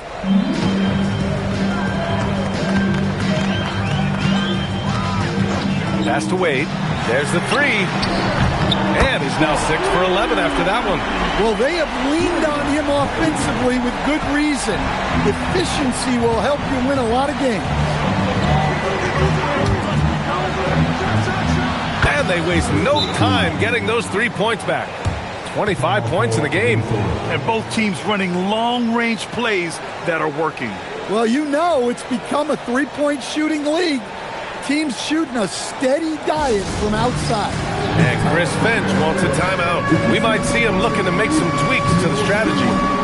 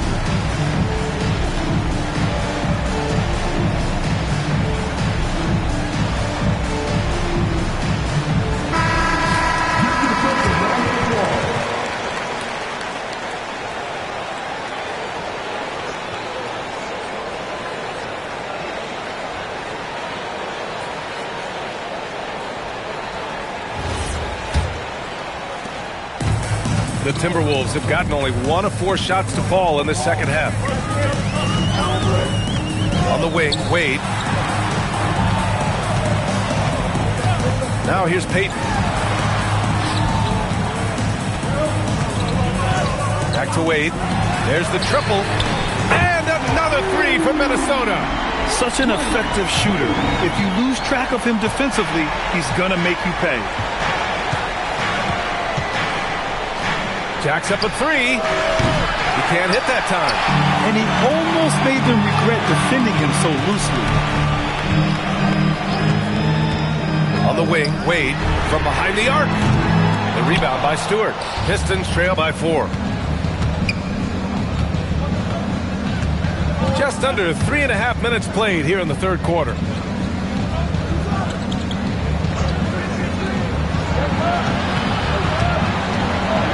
And Elfrid Payton is going to pick up the foul. That's his first foul.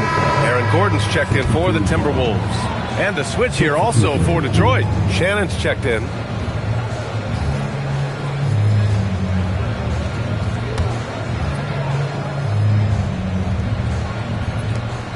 Detroit with the ball. Their defense has only allowed 6 points in the second half.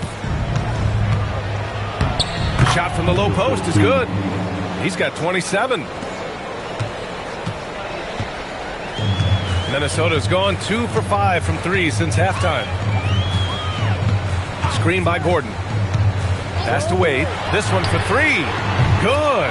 And he's hit 8 of 14 now. A solid offensive performance.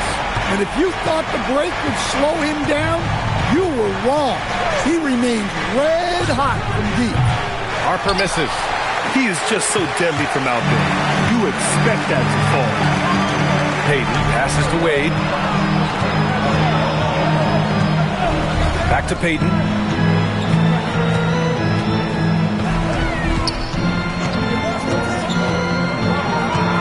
Back to Wade.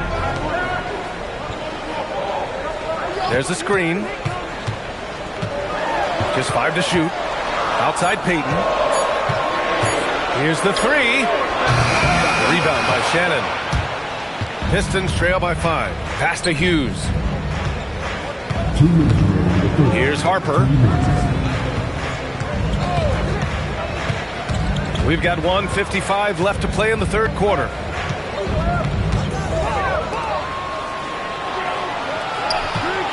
From downtown, nails it from 3. Harper's got 5 points now in the quarter. That's inexcusable defense right there. You gotta contest the shot better than that. Pass to Wade, beyond the arc. The rebound by Detroit. Sarr's got his 7th rebound of the game with that last one. And we've got 1:18 left in the third quarter. Here's Harper. Ooh, can't tie it up as that one's no good. Well, when they're playing off you, you have to make them pay. And he couldn't. Gordon outside. Back to Payton. Pass to Wade. Now Payton. Back to Wade. Three-pointer.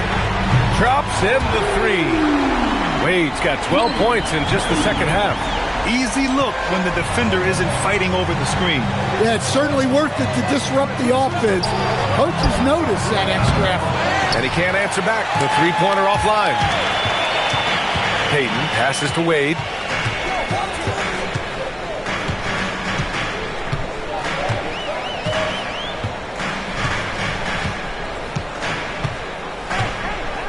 "19 seconds left in the third quarter of the game.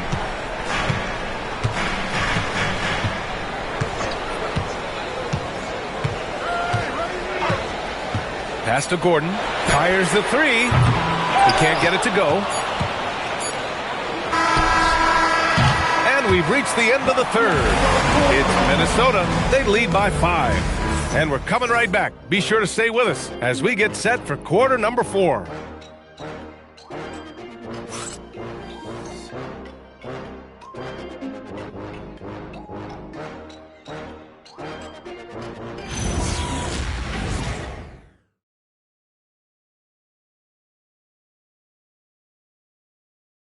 And let's take this opportunity to show you our State Farm assist to the game. And I'll tell you what, this was a no-brainer tonight. Take a look at the precision on this feed. Couldn't place it any better. Yeah, that's high-level playmaking. He makes it look easy, but it's not. Man, I know I speak for all of us when I say I can't wait to see what kind of finish awaits us here in the fourth quarter. And on the floor for Detroit here in the fourth. They've got Harper, and it's Stewart in at the 4-man position. Maggette with a bucket. And that was the right decision. When you're in need of a bucket, you go to your most trusted guys. Yeah, he got a good look, and he calmly delivered for them. That's what you like to see. Then a shot is good. Pistons trail by 4. Here's Heinrich. Pass to Harper. Fires for 3. It's rebounded by Minnesota. They've led by as many as 11. And he's going for the oop here. Robinson can't hit. And gearing up for the alley-oop, just couldn't finish the play. Well, it's not easy to time that up. Just not quite in sync there. Here's Harper. They set a pick. Out to the wing. Maggette. Pass to Stewart. Richards is checked in for Detroit. In for Detroit, number 33, Nick Richards.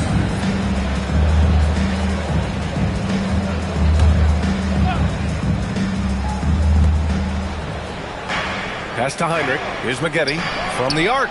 Buries it from 3. Cool, calm, and collected at a critical juncture in this game.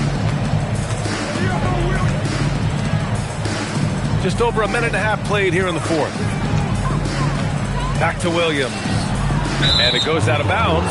Last touch by Williams.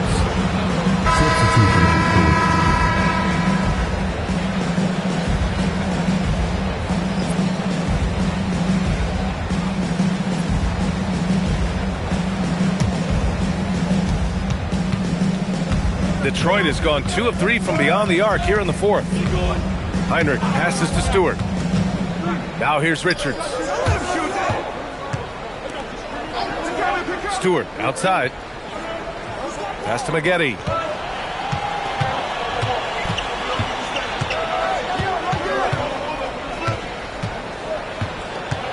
Here's Harper. 6 to shoot. And unable to get the go-ahead bucket there. Here's Peterson. Harper pulls it in. Wow. Missed the easy one right there, right at the rim, but came up in. Here's Maggette. No good from outside. Minnesota in the lead. Wing shot on the way. And perfection right through the net. Just over 2.5 minutes played now. Final quarter of regulation. Harper passes to Stewart. Pass to Maggette to tie it up. It's hauled in by Robinson. Robinson's got his 4th rebound in this one. Ball stolen. Here's Maggette to the wing on the left. Here's Heinrich. He's covered by Augustine.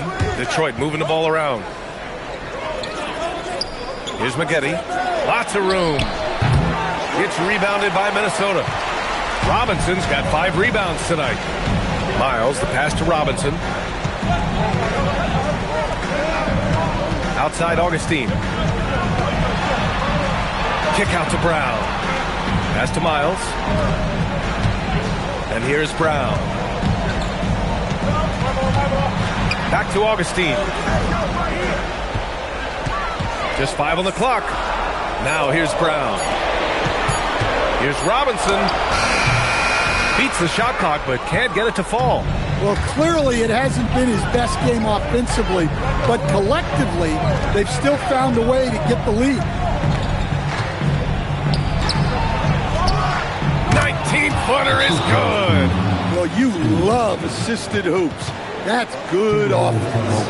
And Chris Finch has called timeout. He clearly wants to talk it over and make sure everyone is focused.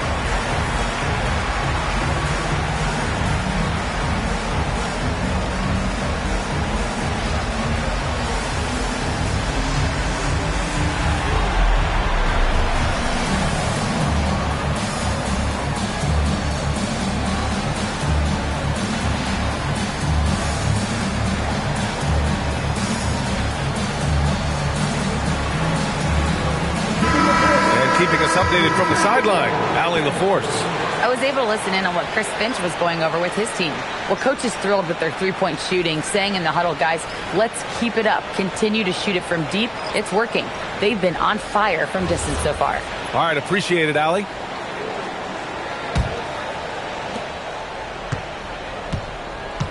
Minnesota in the lead. And here's Peyton. Let's loose for 3. Connects again from distance.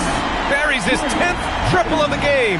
Unbelievable, B.A. Unbelievable. Stewart outside.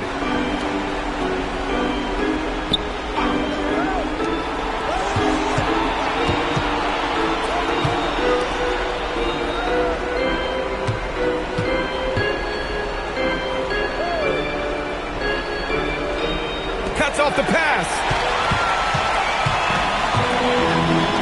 Here's Peterson.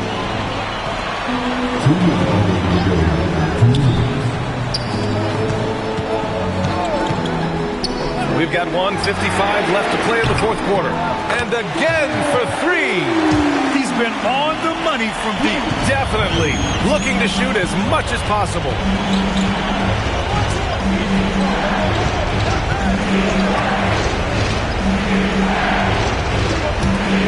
Now Stewart. Outside Sarr. 1:29 left in the fourth quarter. 6 on the shot clock. Here's Hughes, guarded by Payton. Out of bounds. It'll be Timberwolves ball.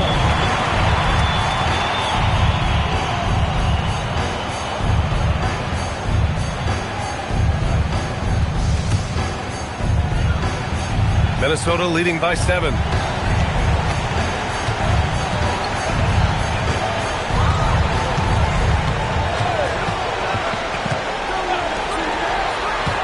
On the wing, Wade. Puts it up from 17. Yes, sir! Sticks the J. That's an inspired ball club. They fought hard, and during the most important moments, they made big plays. Yeah, they saved their best basketball for this home stretch, and they certainly earned this one. Another chance, and there's the layup. Good. We've got a 9-second difference between the shot clock and game clock. Now here's Payton. He's covered closely. He launches. Rebounded by Sarr. Detroit with the ball. They trail by 7.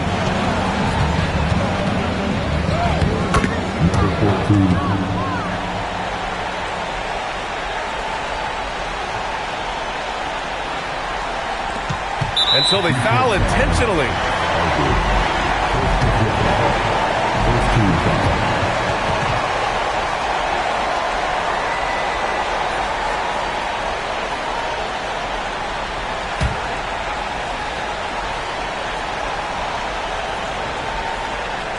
This is why you want ball movement and player movement.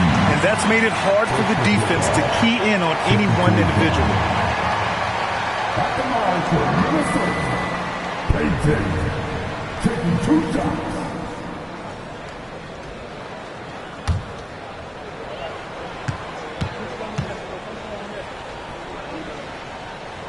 And no good, as the first free throw misses. We'll see if he can hit the second.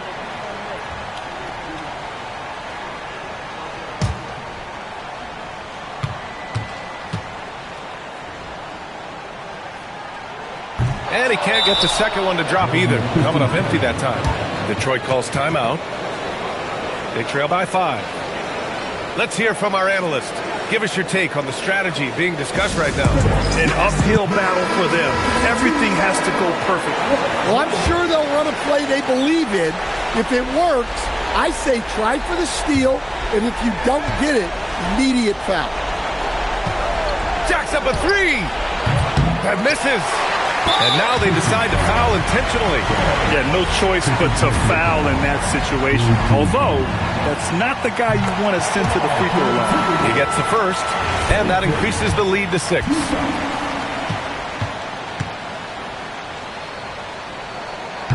So he gets them both, and it's a 7-point game. And the Pistons call time here. There's 10 seconds left in the fourth quarter of this one. Guys, your thoughts?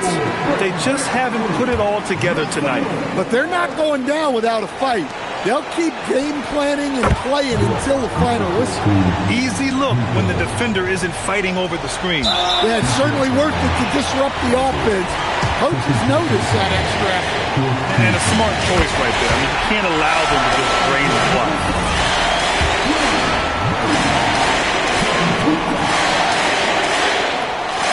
And he cannot convert on the second. That misses. Stewart! So it's Minnesota picking up the win. I'm sure they would have preferred a blowout victory, but a win's a win. And it's so true, but you have to credit the crowd for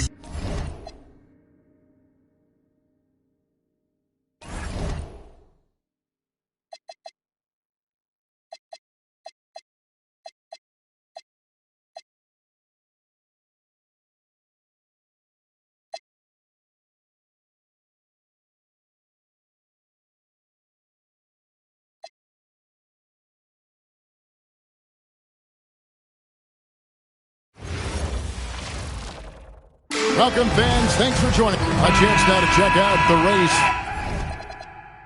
for Rookie of the Year. Always exciting to see the promise of the youngsters. A season under the belts. Who took the league by storm? Look at Curry. You know, there have been moments for him this year, but overall, it just doesn't look like he'll finish near the top of the list. And I thought at one point he may make a move up those rankings, but he's just never took that next step forward. Well, there are a lot of good rookies this season, and he's had trouble keeping pace. But to me, there's no reason to think he won't continue to improve next year. Here's the starting group for Houston. We've got Sean Kemp, also Mutombo out there. Hill is up there with Artest, and for New York, we've got Edey. Evan Vassell out there with Jarris Walker. And it's Kolek in at point guard. Here's Kolek. GA, if you're a team that's serious about playoff seeding, you're viewing this as the home stretch, aren't you? Yeah, you don't want to wait until the very end of the year to make your move. This is when you stop experimenting. Just go with the things that you know you do well. Just setting the tone with an aggressive move to the rack. And where's the help defensively? To me, that's a complete lack of communication on that side of the ball. These guys need to be talking to each other. Here's the three, and he's good on the three ball. Kolek has got 5 now. And he likes to get in a rhythm early. Nice triple. And here is Hill. 9 points last game out. Got that one up quick. Knicks have gotten their first 3 shots to go in for him to start off this game. Here's Edey, shooting foul as the whistle blows. He'll shoot 2 free throws. And I like the fact that the defense is looking to protect the rim at all costs. And a moment here to take a look at the scoring breakdown for Houston. We've got a bunch of this game yet to be played, but they're shooting it well from the three-point line. That's got to be a welcome sight. Yeah, and what an excellent display of passing in the early stages of this game. A good deal of their points coming directly off quality passes.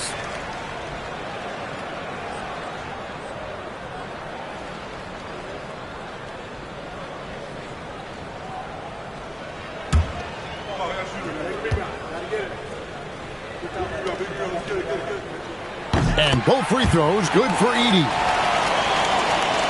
Just about 2 minutes into the game, first quarter of basketball. Now Hill for the 3, and another 3 for Houston.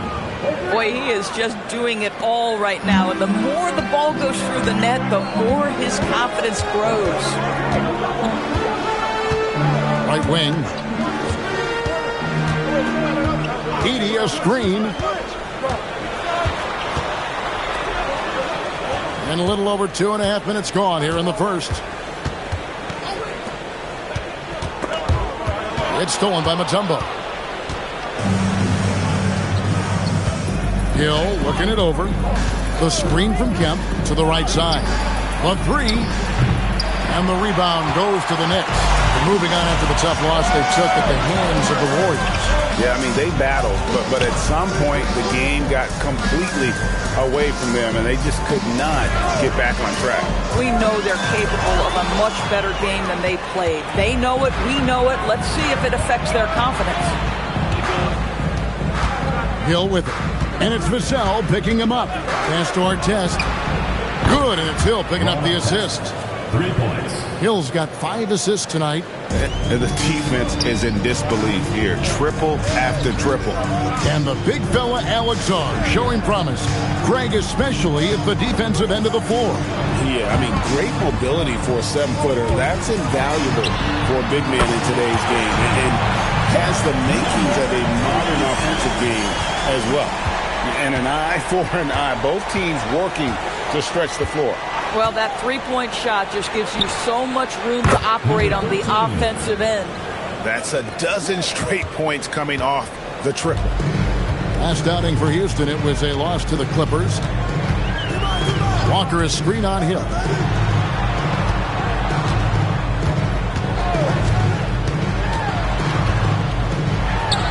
again, it's New York. Well, just one more example of his offensive arsenal. So tough to stop. Houston leading by 4.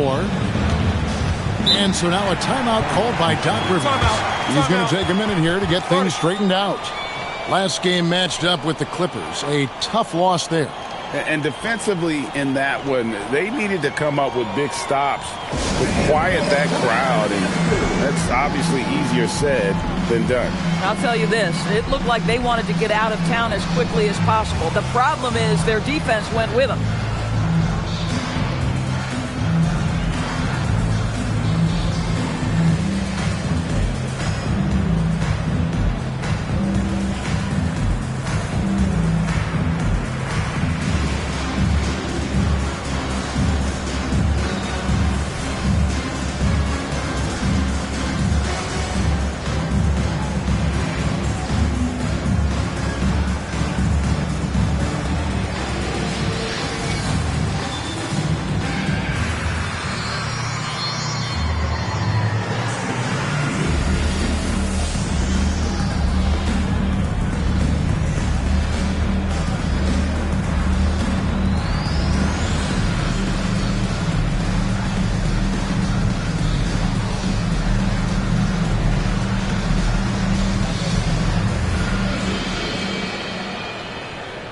Houston making some changes.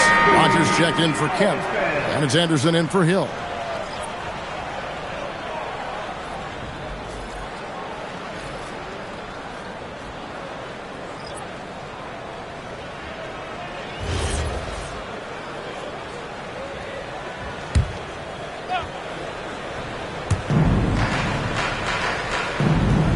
Here is Rodgers.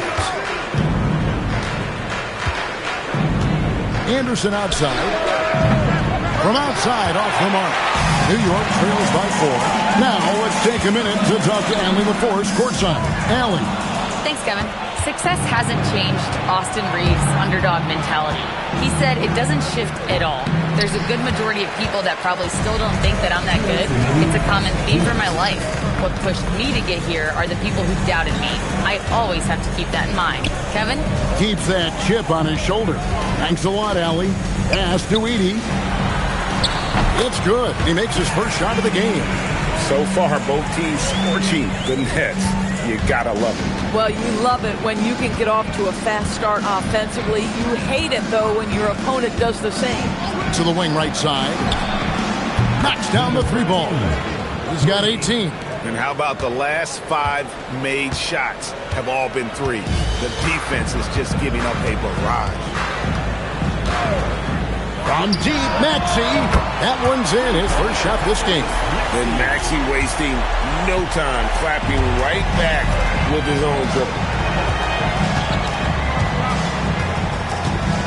And 101 left in the first. Took the opportunity when he saw it.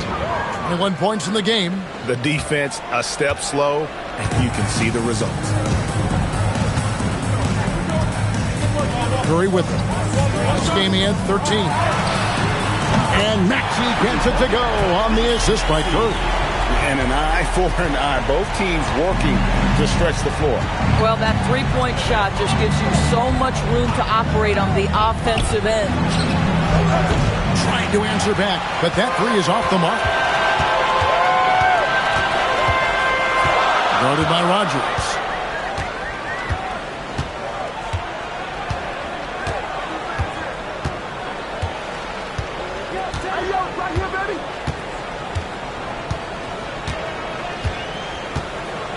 Guarded by Rodgers. With 4 seconds on the clock, and no good that time. Boy, that was his shot to miss. This guy's a terrific mid-range shooter. Plenty of offense in this closely contested first quarter of play. Houston on top, leading by just 2. And the second quarter will be on the way when we come back.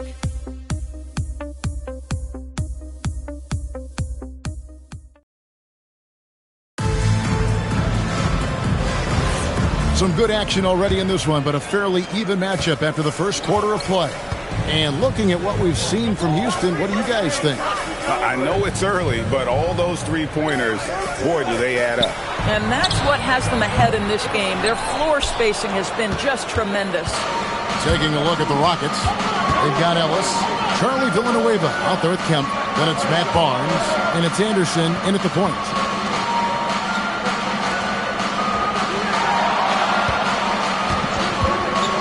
There's the triple. The Knicks pull it in. This, of course, their first opportunity to play Houston this season.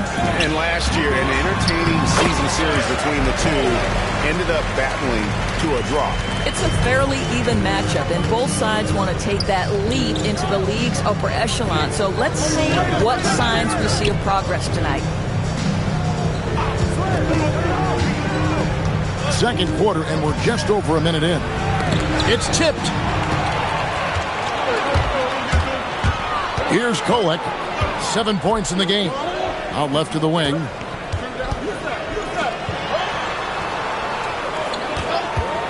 A 3-ball. And the rebound goes to Villanueva. And for the Rockets, they're shooting it very well tonight, around 57%. Ellis wide open. Offline with this three. The 11-footer. De Silva. No good. And Barnes has got the ball here for Houston. Nothing offensively yet from them in the second quarter. And here in the second, 2 minutes gone by. Pass to Kemp. And it's Kemp slamming it down. Wow, I tell you, Kemp is not your average dunker. This guy rocks the rim. And so Mike Brown calls a timeout. This now will give him a chance to discuss some potential changes. You know, Doris, here's a question for you. Is there a reason why we see so many point guards become head coaches? I do believe, Kevin, obviously as a point guard, you are responsible on both ends of the floor. On the offense for knowing all of the sets and where every single guy is positionally. On the defensive end, you're the lead communicator. You are at the point of attack. So it makes perfect sense to me that they become head coaches. Here's Kolek. 7 points in the game. Ware passes to Curry. Over our test. New York, no good that time either. Houston in the lead. Pass to Robinson. 3-pointer. The Knicks pull it in. And for those of you just joining us in the second quarter with about 3 minutes gone by. To the paint, here's Ware. Nice defense from Wagner. Boy, I'd like to see him finish that play with more authority. Now here is Hill. He has yet to score, and it's Kemp slamming it down.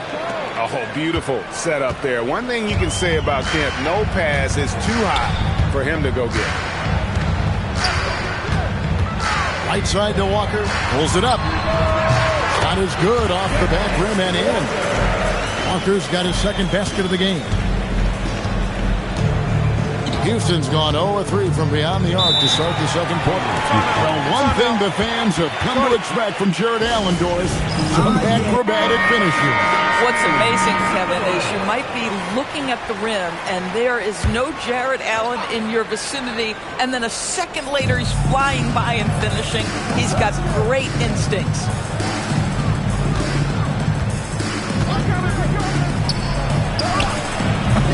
That three off the mark.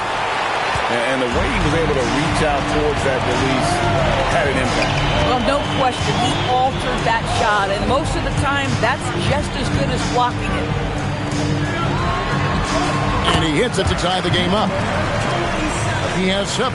Wow, what a pass there. He made that a very easy basket with that setup. Outside our test. Good. The assist goes to Hill. Hill's got his 8th assist in the game.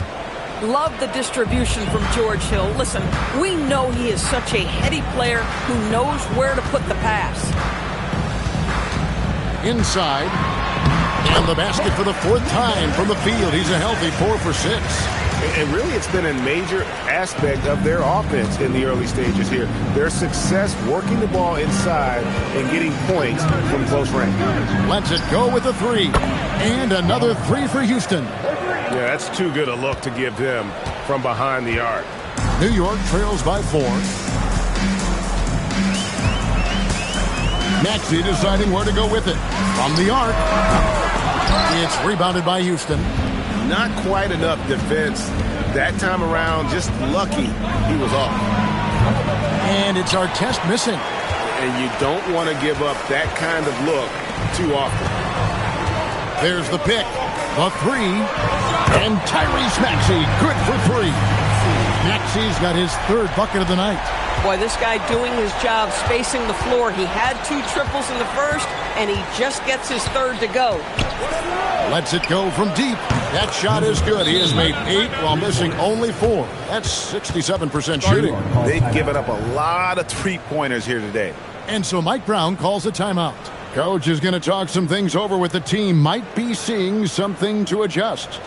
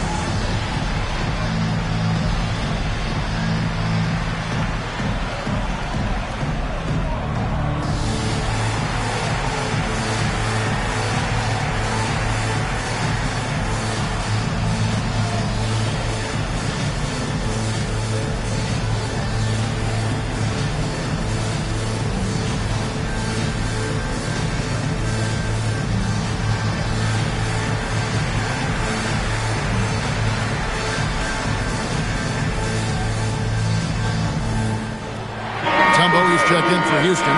Kemp comes in for Rogers. And now a look at the teams that have shot the ball the best over the course of the last month.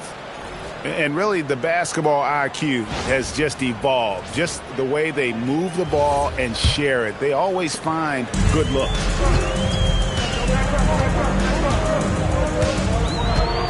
.103 left to play here in the second quarter. That bucket in no time at all. He's got 12. And the lack of effort to fight over the screen there makes that an easy shot. You know, we see this all the time. You're basically, as a defender, hoping the man misses rather than putting in the work to get over screens.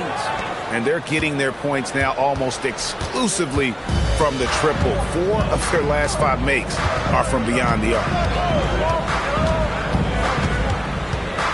And here is Vassell. Still scoreless. I'll tell you, he's in a rhythm and playing with purpose. Great first quarter, even better in the second.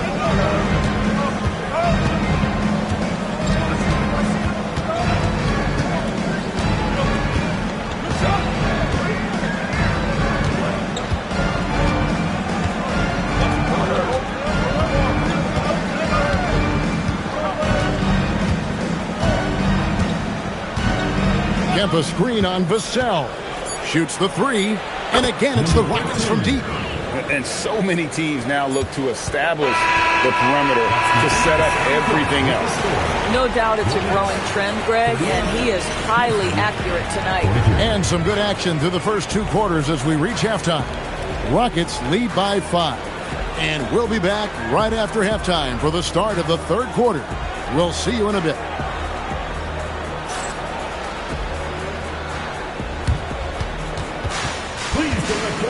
Center court and get ready for the fan half-court shot.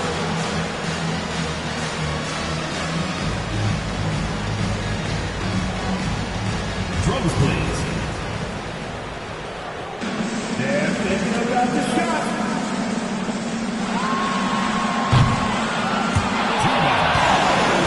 Give it up for the participant.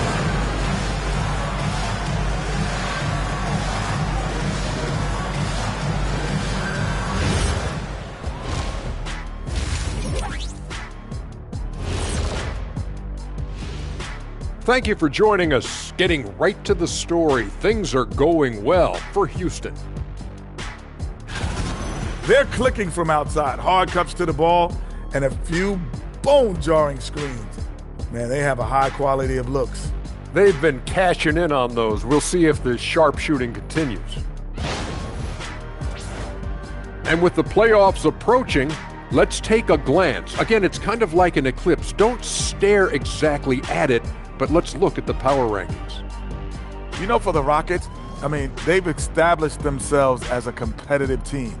They feel that they can get a win against any opponent there, Shaq. Well, I don't know if they have the roster makeup to get to the finals or even conference finals. But on any given night, this team is dangerous. I don't know, Shaq. They look good. Thanks for joining us. Now let's toss it to Kevin Harlan for the start of the second half.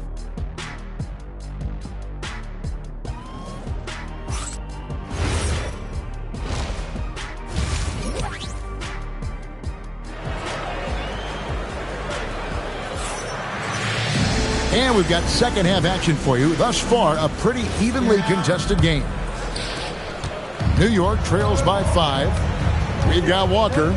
Evan Vassell out there with Zach Edey. And it's Kolek in at the 1 spot. That's the group for Mike Brown as we get going here in the second half. You know, with Daniel Gafford, they have an element inside that a lot of teams are looking for. Well, let's begin with his motor. Daniel Gafford wants to play hard and compete on every possession. He's a lob threat and a rim protector. Give me all of that. It's to Mutombo, and it's to Kembe with the jam. That's a double whammy, guys. That's right.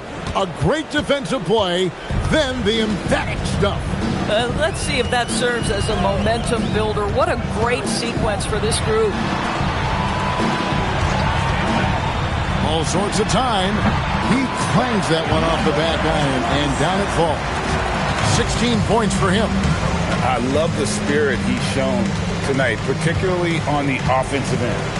To me, he's just playing smart, efficient basketball, really helping his team hang around this one. Having a lot of trouble stopping the three-point shot. And there's the whistle. Illegal screen. Beyond the leaning, you could see his feet more set on that screen. Easy call. You know, he's just leaning a little bit. You try to get away with it, but boy, the official all over it. First minute and a half of basketball here in the third quarter. Took him no time at all on that one. And now an 11-point Rocket lead. Even though they have the lead, this guy keeping his foot on the gas pedal, I love it. And so Mike Brown calls a timeout. He's going to make some adjustments to the game plan.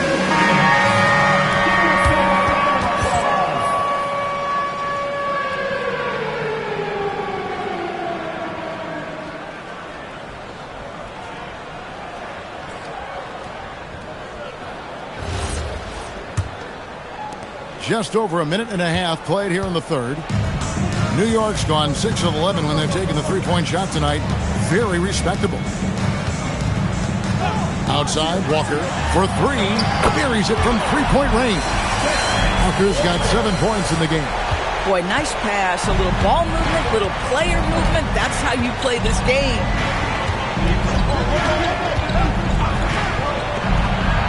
Good. Another from 3. You can tell he is feeling it. Kevin, he's on fire.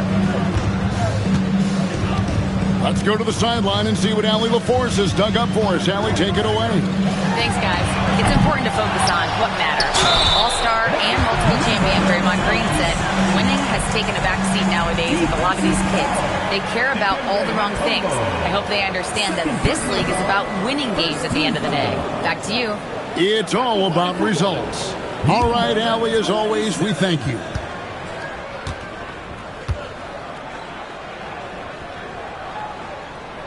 And that one misses. TB1 complain about the review process. The longer the review, the more it disrupts the flow of the game. That's exactly right, Kevin. You have the best athletes in the world competing at the highest level, and then all of a sudden it stops. And if the duration is too long, it takes the players out of rhythm. It drives the viewers at home crazy. This is something that us television people can go absolutely nuts about. Second half of play, and we're 3 minutes into the third here. Fires the 3. Edey with the rebound. Edey's got 5 rebounds tonight. Pass to Kolek.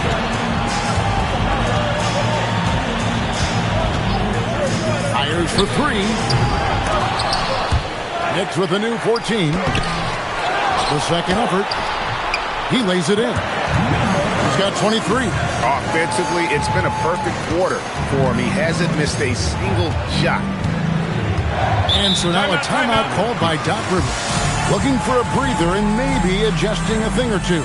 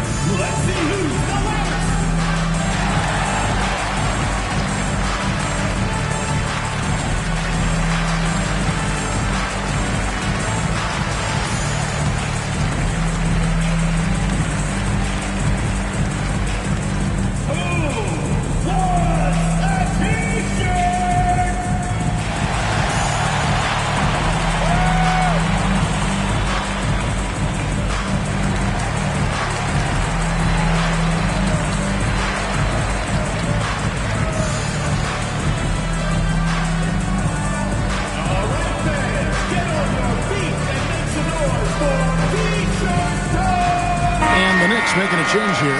Curry's checked in, and a change for the Rockets. Anderson, he's checked in for Hill.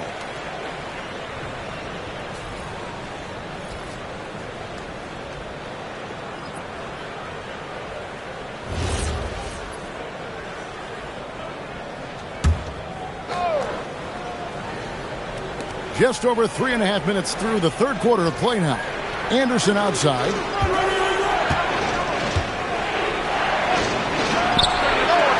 It's good from long range. The assist totals, Kevin, just continue to grow. They're way ahead in that category. Ball movement has been flawless. Artest against Walker. Back to Anderson. Here's Artest. And another three for Houston. And a breakdown here, guys. The hustle stats for the Rockets. They have been a wrecking ball defensively, coming up with steals, being active with their hands, and just doing a terrific job of disrupting the rhythm. I think one of the things that also strikes me is their activity, forcing turnovers, coming up with steals. It has really shaped the tenor of this game. Anderson, the bounce pass. And it's Artest missing. They've been the better rebounding team by a healthy margin, but it hasn't been enough. Back to Curry. Lets the three fly. Kemp with the rebound. Houston leading by 8. Anderson outside. Kemp with a screen for Anderson. Launches a three. Drills the three-pointer. And he has 42. And they have been relentless from deep. And you see the defense trying to react, but to no avail. Well, that's the whole point, isn't it? If you space the floor well enough, it's almost impossible for the defense to account for everyone. And obviously his momentum from the last game has carried over here tonight. No, I think that's the one thing every player is searching for. Consistency. They're giving this guy a chance to carry the offense once again. Oh, great ball movement there. New York trails by 12. Here's Kolek. He's got 7. Outside Curry. Tried to come right back with the 3 of his own, but it's no good. And he drives in, up and in on the layup. And the Rockets lead by 14. Oh, he's been a man on a mission, and there's nothing that's slowing him down. Buries the long-range jumper. Boy, as strong as he's been, they're going to need him to continue shouldering the load to try to break through. 6 seconds separating the shot and game clocks. Here's Kolek. Takes the 3. Tumbo grabs the board.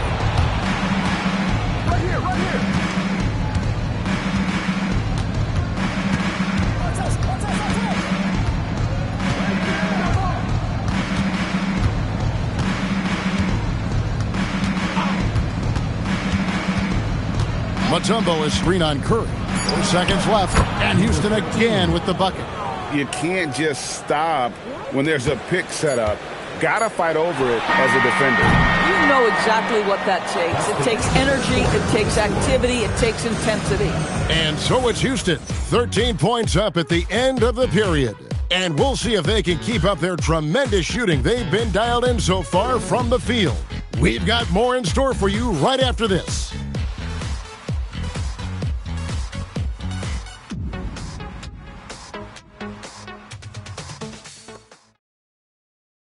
In a moment now as we take a look at our State Farm assists of the game. And he sliced the D wide open with his feet. They had no chance to prevent that basket. Well, that's what a great pass will do, right? You love the unselfish play. And we reach the fourth quarter in a game that may be already out of hand. So on the floor for Houston, Artest is out there with George Hill. Then there's Mo Wagner. Then there's Charlie Villanueva, and it's Barnes in at the 3 spot. The kick out to Walker. New York moving it around. Vassell, the pass to Maxey. Shoots it up. And it's Wagner with the rebound. And it's Barnes with the ball for Houston. 16-point lead, the largest margin in the game. And it's Artest missing. The Knicks shooting about 59% from the floor offensively. They've been running without a hitch. My goodness, he is such a great dunker. Craig, a high riser, no doubt about it. Cuts off the pass. Here's Beauchamp. They set the pick. And it's Vassell in the corner. Wow, drew the contact, and that 3 almost went in, so he'll go to the line for 3 free throws. And man, is Vassell tough to guard. So good at using that length to get the call. And the Rockets making a change here. Hayes is checked in. And you watch Paolo Banchero. GA offensively, he is a load to deal with. Yeah, I mean, he can cross you up, hit you with a spin move, score over either shoulder. This young man is a force. Walker against Villanueva. Pass to Artest. Now Villanueva. And there it is for him. And the Rockets lead by 14. Boy, what a sweet pass. That one on time and on target. And here's Walker outside. And the rebound goes to the Rockets. And you could tell he thought that triple was going to fall. Hill kicks to Hayes. Pass to Artest. Outside Hill. Now Artest. From past the arc. And Ware pulls it down. Ware's got rebound number 5 here tonight. Here's Beauchamp. Rebound by Ron Artest. Boy, that is tough defense. Exactly how you want to play him. And over 2.5 minutes in the books here in the fourth. Pass to Hayes. It's Hill on the wing. Over Maxey. Tried to bank it in, but he misses. New York trails by 14. Vassell outside. Beyond the arc. New York, no good that time either. We call that lockdown perimeter defense against an excellent three-point shooter. And Doc Rivers has called a timeout. He knows every possession is critical now. Right now, let's take a second to catch up with Allie LaForce on the sidelines. Hey guys, during that last break, I heard Doc Rivers as he talked with the team. And despite the lead, they are still coaching this team hard. In the huddle, they told their guys to stay alert. Do not give them anything easy. They want to protect this late lead, guys. All right, Allie, we thank you for that. That free throw missing.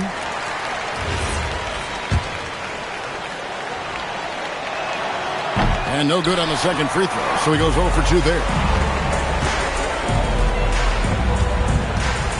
Well, if you're just tuning in, welcome. We've got about 3.5 minutes gone here in the fourth quarter. A three-pointer is right on target. Guys with size who can shoot with range, that is a tough tandem to defend. To the left wing, puts up a three. He got it again. Sensational. And he's up to 52 points. Yeah, making a GA look all too easy right now. Out to the wing, pulls up. Oh, and wide open, nails the chase. I'll tell you, they're leaning hard on this guy, but he's going to need some help here.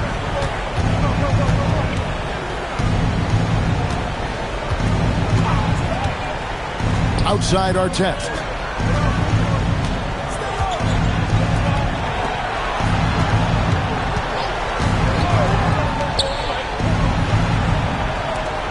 Now here's Hayes. He's guarded closely. 6 to shoot. And did the three. New York trails by 12.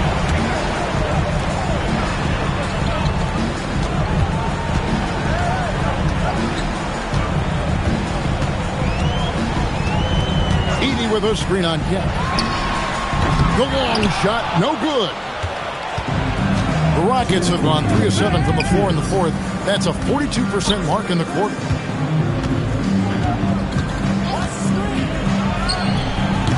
The three doesn't go. That's Walker with the ball, bringing it up for New York. They've given up just 8 points in the fourth quarter.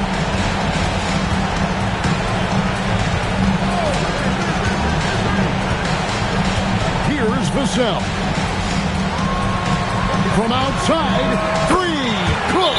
And he's had an excellent performance overall from the field. And we've got a timeout called by Doc Rivers.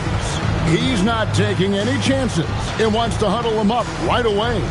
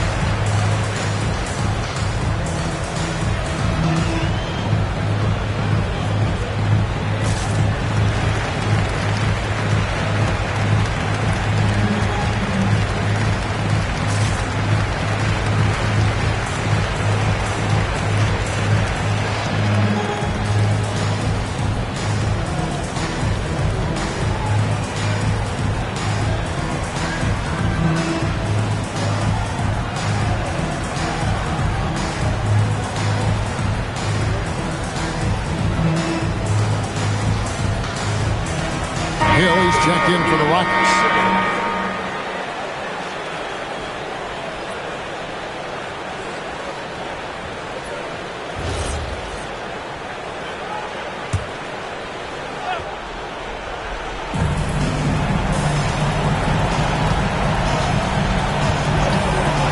Let's lose a three.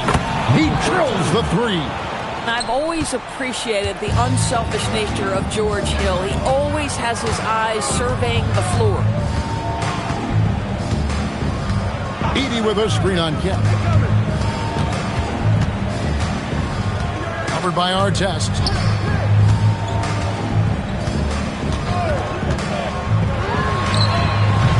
Off target from outside. Rockets have gotten just under 45% of their attempts to drop in the fourth. 4 of 9. And clearly, we will not be witnessing a spirited... Connects again from distance. He's scorching hot. Another three.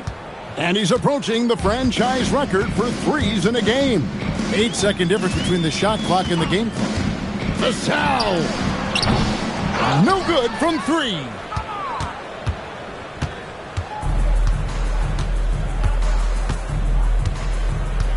Outside Hill.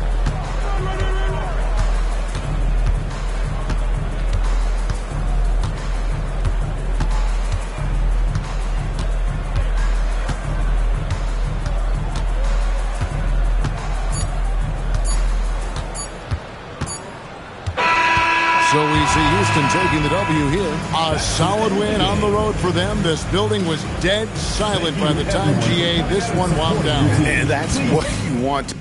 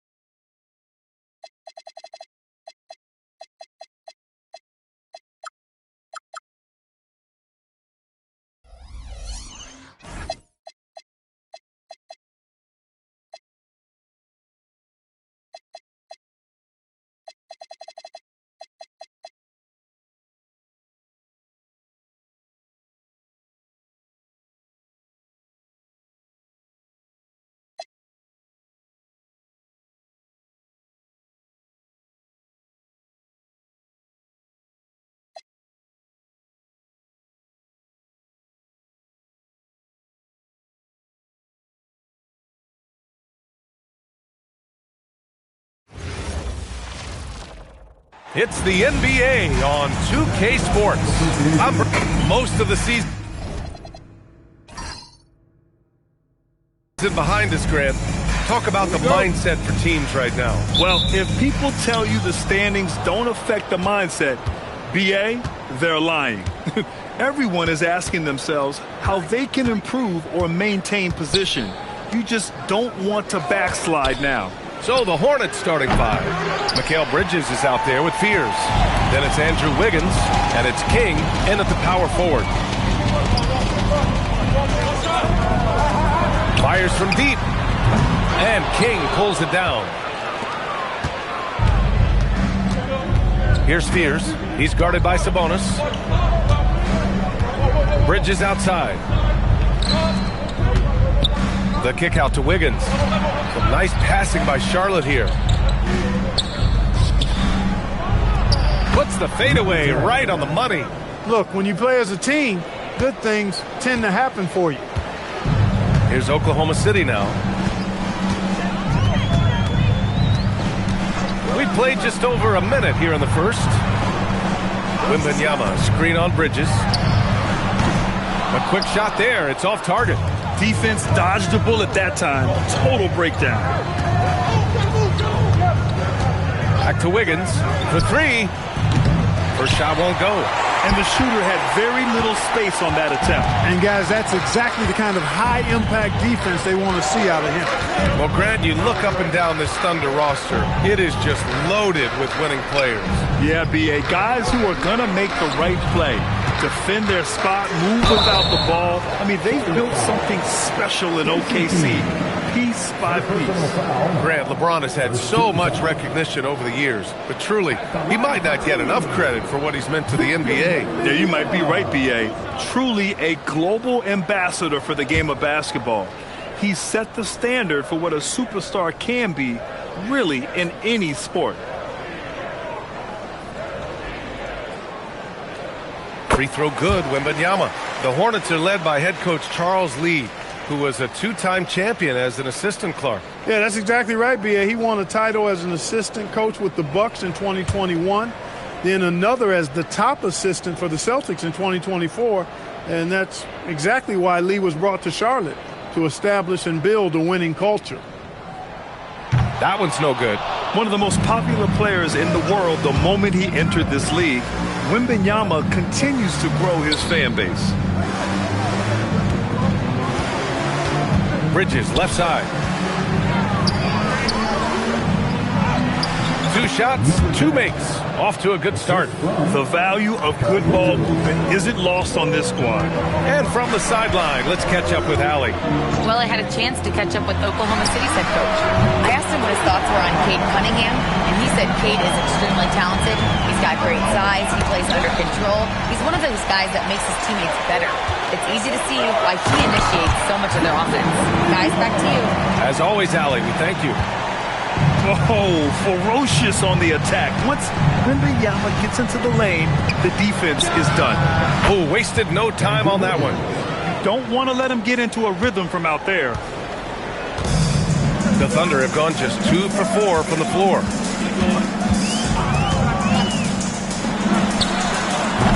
No good with the triple. He's had a hard time finding his shot this quarter. Pass to Bridges. He's guarded by Sabonis. Here's King. Oh, and he blocks it off the glass. Wow. You know, I don't care how close you are to the cup. If Wemby is lurking, you got to do something else. Here's Ginobili. He's scoreless.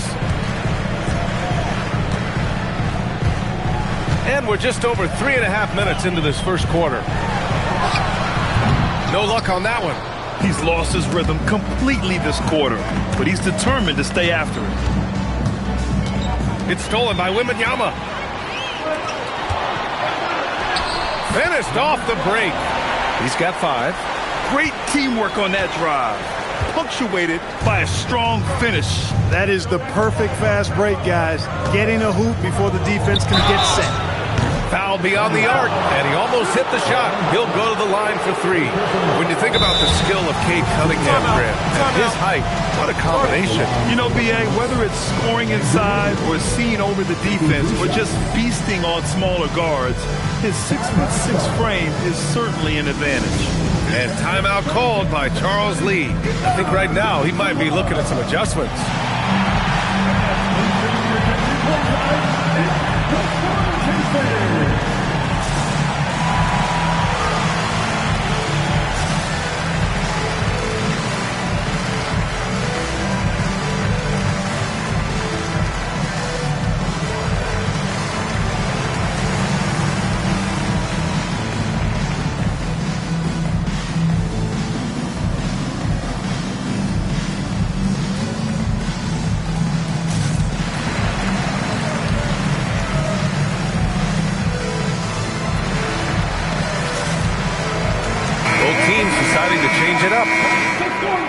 Now a look at the teams who excelled at rebounding over the last month. Number 1, Charlotte. Second, the Thunder. And both of these teams have been great at rebounding the ball over the last month, making sure they're doing whatever they can to get the boards off the miss. A decent free throw shooter is Wiggins, trying to become more than that, though, given how often he gets himself to the line. And he nails the third.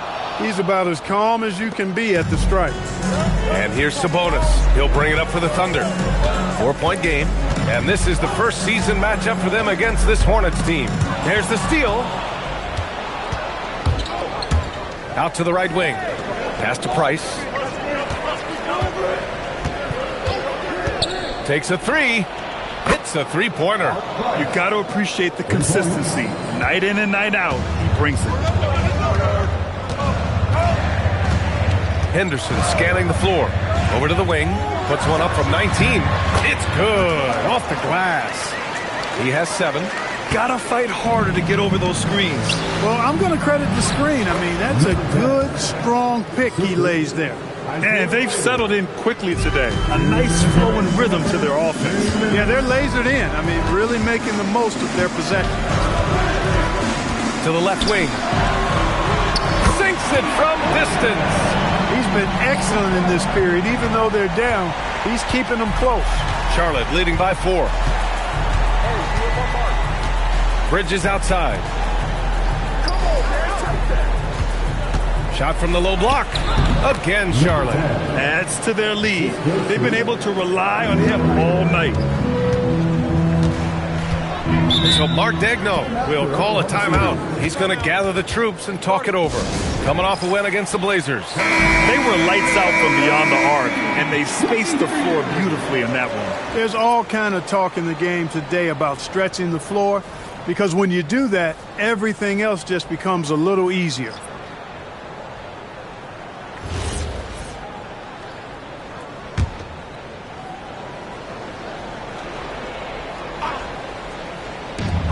We've got 1:23 left in the opening quarter.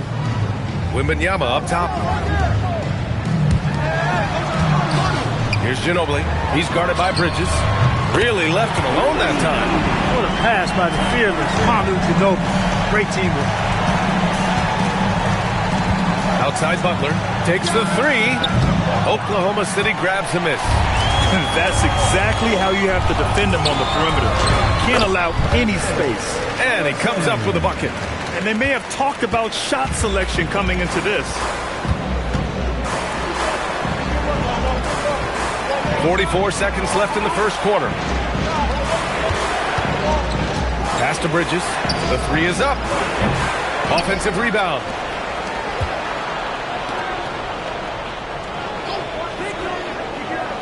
Shot clock at 6. The 3 fears.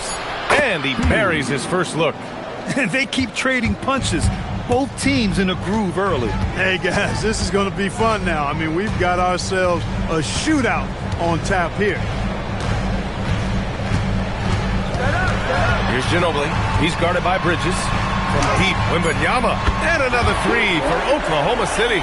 And with his height, the defense unable to impact the shot on the closeout. Both teams have it going here early and still close through the first quarter. Charlotte on top. They're up by 1. And quarter number 2 will get underway.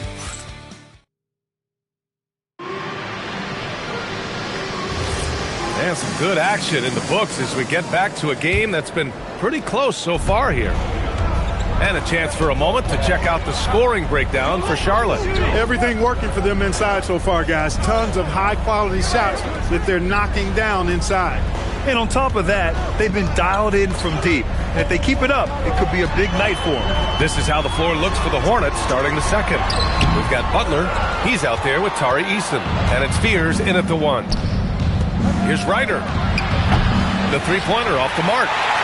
Oklahoma City trailing. All right, let's check in with Allie LaForce. Well, Franz Wagner was asked to describe his game, and he said, I don't know if there's someone who I would say I play really close to. I'm like a tall guard. I try to do a lot of different stuff out there, and I hope when you see me play, you see that I'm having fun and I'm playing for the right reasons. Guys, back to you. Okay, thanks for the report, Allie. The shot by Johnson, no good. Here are the Hornets with the ball. Their last game, a win against the Magic, looking to carry it into this one.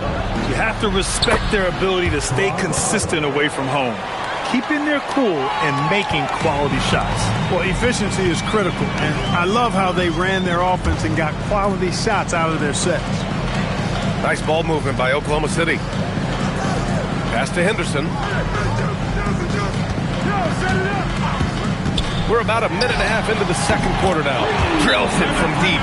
The response from Scoop in answer 3. What a back and forth. Oh, my. So it's both teams making substitutions here. The role of the big man has evolved over the years. What's been the most noticeable change to you, Clark? B.A., and it's not just the big man. I just think the overall athleticism of all of the players, certainly the big guys, stand out because they're now taking the ball rack to rack. They can go in traffic with the dribble. They're more mobile on defense because defenses switch a lot now. I mean, it's not all about being in the paint just because you're a big guy. They play all over the place. Pass to Ellison. Here's Harper.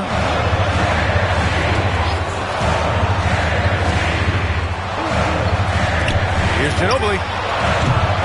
And a miss there on the triple.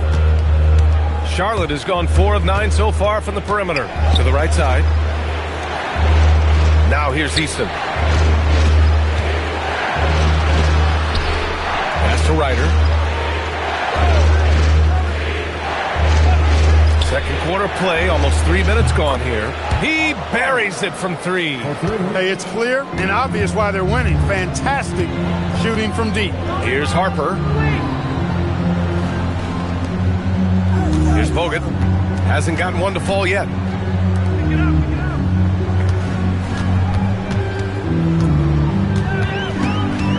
Here's Ginobili.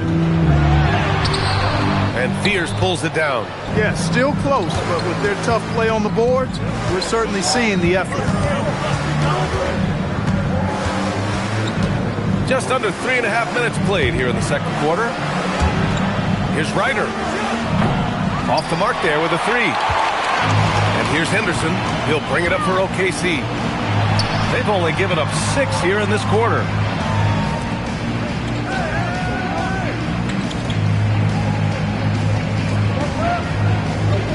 Pass to Ellison.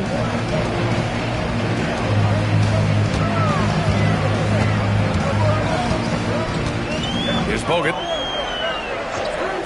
And here's Henderson. And again, Oklahoma City, no good. Operating from mid-range, that's a shot he likes. I mean, I'm sure he'd love to have that one back. Looking at the young forward, Brandon Miller. Just how high is this kid's ceiling, Clark? Yeah, I think he's got all-star potential. I mean, he's a multifaceted scorer, a really solid rebounder at the wing position, and a good passer. Just a good all-around player who I think is only going to get better and better as time goes on. Gets the 3 to fall. They're shooting nearly 50% from beyond the arc, and their confidence is growing. And so Mark Daigneault will call a timeout. Coach taking this moment to speak to his guys, maybe alter some of the game plan. Both teams deciding to change it up. A peek now at our rookie leaderboard to see who led the way in steals this past month.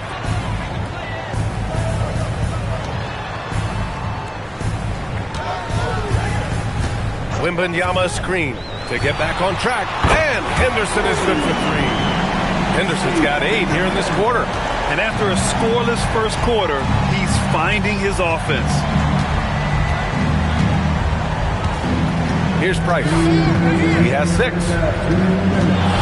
To the inside. And it's King missing. Yeah, we're not used to seeing him get bottled up like that. Wow. To the middle. Here's Wembanyama. In traffic, Wemby goes to work. There were questions about Wembanyama's strength coming into the league. No problem with the contact here. Here's Price. The Hornets making a switch here.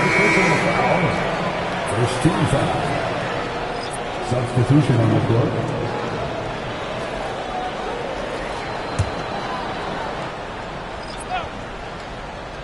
Here's King. 20 points for him last game against Orlando. relentless on the glass. Boards are largely about how much you want it. Well, Victor doesn't have too far to go. I mean, he just pops up to the rim, makes it look so easy. They set the pick. Pass to Fears. Some nice passing by Charlotte here. And he says right back at you with a big dunk of his own. And plays like that one can make the difference in a close game. And it definitely got the bench on their feet, too. Making a statement for sure. I mean, we'll see if they can maintain that aggressive approach, guys.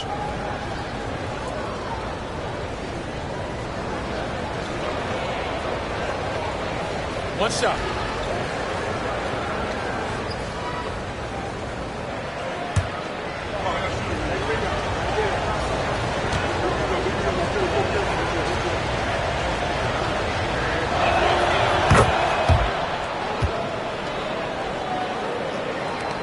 .58 seconds left in the first half. Here's Ginobili. Yet to see a basket.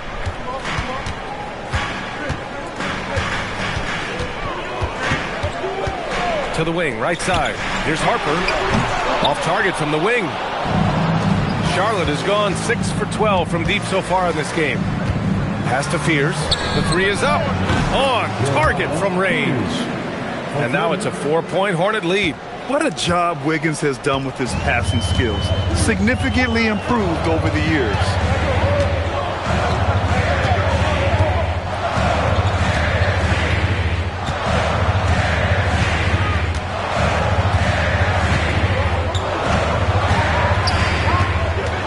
Pass to Ginobili. Launches a three. Can't hit that one. And so a close game as we wrap up the first half of play. It's the Hornets. They're up by 4. And we'll be back for the second half following the break. Keep it right here on 2K Sports.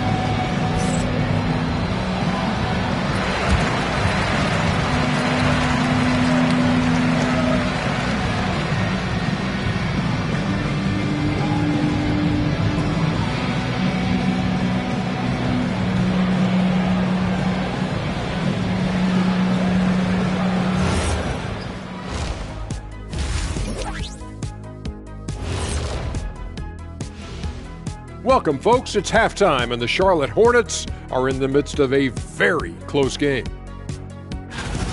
Well, they've been the more physical team, and we've seen that on the glass as well as all the other areas, guys. Yeah, this team is built to rebound. We thought that might be an advantage coming in. And let's turn our attention now to the Rookie of the Year race. It's a very exciting group. We get to watch them grow. The league has adjusted to them along the way, but they've adjusted back. Some great coaching as well to bring these guys along. And that is going to do it for us. Let's get back to some second half action with Brian Anderson and company.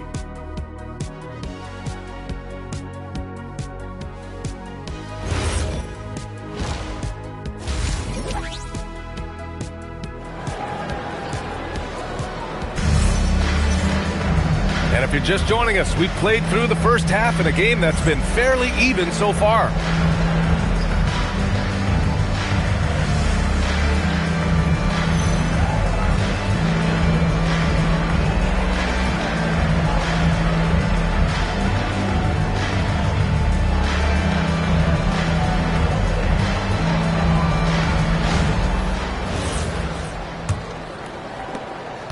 Thunder trail by 4.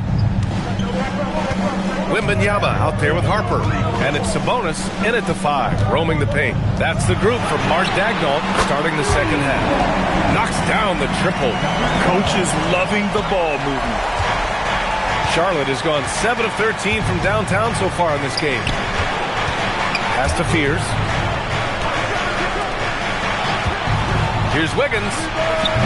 Oklahoma City grabs a miss. Here's Ginobili.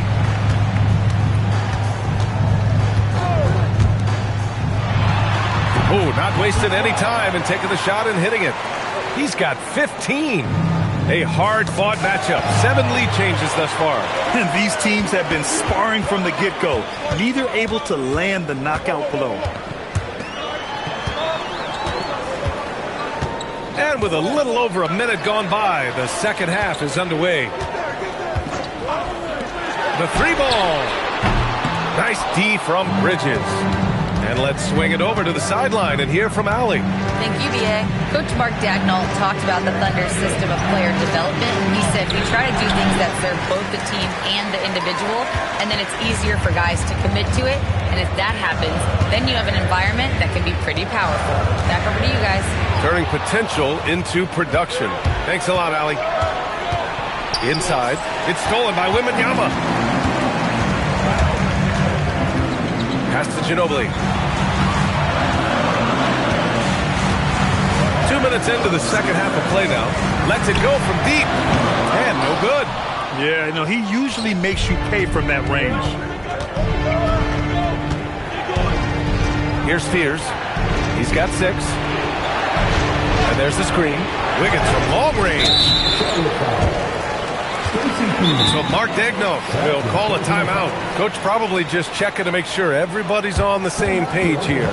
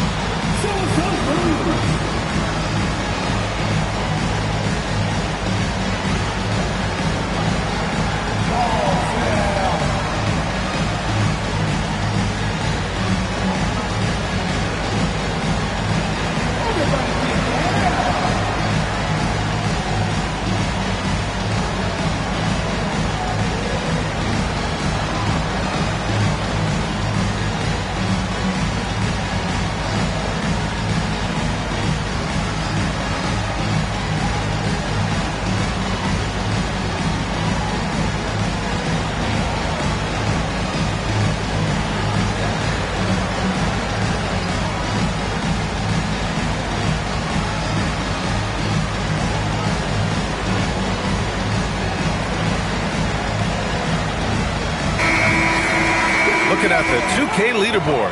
Here were the NBA's top dime droppers last year. Jeremiah Fears is 3rd. Not a lot of guys had better vision on the floor than him. He was able to see passing lanes and ready shooters no one else could.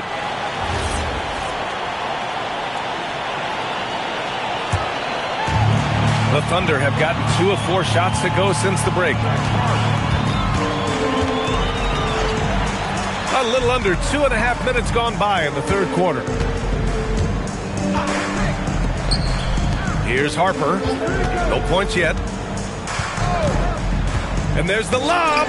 It's intercepted. Wiggins outside. Here's Fears. He's got 6. And Charles Lee wants a timeout. And we might see some changes. Coach potentially looking to adjust.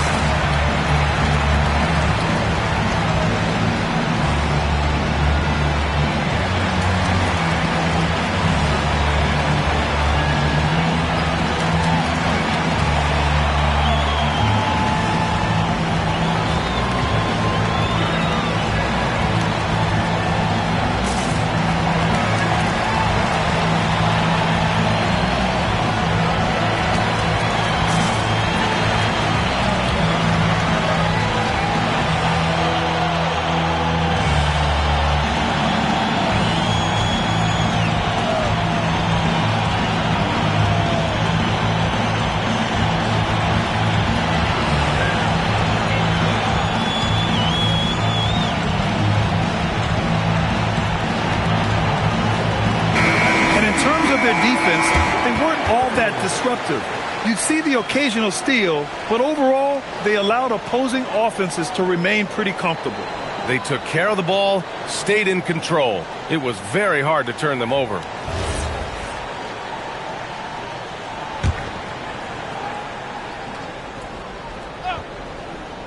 Here's Spears. He has 6. Pass to Bridges. To the paint to stop the drought. And he sinks the layup. He's got 15. Nice pass by Bridges. Just keeping his options open out there. Here's Ginobili. Hasn't gotten one to fall yet. Counted from distance. And the Thunder lead by 2. He's hit a pair of threes each half, making a significant impact. Pass to Wiggins. 3-pointer. Oh, Wiggins! Bullseye with the 3. For Wiggins to take another step forward, he must improve as a shooter. So this is good to see. Here's Ginobili. Tried to answer back, but that 3 is off the mark. Here's Spears. Throws it up high. It's stolen by Wembanyama. Down low. Gets the bucket and the foul. That one belongs to Wiggins. Yeah, Wembanyama fights for his bucket, using his size to get it done despite the foul. This will be his 3rd free throw attempt of the game. Scoot Henderson's checked in for Oklahoma City. Butler's checked in for Charlotte.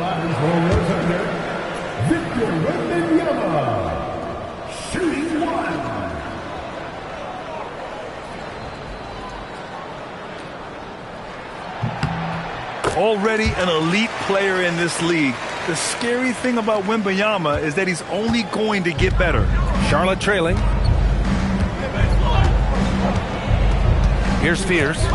6 points for him. And there's the call. It's going to be an illegal screen. Tough one. In a game where every possession is valuable, turnovers can make the difference. For Oklahoma City, they've gotten 4 of 7 shots to drop in the 3rd. Here's Ginobili. Yet to see a basket. The quick look, no good that time. Pass to Fears. Back to Wiggins. Let's go with a 3. It's rebounded by Sabonis. Sabonis has got 4 rebounds now. Wembanyama. Pass to Henderson. Puts up a 3. Getting it to fall there. He's 8 of 15 in the game. Boy, they need to ride him as far as he can take him because he is pedal to the metal right now. Outside Butler. Pass to Fears. Nice passing by Charlotte here. Wiggins for 3. And he battles for the ball. Gets his second chance bucket. He's got 17. Wow, he really fires up his team with his ability to extend possessions. There's a minute 40 left in the 3rd quarter. Henderson misses. Hornets trail by 3. Pass to Fears. 11 feet out. That one a little long. The Thunder have gotten 5 of 10 shots to go. Here's Ginobili. Back to Henderson. The 3. He's off on that one. And even after airtight defense like that, you still just expect him to hit those kind of shots. Pass to Fears. It's Bridges on the wing. Outside Butler. Out of bounds. The Thunder will take it. Over the last month, these are the highest scoring teams in the NBA. In the 3rd spot, Oklahoma City. This team has really found a great offensive rhythm lately. Running smart plays, sharing the ball, and racking up points.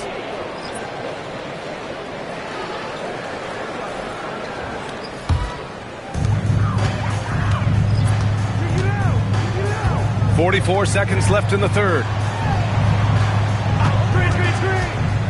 Here's Ginobili. Still no points. A good look from Johnson. And that one off the back of the rim and in. And the Thunder lead by 5. He's been playing great unselfish basketball, really putting the rock in the hands of the right shooters. He is delivering a lot of room service dimes tonight. One sweet one after another. Here's Fears. He's got 6. Outside for Butler. Puts up a 3. Oh, it would have counted had it fallen, but it is offline. And we've watched 3 so far in this one. Oklahoma City ahead. They lead by 5. And fourth quarter basketball will be coming your way on 2K Sports right after this.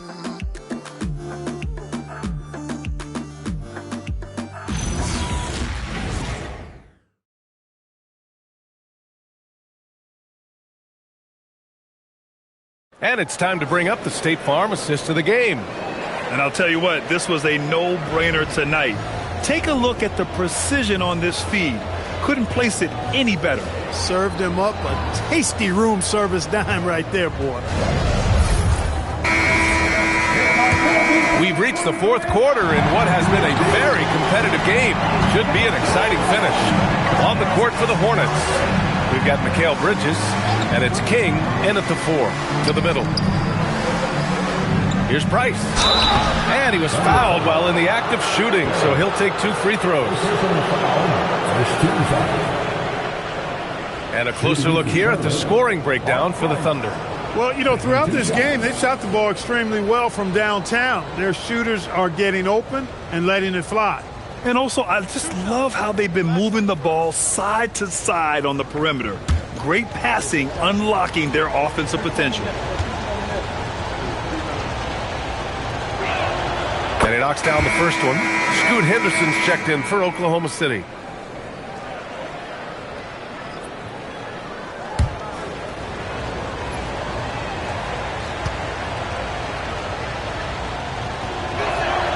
And that's good as he hits both shots. So it's the Thunder now. 3-point lead. Outside Johnson. Pass to Wembanyama. And that one is right through the heart. Man, Wembanyama getting it done. Woo! Here's Ryder. Here's Pachulia. Pushing it up the floor. Here comes Oklahoma City. The shot by Wembanyama, no good. Great opportunity. Just couldn't complete the play. Yeah, it is unfortunate and embarrassing. He just lost his concentration for a split second, and that's all it took. Pass to King. Poke loose. Here's Price. The 3 is up. The rebound by Victor Wembanyama. Wembanyama's got his 4th rebound in this one. Jacks up a 3. Wemby showing off the range. The assist numbers certainly stand out. They've really emphasized ball movement here today. Clearly just an example of a different mindset between these teams. Offensive rebound. 3-pointer. Price gets the bucket. Price has got 5 points now this quarter. Boy, nice heads-up play that time by King. Made a quality pass instead of forcing a bad shot. Nice ball movement by Oklahoma City. Nice shot by Wembanyama. That's how you up the ante. Come right back at him. A little back and forth from long range. I love it. That's a terrific answer there. Here's King. Here's Price. And it's going to be a 3-second call. That's a costly error. Let's see how they bounce back. Well, you know what? Their wounds are self-inflicted. I mean, you've got to play much smarter than that. Butler's checked in for Charlotte. Thunder leading by 8. And we've got a timeout called by Mark Daigneault. He was quite emphatic, demanding the timeout, clearly wanting to address strategy with his team.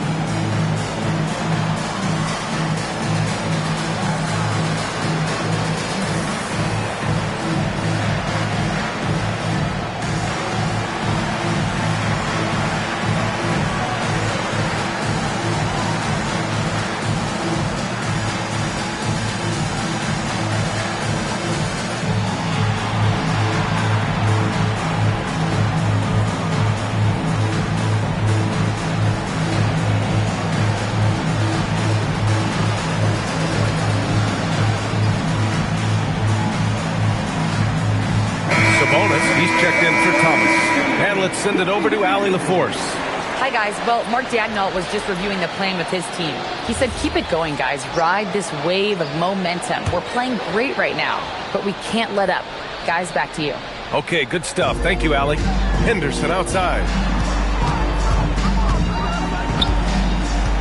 We're in the fourth quarter here. Just under 2.5 minutes gone by. It's such a difficult frame to guard. Wembanyama draws the foul easily. At the line for your Oklahoma City, Victor Wembanyama. Taking two shots. Take a break. 2 shots.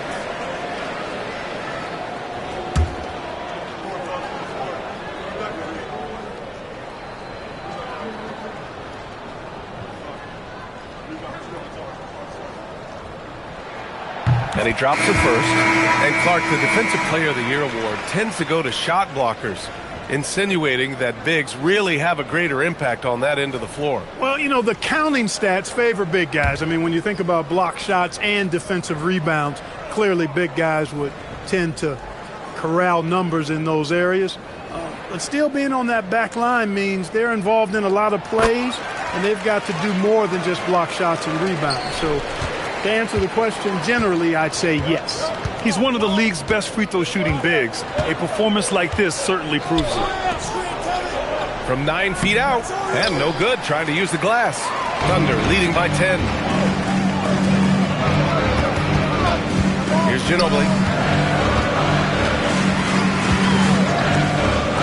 Lets it go from deep. Drains the triple. 24 points for him. And what's working here? Each guy is willing to make the next pass.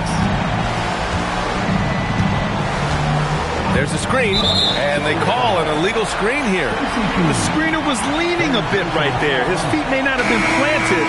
Pretty obvious call by the officials. Yeah, I agree. You know, sometimes that can be a tough call for the refs to make, but not that time. It was easy there.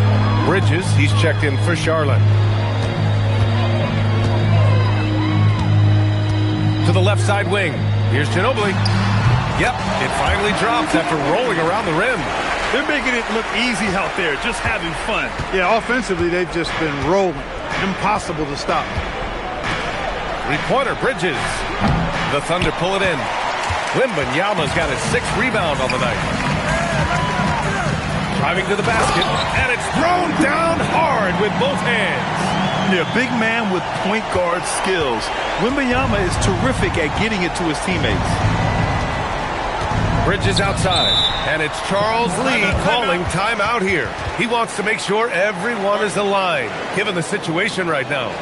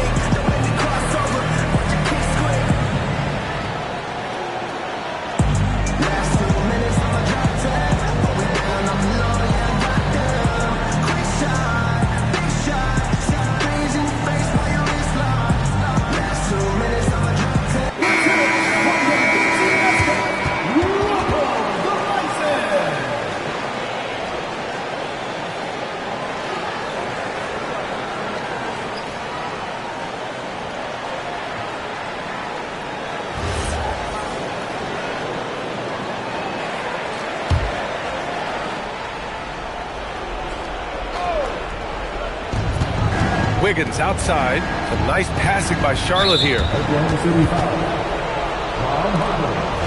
Third personal foul. Second team foul. Pass to Fears. And here's Wiggins. And no one in the vicinity. Smooth, quick release. Wiggins has put a lot of time and work into his jumper.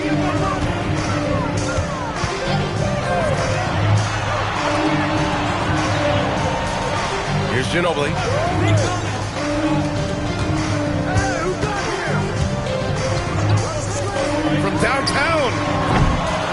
no good.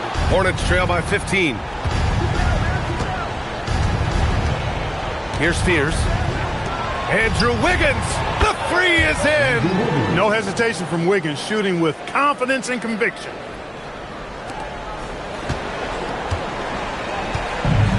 Oklahoma City has gotten 3 threes to fall out of 4 attempts here in the fourth. 2 minutes remaining in the game. 2 minutes. Wembanyama, screen on Bridges. Wiggins with a rebound. And so it's Wiggins with it. He brings it up for Charlotte.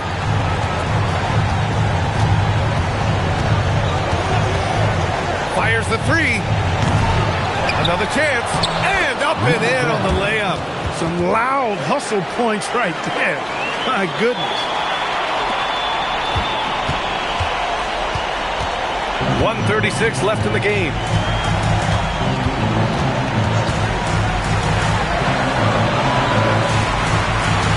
Here's Ginobili. Takes the shot. It's good. What a day. And his fantastic performance from the last game has carried over to tonight. And you know, that's how it goes with him. I mean, his hot streaks, guys, don't last minutes. They last days. Deflects the pass. Oh, Sabonis with the steal. And a comfortable win for them here. Game is out of reach. Good performance for the Thunder. I was really impressed with their attitude today, Graham. Competitive game. They battled through every step of the way. And BA, can you say big time effort and energy? I mean, just a tremendous performance. They were well deserving of this win. And they earned win number 9. Each win so important in this league.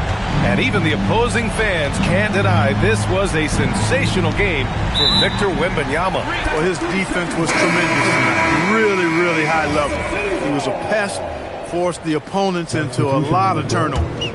And it's Oklahoma City's ball. They're on a 17-7 run.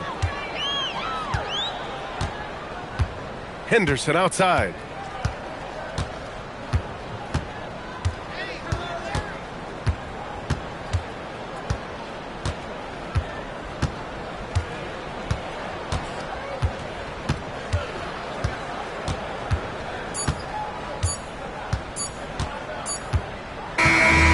So Oklahoma City takes this one, and by a big margin.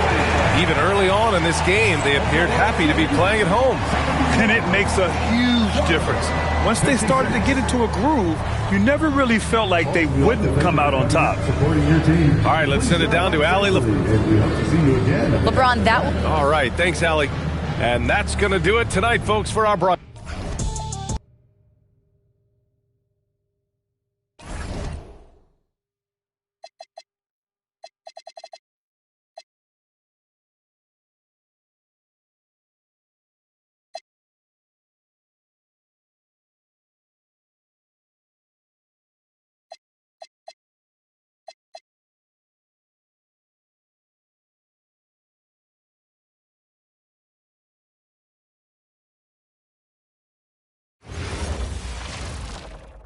Thanks for joining us here on 2K Sports for NBA with the season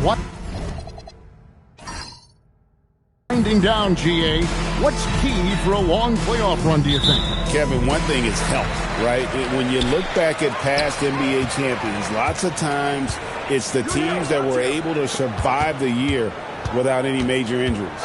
A look at the Magic starting group. We've got Mike Bibby. Baca is out there with Thompson. Then there's Divac. Bibby against Wallace.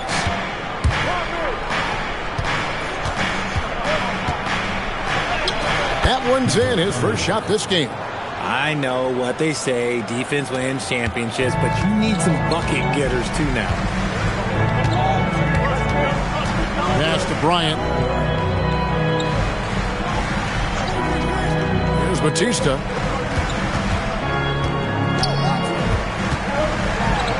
And that one is hammered home. And the dunk was nice, Kevin, but the move he made to free himself up was a thing of beauty. It sure was, Greg. What a savvy play to get into position for that jam.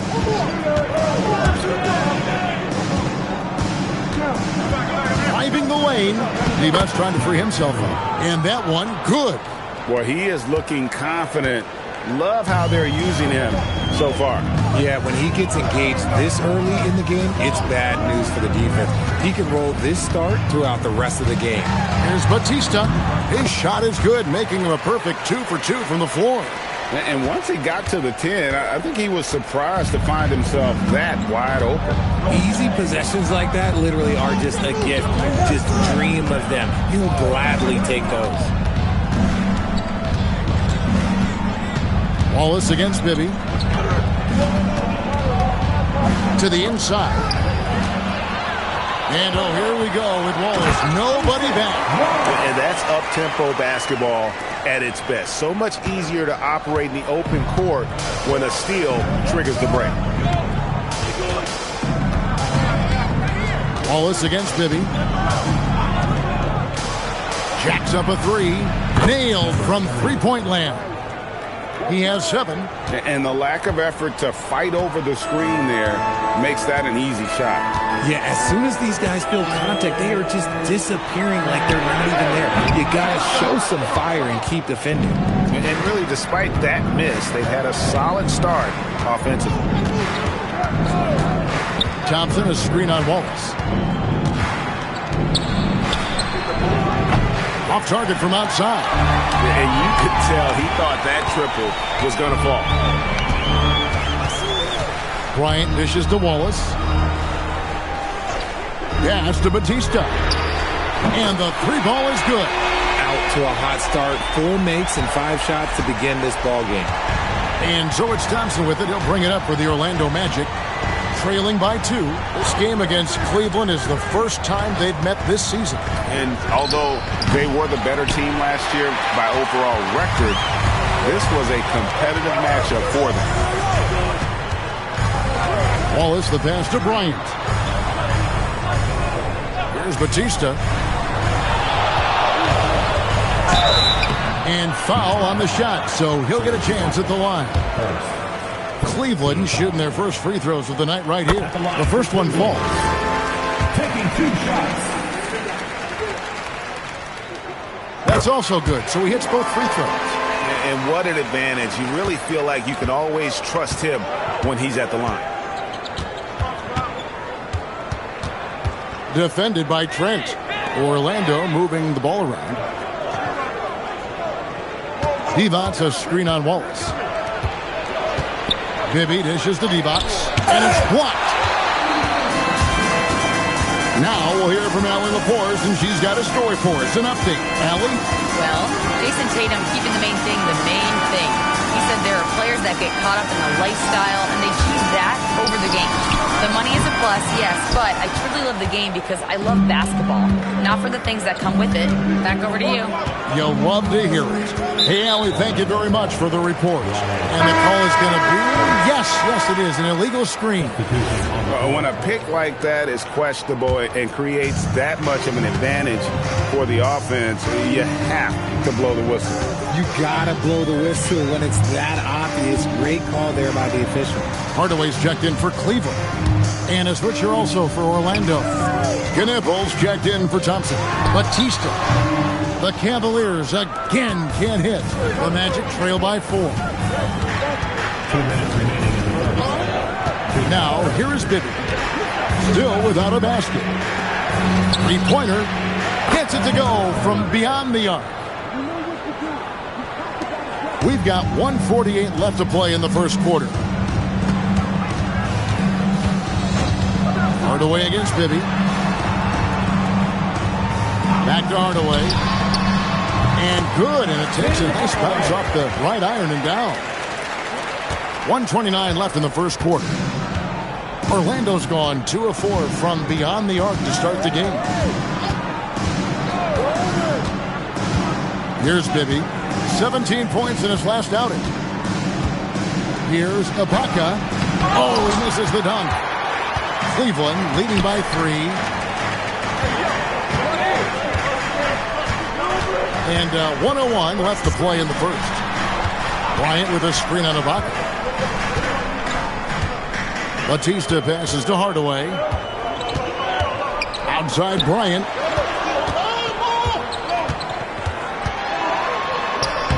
down in the low post. It goes. And when he gets in his head that he's going to get to the basket, very little you can do defensively. Here's Batista, defended by Divac.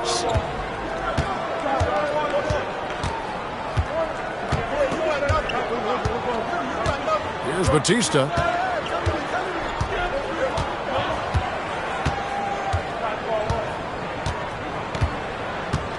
"11 seconds left in the first quarter of the game. Just 5 to shoot. Cleveland needs to get a shot off here. Oh, taking it to the rack with power. Hammering down the two-hand slam. And so it's Cleveland, bringing the quarter to a close with a 7-point lead. Their shooting has been the big key. Their percentage from the field so far has been terrific. We'll return shortly.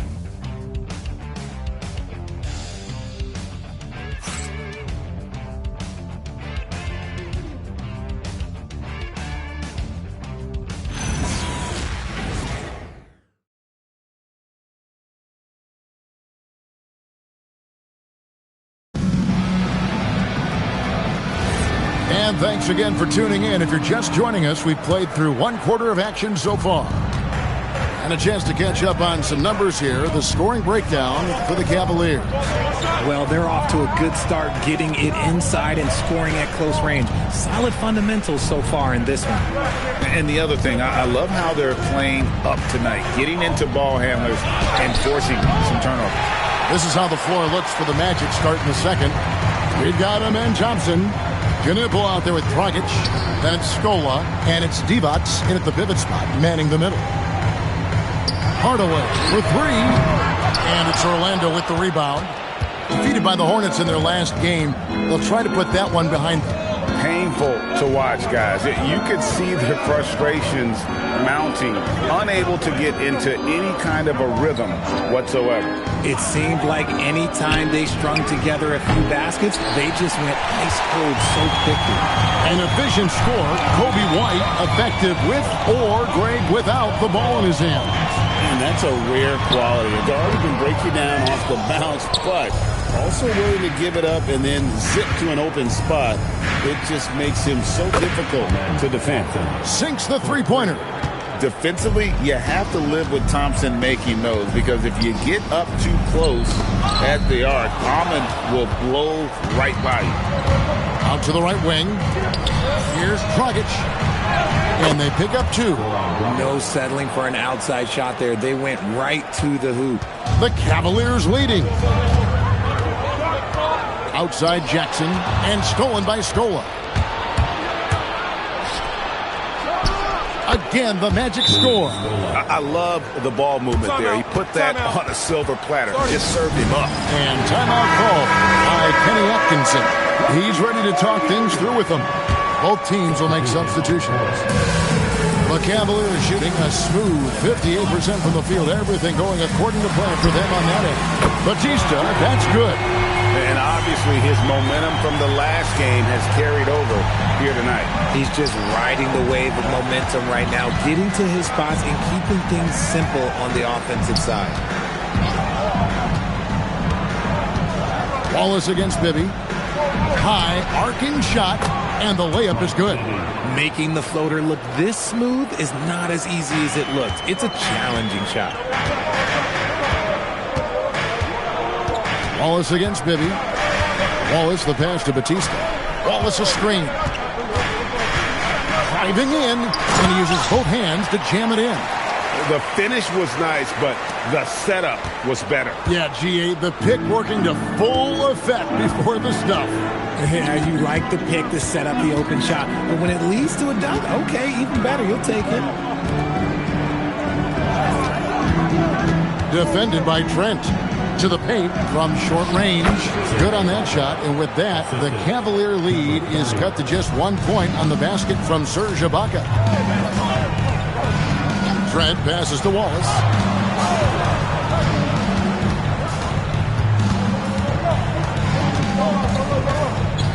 And almost 4 minutes gone here in the second quarter of play. And the officials will call the illegal screen right there.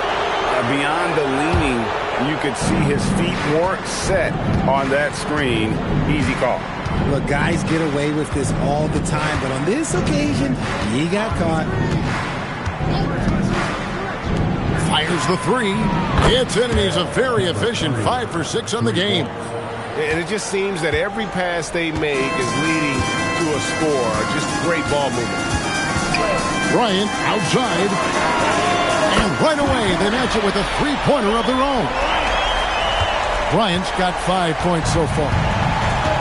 Orlando's gotten a success rate of just over 50% from three-point tonight. 4 of 7 shooting. Defended by Trent. Over to the wing. Maybe up top, Wallace covering. Shot clock at 6.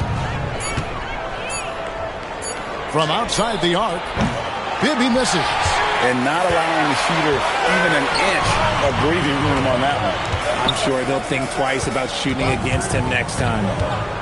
Going inside. Yeah, nice, strong finish on the inside. But Greg, that's what he does. He's got the dunker mentality. The Magic trail by 3. And so the timeout by Jamal Mosley here. He's going to make some adjustments to the game plan. So, Greg, you played in the league over a decade. What's the toughest thing about being a pro basketball player? Lots of things. To me, it's just keeping your spot. Every year, there's just so much talent coming in. So holding on to a place on the roster, then that can be as difficult as anything. Tim Hardaway's checked in for Wallace.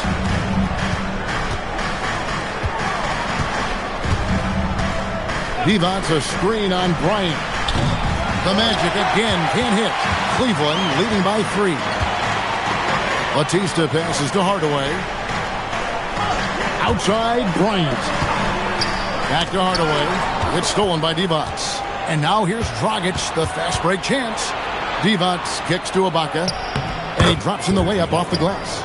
Ibaka's got 4 points this quarter. Give Ibaka scoring opportunities down low, and he'll torch you. Great job by the big fella. Pass to Batista. Here's a good screen. Now here's Hardaway. He's guarded by Dragic. Here's Batista. Driving inside. The rim-rattling two-handed jam. And Hardaway always looking to incorporate his teammates. You can see him keeping his eyes moving in order to make sure he's ready to deliver to the open man. Can't tie it up as that one's no good. Cleveland's gone 2 of 3 when they've stepped beyond the arc in the second quarter. Pass to Batista.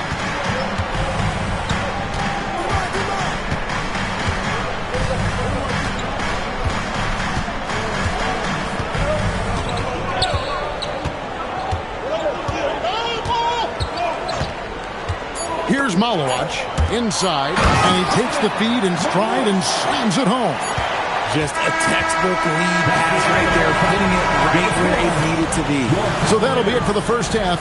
Fairly even battle underway in this one.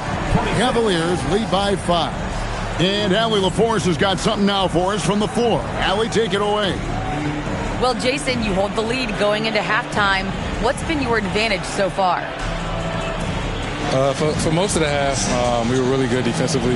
We let our foot off the gas a little bit, so we got to do a better job.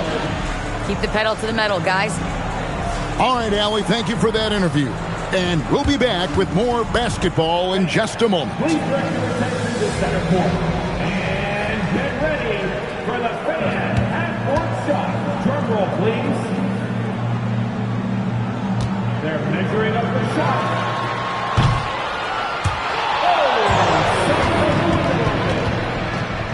One more time, a round of applause for the participants.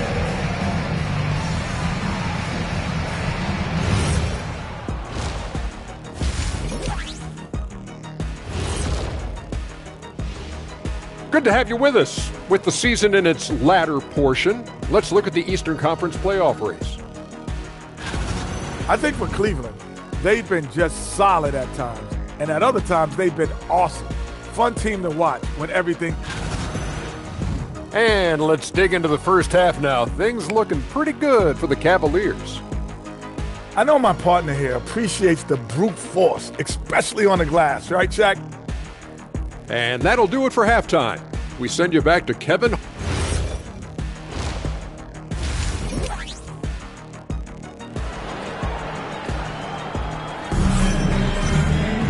And we're halfway through this one. Plenty of basketball left in a game that's been fairly even so far.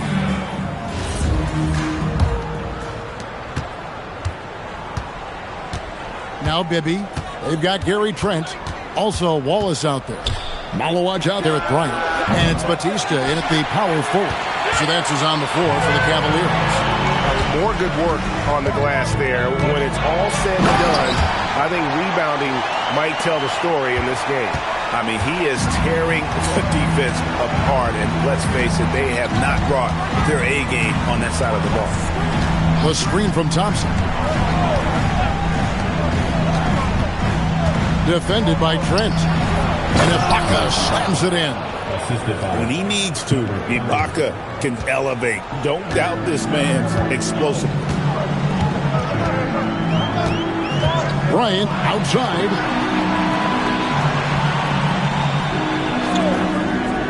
About 1 minute played here in the second half. Batista, that's good. And his ability to efficiently score, that's really helped him out in this one, putting them ahead on the scoreboard. There's the screen. Pass to Bibby. Thompson surveying the floor. Bibby, a screen on Bryant. Fires from deep. Bryant with the rebound. Good job by the D to stay with him and make that a tough three. Here's Malowaj. A chance to extend the lead to double digits, but it's no good. Thompson with it. Defended by Trent. Pass to Bibby. Divac, a screen on Wallace. To the middle. Shot is good, and the Cavaliers lead cut down now to just 6 points with that basket from Divac. They didn't have much of a problem getting the ball into the post that time. And timeout call by Kenny Atkinson. Coach is going to talk some things over with the team. Might be seeing something to adjust. And now the 2K leaderboard. If you want to talk defense and talk block shots, just have a look at these teams, what they've done the last month. In third, the Cavaliers. They have been racking up the blocks lately. I mean, if they keep this up, they're going to be a very difficult matchup for anybody. It's stolen by Divac. Here's Thompson, and there are the Magic with another bucket. These are the shots Coach wants them hunting down, just the easy makes.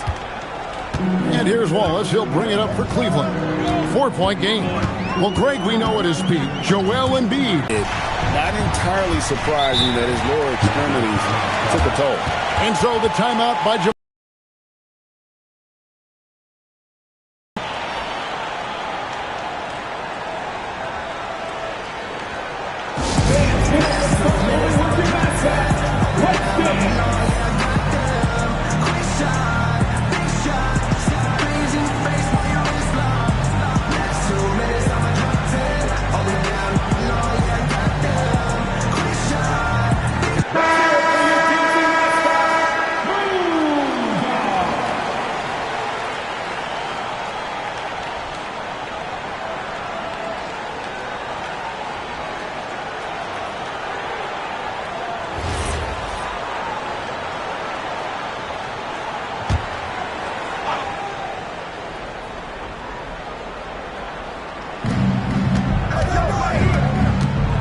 Wallace against Bibby.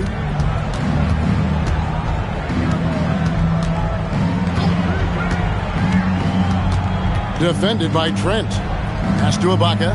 And here's Bibby. Back to Ibaka. Now here's Thompson. Shot clock at 5. Puts up a deep three. The Cavaliers pull it in. And they're controlling the boards, Kevin. That's +5 in that category. Outside Bryant. The tray. And no good. Well, he's got a great stroke. That one almost dropped. Pass to Bibby. And here's Thompson. And it's Thompson with the jam. He's got rocket ship-like takeoff. Thompson can flat out fly. Wallace, the pass to Bryant. Here's Batista, defended by Ibaka. They grab their own miss. There it is, guys. One of those effort plays that makes a big difference in the game. And GA, it is definitely making a difference so far today. Offensive rebounding is about hustle and determination. Huge putback, making a statement there. And looks like the illegal pick was set. Yep, that's right. That'll get their attention. Beyond the leaning, you could see his feet more set on that screen. Easy call. Look, guys get away with this all the time, but on this occasion, he got caught. Trent passes to Wallace. And a lot of contact on that one, so he'll shoot two here. Serge Ibaka picks one up there. Hey, Greg, kind of a combo forward. Tatum at 6'8", more than capable, playing up at the power forward position. And that's where he's mostly played the last few seasons, and his rebounding is more than just serviceable. Credit him for the strength he's added over his career.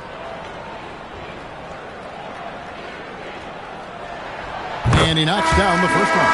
The Magic making a switch here. Knipples checked in.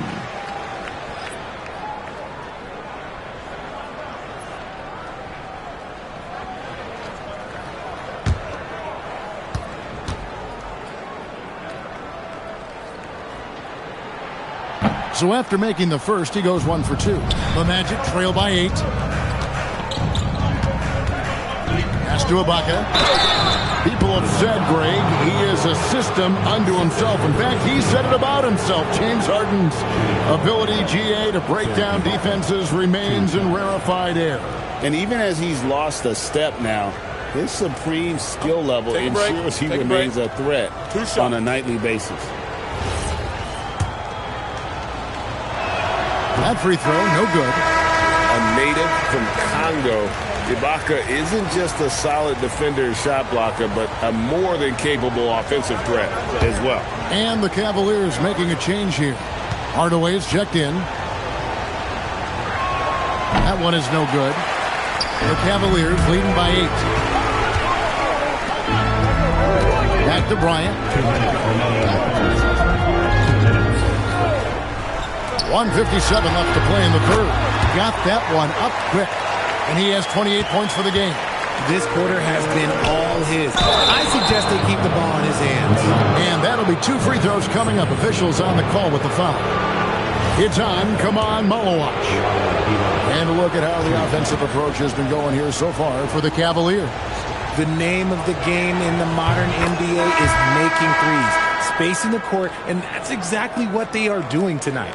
And also, the mid-range game has been working as well. They kept that as a big part of their game plan, and boy, are they being rewarded for it. Goran Dragic is checked in for Knippel. And he makes the first, but misses the second.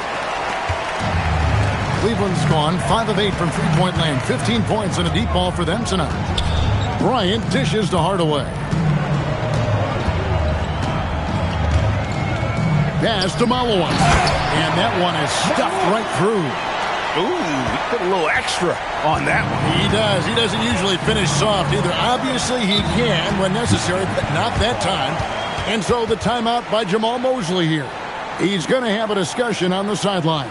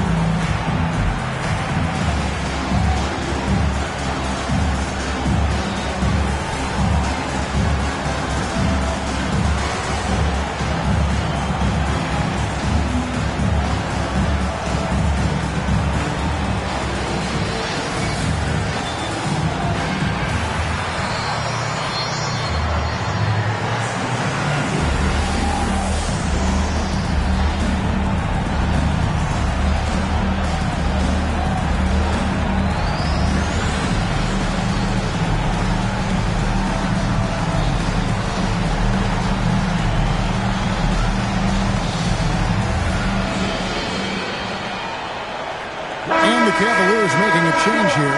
Jackson's checked in. And a change for the Magic. Knippel's checked in.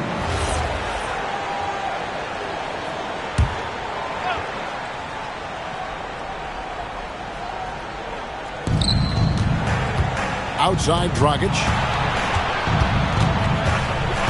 Divac sets a screen. It's Dragic with the drive, and it's Divac with the jam. Dragic likes to get others involved and such a solid distributor. Outside Hardaway. Trent against Bibby. Hardaway sets a screen for Trent. Right side Hardaway. Divac with the block. Fast break. Here come the Magic. Here's Bibby. And the layup's good off the glass. And he has to build on this because we can see where him being a ghost out there has gotten them so far. Hardaway against Dragic. And here is Hardaway.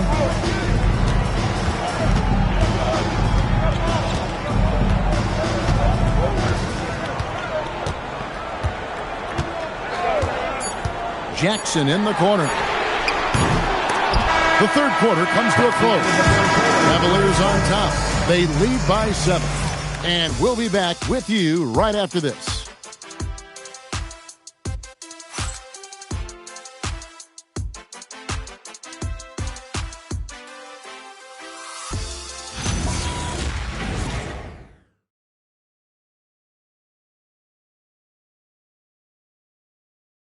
Here now a chance to show you our assist of the game, and it's presented as always by State Farm. Yeah, an easy choice tonight. Look at the precision on this pass. Put it on a platter for him. You've got to admire the vision just as much as the accuracy. Not many players can even spot that pass. And this is it. Glad to have you along for this fourth and final quarter. Fourth quarter on the floor for the Magic. Scola out there with Divac. And it's Knippel. Then there's Dragic. And it's Thompson in at the small forward. Hardaway for 3. Drains the three-pointer. And the Cavaliers lead by 10. Yeah, and Hardaway there squared up from distance. He is as reliable as it gets from outside. Thompson outside. In the corner, Knippel with it. Divac sets a screen. Solid play in the low block, and that one's good. You see the fluidity there. Vlade's a better athlete than most give him credit for. Hardaway is screen on Scola.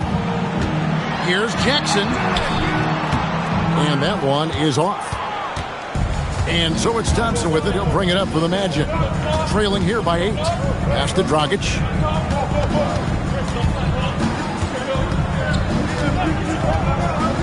Outside Scola. Here's Knippel. Some nice ball movement by the Magic. And Hardaway comes to help. 6 on the shot clock. Back to Divac. And it's Divac with the jam. Yeah, he just punched the ticket on that one. That'll get the job done. Powerful two-hand jam. And Kenny Atkinson calls timeout. He has decided it's the right time to talk. So it's both teams making substitutions here. Let's check in now with our Allie LaForce, who's got a story for us. Allie? Well, over the break, I did listen in on Kenny Atkinson's huddle, and he encouraged them to stay focused and not get complacent, saying we've worked too hard to get this lead and we're not going to give it up now. Stay connected, play smart, let's get this win. Guys, back to you. Great work as always, Allie. Thank you. Batista, that's good. It's been this way since halftime. Tremendous production from beyond the arc. In the modern NBA, you have to hit threes to win games, and they've made that adjustment since the break. Thompson, a screen on Wallace. Traps in the tray. And an eye for an eye. Both teams working to stretch the floor. This is today's NBA. Hey, we see this kind of exchange more often than not. Here's Batista. And another 3 for Cleveland.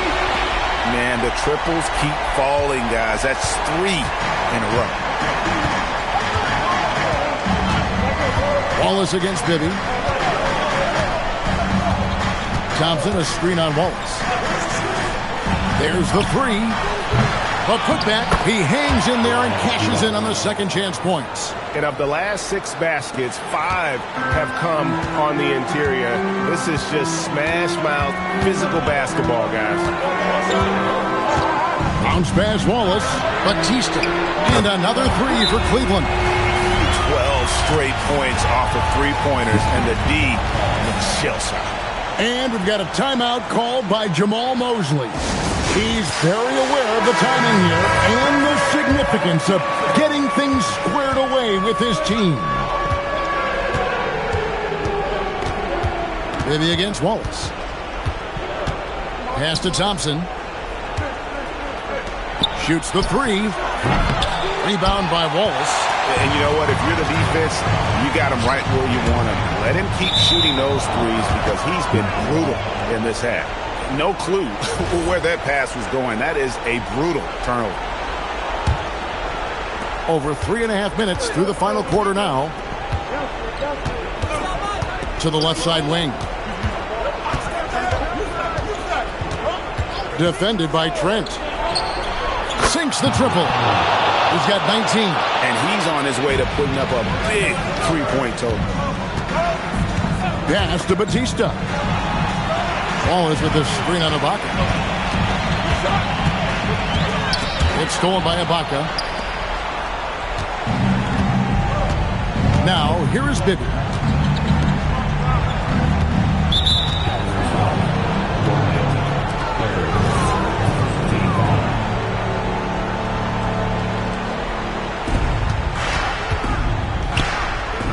Defended by Trent.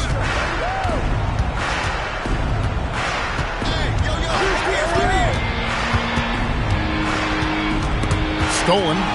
Good anticipation defensively. See the pass coming and manages to snatch it. Run it. Stolen by Bibby.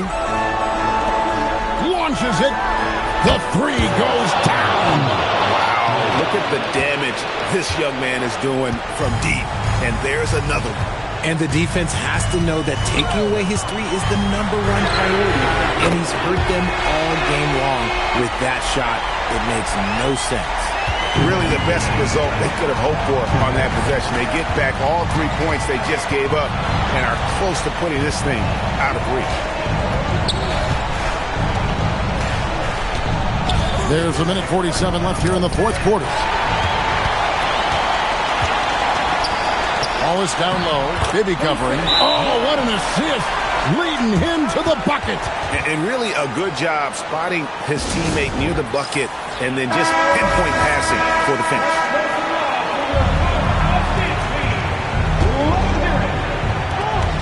Nine-point game. Divac, a screen on Trent. Puts it right back up and in. Maybe they've been going to him a little too much. Now he's having a great game, but his team is losing, and that is all that matters.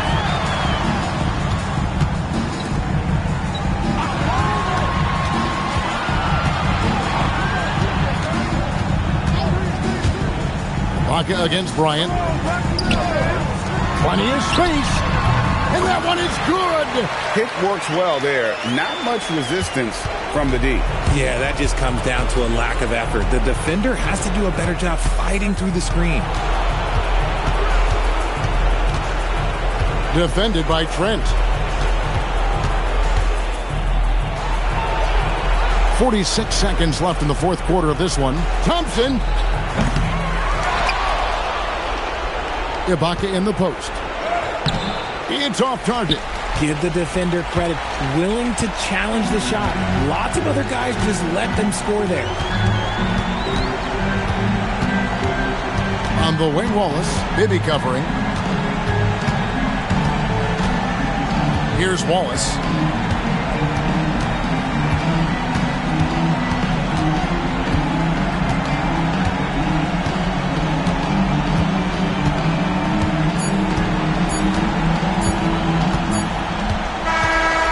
So it's Cleveland winning this one. Some good moments throughout this one, but they have the clear advantage down the stretch. Yeah, I mean, I love the way they executed on both ends of the floor, completely under control for the vast majority of the game. And whenever there was a misstep, they just didn't allow it to fester, and that's why they're going to walk away with the win. And that's going to do it tonight, folks, for our broadcast. For Greg Anthony, Richard Jefferson, and Allie LaForce, this is Kevin Harlan. Thanks so much for joining us on this presentation from 2K Sports. And as we leave, we present our player of the game.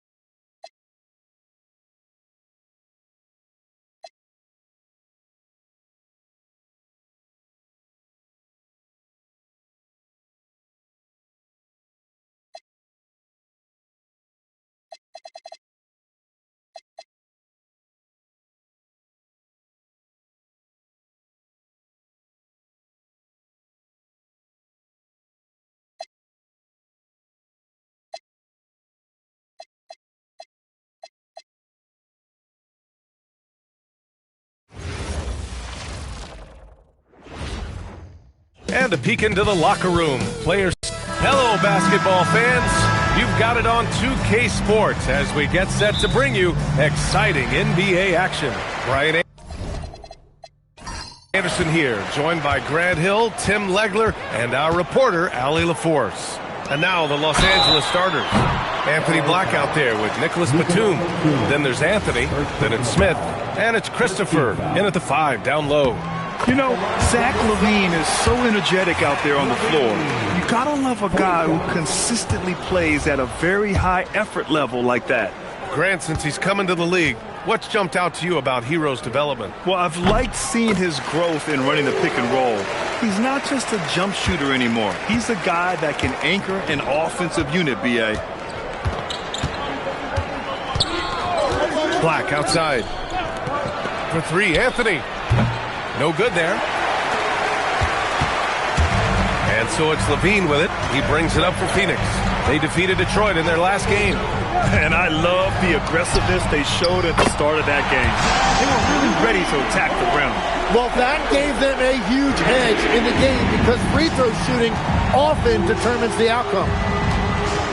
Anthony outside. The shot goes down. Very quick possession right there. Well, he's a guy they look to go to, and now you see why. And now just over a minute played here in the first. And Bosch gets it to go. Here's Christopher. Got a piece of it. Stolen. Pass to Batum. Back to Black. Now here's Anthony. Black passes to Anthony. Back to Black. Nice ball movement by Los Angeles. Here's Christopher. He picked up 12 points in their last win against the Pistons in Detroit.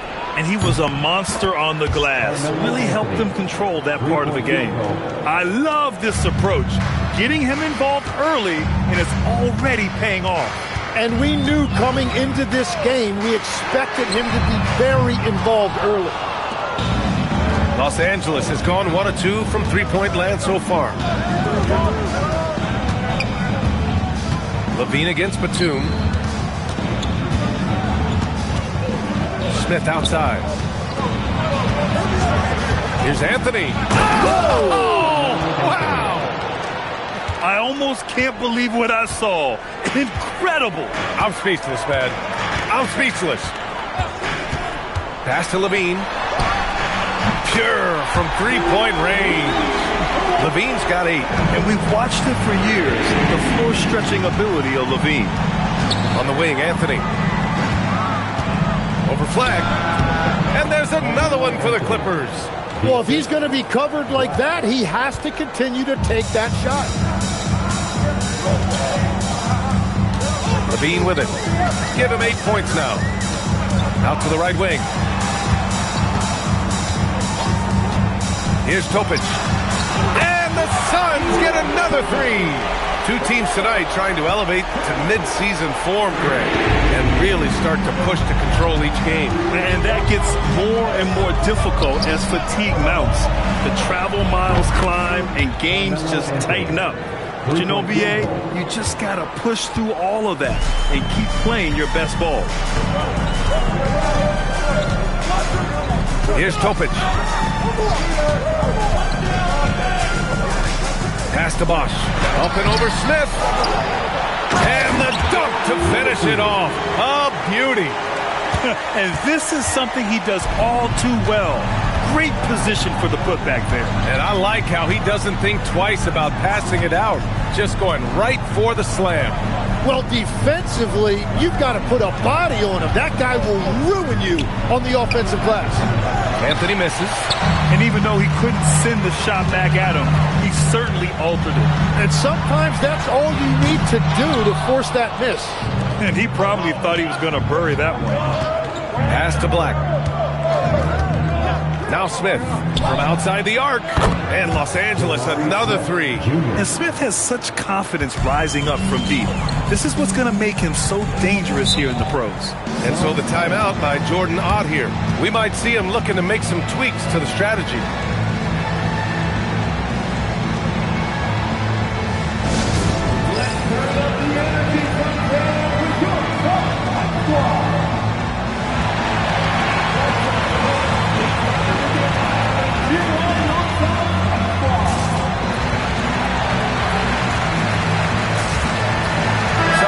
For Phoenix, Dimon comes in for Levine, and Anthony subbed in for Topic.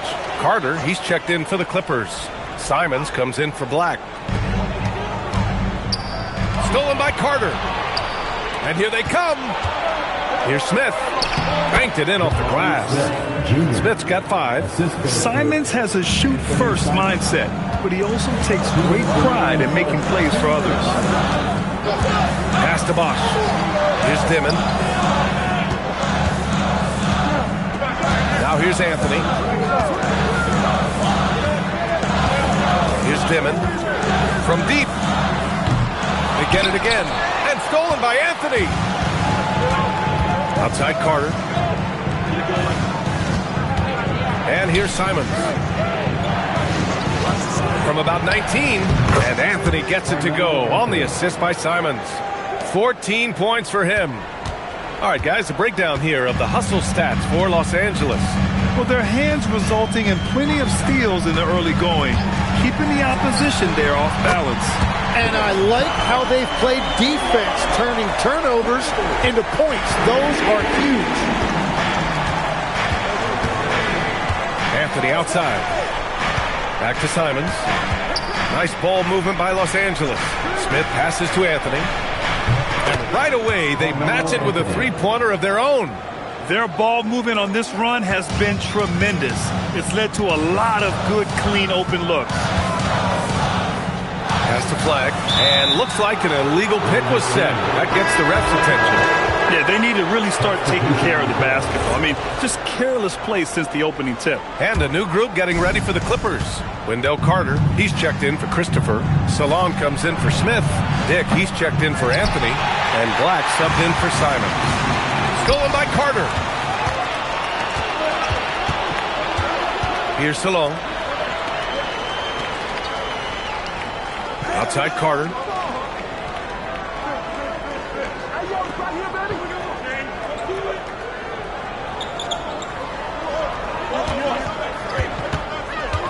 Outside Dick. Three-pointer. That shot, no good. A big-time effort for Carmelo Anthony, providing a lot of energy for the Los Angeles Clippers. He was dominant.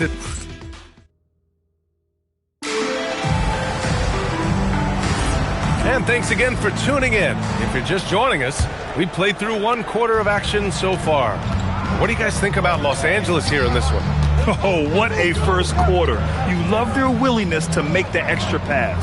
It's reflected in their assist totals. This is a great start offensively.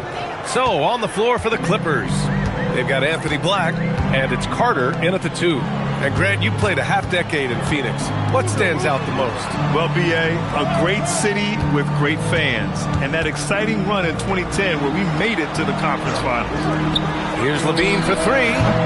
The Clippers grab the miss. And guys, this is the first they're seeing of Phoenix this year. Yeah, we saw how combative yet enjoyable last season's series was. 2 very excellent teams going at it. And all of these guys know it's a chance to make that early statement. I expect this game to have not quite a playoff atmosphere, something very close to it. Outside Robinson. Beyond the arc. Not going to go that time. The Clippers lead by 6. Black outside. Over to the wing. Here's Salon. They get the rebound. Up top, Black. Right wing. There's the 3. Another miss. He's 0 for 2 now. Phoenix has gone 4 of 9 so far from the perimeter. Outside Levine. Pass to Wolf. And we're about 2 minutes into the second quarter here.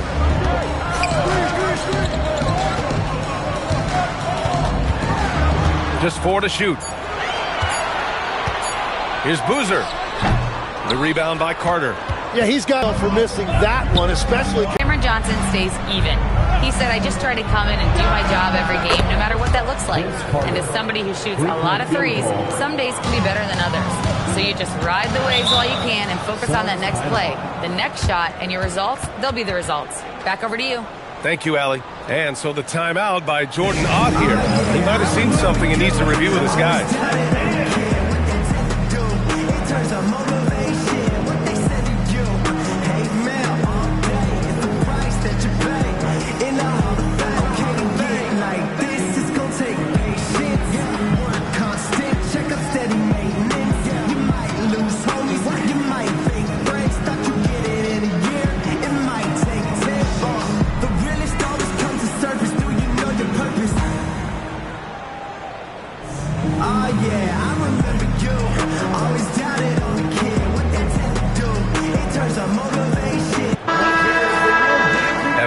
Give you a look at the top 3-point shooting teams from a year ago.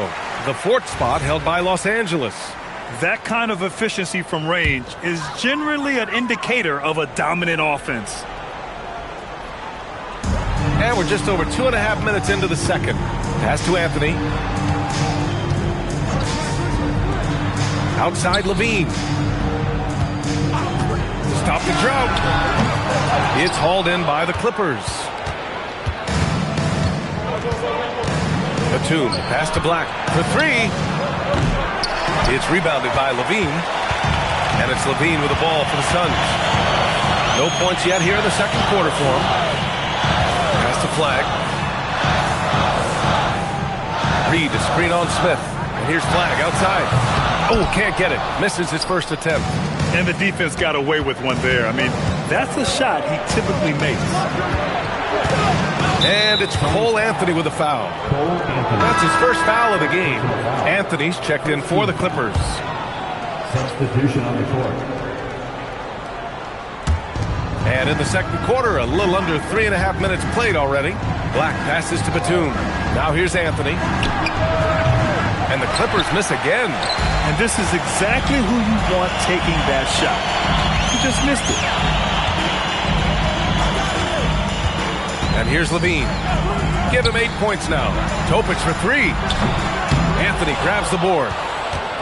The Clippers lead by 9. Black passes to Batum. Shot on the wing. Yes, on the jumper. Anthony's got 19 points. Easy look when the defender isn't fighting over the screen. Yeah, and that's the effectiveness of the two-man game right there. Pass to Flag. Can they get it? Offensive board. Bosch And there's two. Work on the glass, paying off that time. Bosch has got his third basket on the night right there. Now Black, still without a bucket. From the arc. The shot comes out. That's staying connected to the shooter and timing the contest. Here's Topic. Pass to Levine. Launches a three. Out of bounds. It'll be the Clippers ball. And here's what Phoenix's schedule looks like. On Saturday, it'll be the Golden State Warriors coming to town. And then on Saturday, the Minnesota Timberwolves will come to town. And you know, for that matchup with New York, that should be an interesting one. Early in the season, both teams will still be working out the details. And so Ty Lue calls a timeout. Coach taking this moment to speak to his guys, maybe alter some of the game plan. Phoenix making some changes. Robinson, he's checked in for Bradley, and Anthony subbed in for Levine. And then for Los Angeles, Carter comes in for Carter, and Simon is subbed in for Black. Simons passes to Smith. Three-pointer Anthony connects from downtown. He's got 22. That's been typical of their performance today. They're sharing the ball and creating good shots. Offensively, it's been a struggle for them. Yeah, they need to string together some shots to have any kind of chance. Back to Anthony. For three, Robinson. It's hauled in by the Clippers.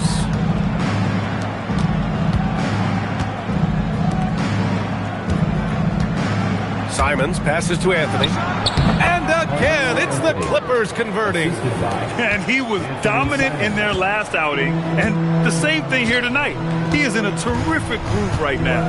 And that confidence has carried over to tonight. He is playing great basketball. Los Angeles leading by 14. Anthony, the pass to Simons. Can he keep it going? It's hauled in by Robinson.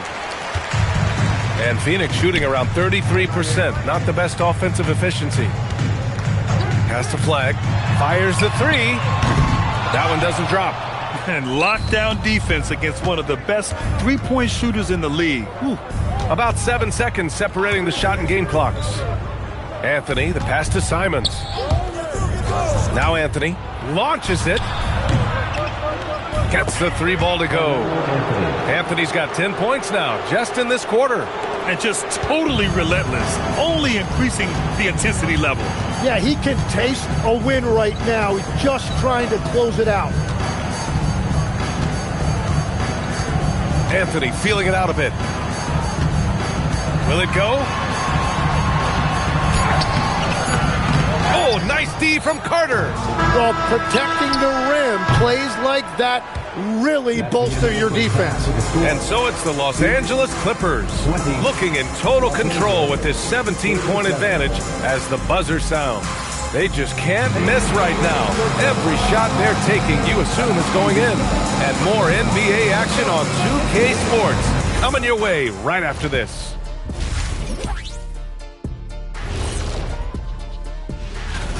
Well, I think for Los Angeles, they've shown they're one of the best teams in the league. Maybe not the best, but maybe like number 3. And now, how about that first half?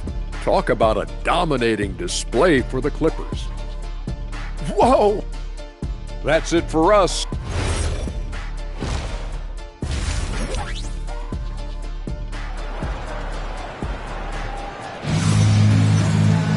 And as we dive into the second half, we'll find out if the next two quarters are any different from the first two. So far, it's been a runaway.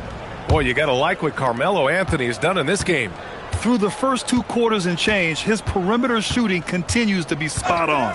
And this offense continues to find him in his sweet spots from deep.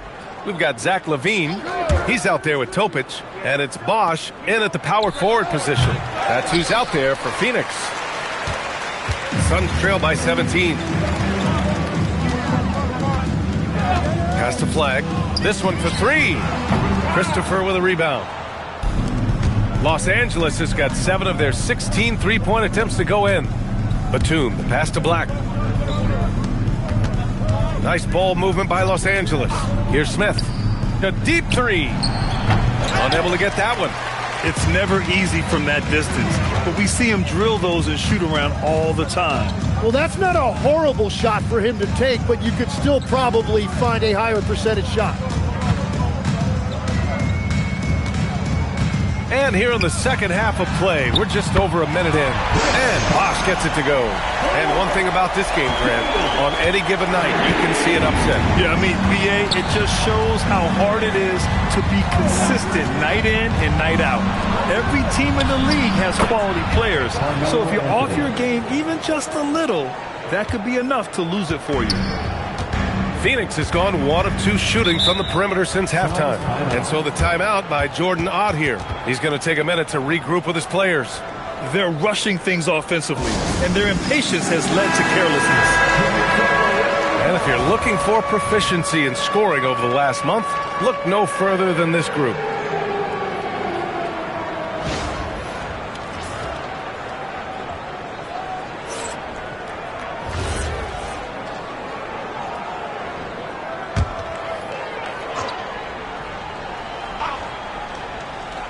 Third quarter of play with just over 1.5 minutes gone by. Pass to Bosch. Here's Flagg. He's guarded by Anthony. On the wing, Levine. On the wing, Levine. Another three for Phoenix. And that's become a more comfortable shot for Levine as his career has gone on. The Clippers lead by 13. Black with it. No made baskets yet. Smith right side. Anthony finds Smith. Now Black. On the wing, Anthony. Levine against Batum. Pass to Topic. Well, we're into the third quarter. Just over 2.5 minutes played. And Bosch gets it to go. Gets one to go. It's been a great personal night for him, but those mean a lot less if you're losing. On the wing, Anthony. Back to Black.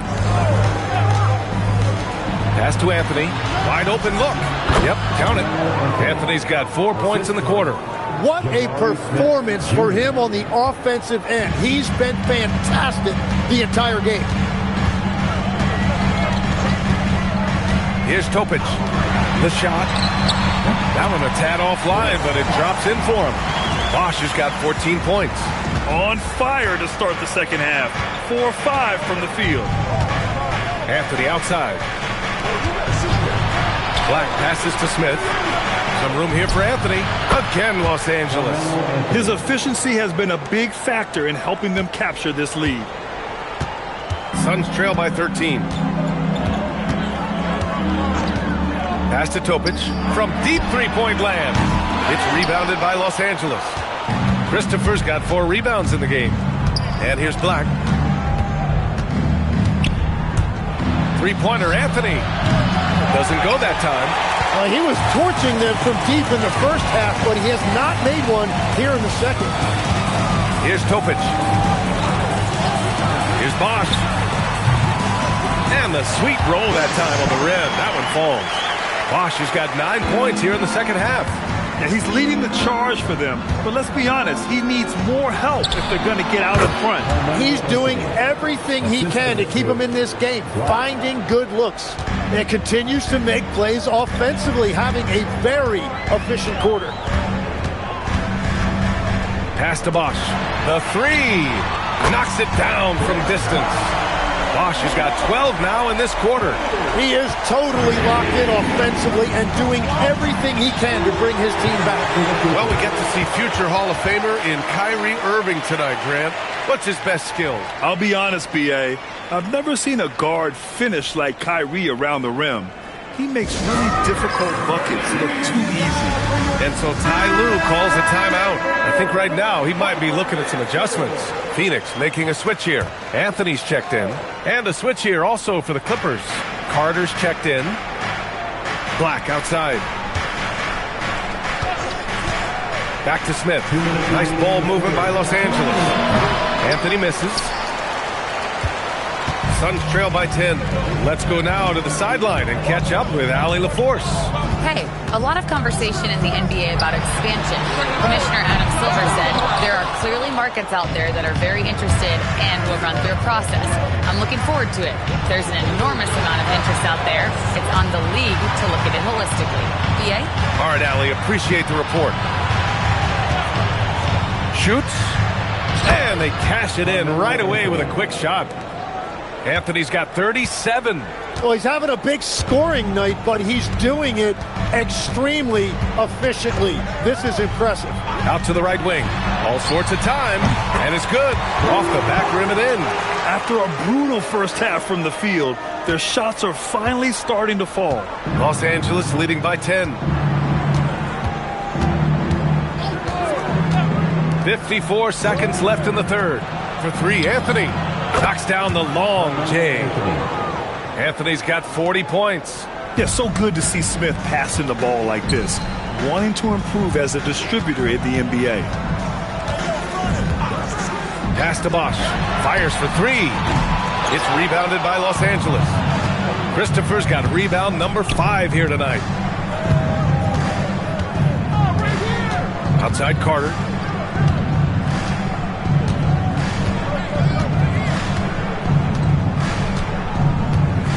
There's 18 seconds left in the third.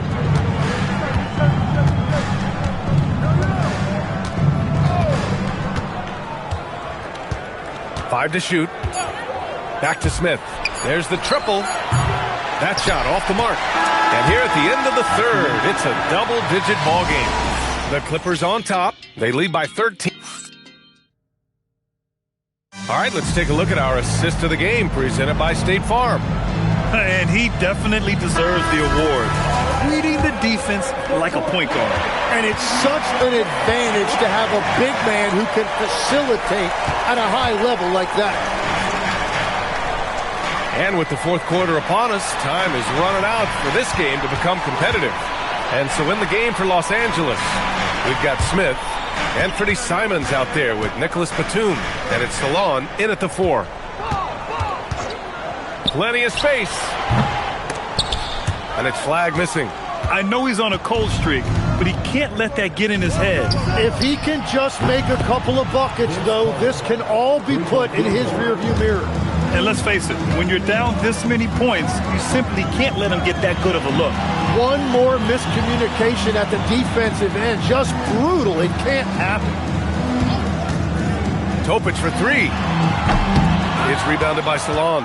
And you just can't afford to give up that kind of look very often. Pass to Carter. Batum outside. Takes the three. And Los Angeles another three. Man, they're having a hard time defending the triple. That's 3 in a row. They're searching for a way to score. Yeah, buckets have been very tough to come by. About a minute and a half into the fourth now. Pass to Dimon. 4-3. Hits the trifecta. And both teams running long-range plays that are working. Yeah, just going back and forth. It is really competitive out there. Smith outside. Stripped away. On the break. Here's Wolf. It's hauled in by the Clippers. Earlier in the game, they led by 19. Pass to Simons.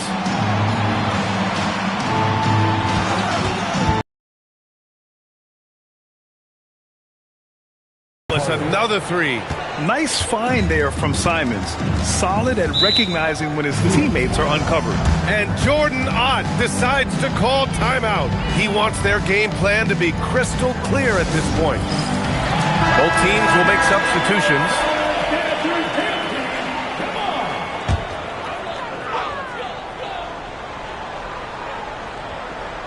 Fourth quarter play. We're about 2.5 minutes through it now.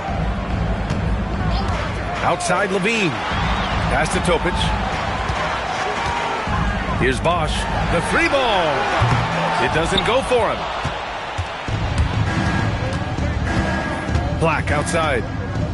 Now here's Carter. Takes a three. Hey, in 6 attempts, he's made 5. Talk about efficiency.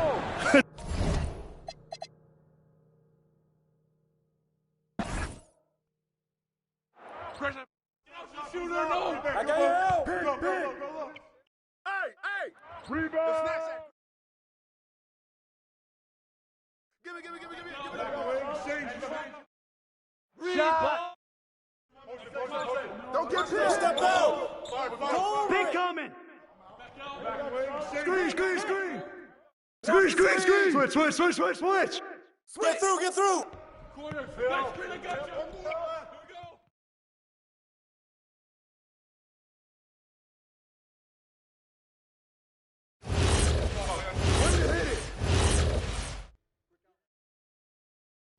Levine.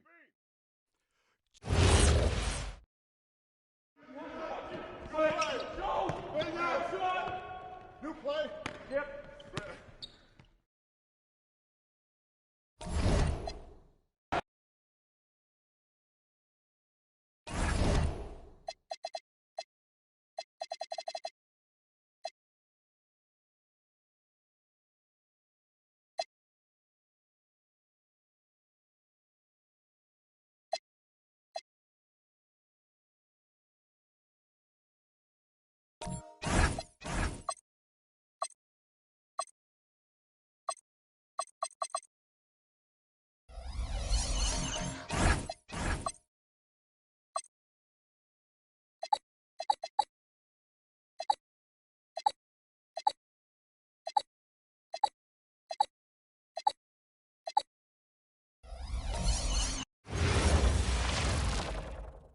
Oh, say does that. We know these two teams rack up the assists. Greg, they pride themselves on playing unselfish basketball. Yeah, both sides preach player and ball movement, getting everyone involved. It makes both teams that much more difficult to defend. Here's the starting group for the Indiana Pacers. They've got Joel Embiid. Michael Petras is out there with Sarah. Then it's Elliott. Here's Sarah. No one near him. And it falls over the rim and in. Pick works well there. Not much resistance from the D. It takes incredible effort to stay connected to the hip of the offensive player. You've got to want to work. James misses.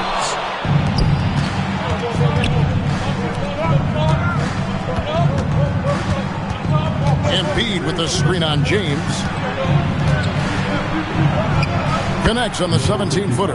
And hitting the mid-range jumper here early gives the defense just another thing to think about. They're basically saying you're going to have to guard us at every point on the floor tonight if you're going to have any chance. Just reliable, guys. He's just always trying to make the right play. First quarter of play with about a minute and a half gone. Got that bucket in no time at all. Elliott's got 5 now. And this is why Elliott is a valuable player for them. A lengthy small forward with a lethal perimeter shot. And that one, good.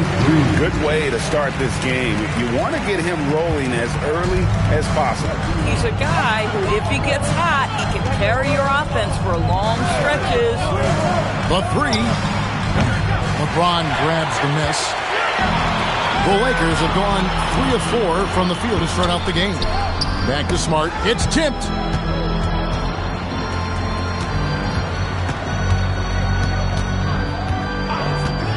Pass to Holmgren. LeBron, that's a 2-pointer. And again, it's the Lakers. Looking almost automatic. For a guy that skipped college, James is pretty polished. First quarter of basketball, just over 2.5 minutes play. Yep, that one goes in there. What a great start. They've only missed one thus far. Los Angeles has gone 1 of 2 from long range in the first quarter. Smart passes to Holmgren. James has a 2-pointer. That one's rebounded by Embiid. Well, this guy typically a nice touch from mid-range, but obviously can't make them all. Out to the right wing. Here's Elliott. And he gets it to go, hitting off the back of the rim. Elliott's got his third basket of the night right there. And so it's Smart who brings up the ball for the Lakers. Trailing by 2. Pass to Holmgren. Fires for 3. Good, and Smart gets the assist. Now, the very definition of a stretch big, right? Chet Holmgren comes in with the reputation as a spacer. And so the timeout here taken by Rick Carlisle. He's going to take a minute here to get things straightened out. This, their first look at this year's Los Angeles squad. And they had some memorable battles last season. Let's hope for more of the same here tonight.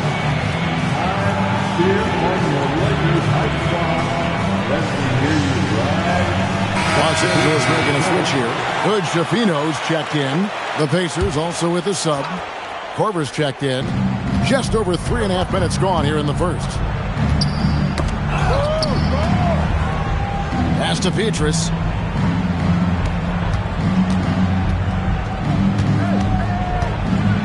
The 15-footer, and the jumper is on the mark. He has 6. Guys, what a tight start to the game this has been. And it's still in the first half. This could be a wild one. LeBron outside. He drains the quick shot. Oh, good-looking jumper there. LeBron, the total package at the offensive end.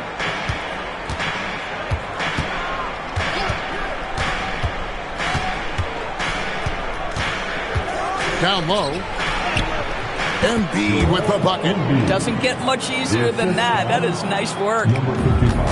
Los Angeles has gone 2 or 3 from deep so far in this game. Pass to Holmgren.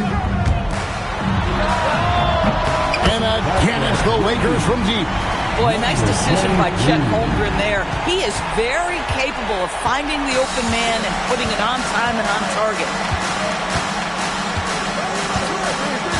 Here is Korver. Launches a 3. Misses that one. He's 0 for 1 from the floor. And the way he was able to reach out towards that release had an impact. Well, no question. He altered that shot, and most of the time, that's just as good as blocking it. How about he has yet to miss 4-4 to start. 1:44 left to play in the first quarter. Shoots from the elbow. And the Pacers tack on 2 more. And both teams here in a nice rhythm offensively, and that really says as much about the lack of D as it does either's O. Pass to Holmgren. This one for 3. And again, it's the Lakers from deep. But as he put his foot on the pedal here this quarter, he's doing a terrific job in terms of leading their offense. 1:07 left here in the first quarter. And pushing it up, here's Los Angeles. Got a piece of it.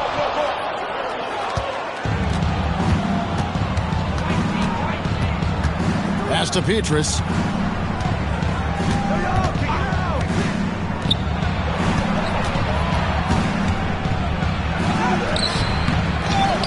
Outside for Korver. Indiana moving the ball around. And the 3 off target. Lakers leading by 5.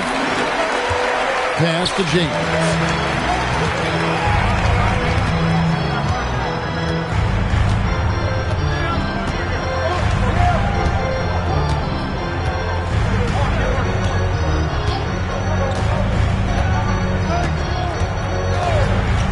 There's the triple. No good on that one. Oh, we've seen some great shots in the first quarter. No shortage of offense. Lakers lead by 5. The second quarter coming up right after this break, so don't go anywhere.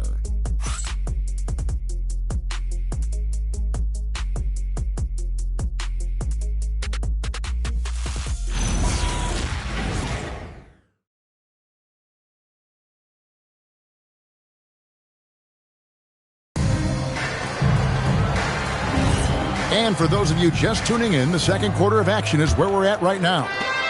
And what do you guys think so far about the offensive approach for Los Angeles? They've looked to fire as much as possible from outside the arc, and so far they are hitting at a high clip. Yeah, and in addition, their ball movement has really unleashed their offense. Boy, they've been fun to watch. We've got Peyton Pritchard. Holmgren is out there with Hickson. Then there's Rudy Gay. And it's Hood-Schifino in at the shooting guard position. That's the Laker 5. Now let's take a minute to talk to Allie LaForce courtside. Allie. Thanks a lot, Kevin. The Pacers have shown that they can be a threat in the East. Coach Rick Carlisle said, there's nothing wrong with high expectations. What you don't want is a situation of apathy, where expectations are low and all you're ever doing is selling hope. That's not why I came here. Back to you guys. They're for real. All right, Allie, we appreciate the report. Pass to Hood-Schifino. Now Hickson. Rudy Gay on the wing. Hickson a screen on Porter. From deep, Gay. It's not going to go for him. Nice D from Porter. Fires from deep. And J.J. Hickson pulls it down. And even with good coverage defensively that time, he has confidence to drill the three. Embiid with the steal. Takes a three. Kept alive. Baker with the bucket. Just focusing on the task at hand. That's all you can do. Boy, the tide is running one way and then shifts back in the other direction. I've lost count of how many lead changes we've had here tonight. And so J.J. Redick will call a timeout. Coach is going to take a few minutes to regroup and go over the strategy.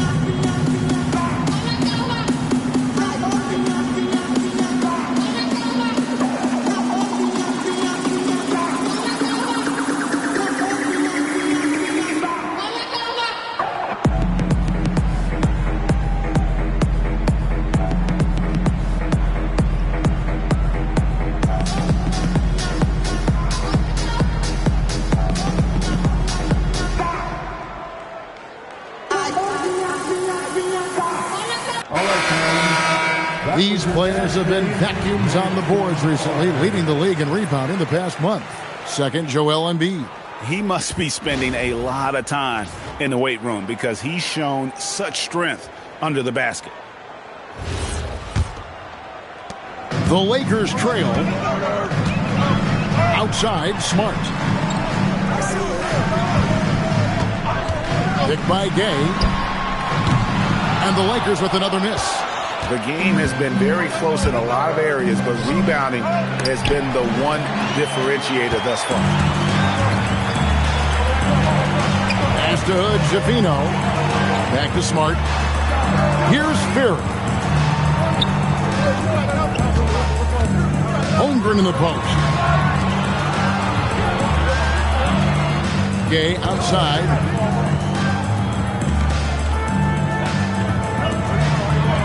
Pocket 6. Lakers passing it around. Gets it to go from beyond the arc. Hood-Schifino's got his first 3 points of the game. Well, guys, this first half has been about as tightly contested as you could hope for. There have been a lot of lead changes. My goodness. There's a screen. Marion. And he can't answer back. The three-pointer offline. Quarter number 2, around 3 minutes gone by. Pass to Ferry. A 3-ball. Pacers with the rebound. Their last game, a win against Boston. Looking to carry it into this one. And bottom line, they found ways to score. Credit the game plan going in. It was right on the money. And that's not an easy environment to play in. To score at the rate they did on the road says a lot about their intensity and focus. Well defended that time. He's a shooter that the D has to close down on quickly when he's ready to pull the trigger. Pass to Embiid. Here's Saroff. And here's Marion. Misses the 3. Yeah, but the defenders draped all over him. He just could not shake loose. Smart on the wing. Gay outside.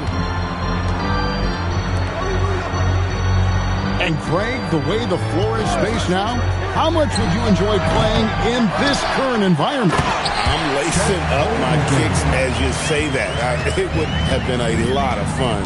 But not only do you have more room to operate, defenders practically, they can't touch it. And so the timeout here taken by Rick Carlisle.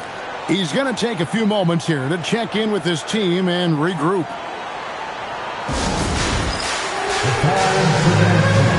If you see yourself in the situation, you know what to do. Go up your road. 2 referees later.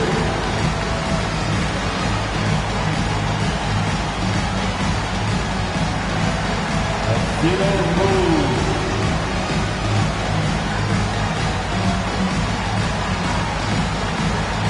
Everybody stand.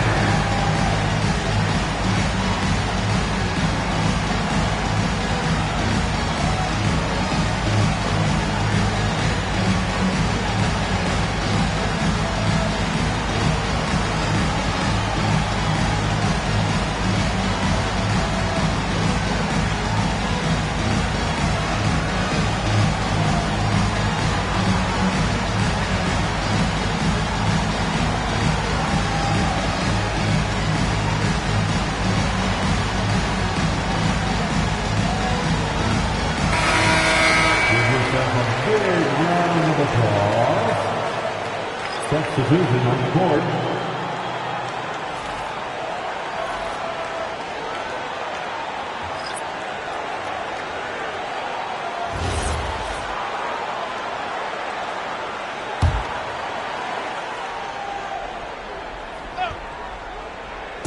So it's the Pacers now.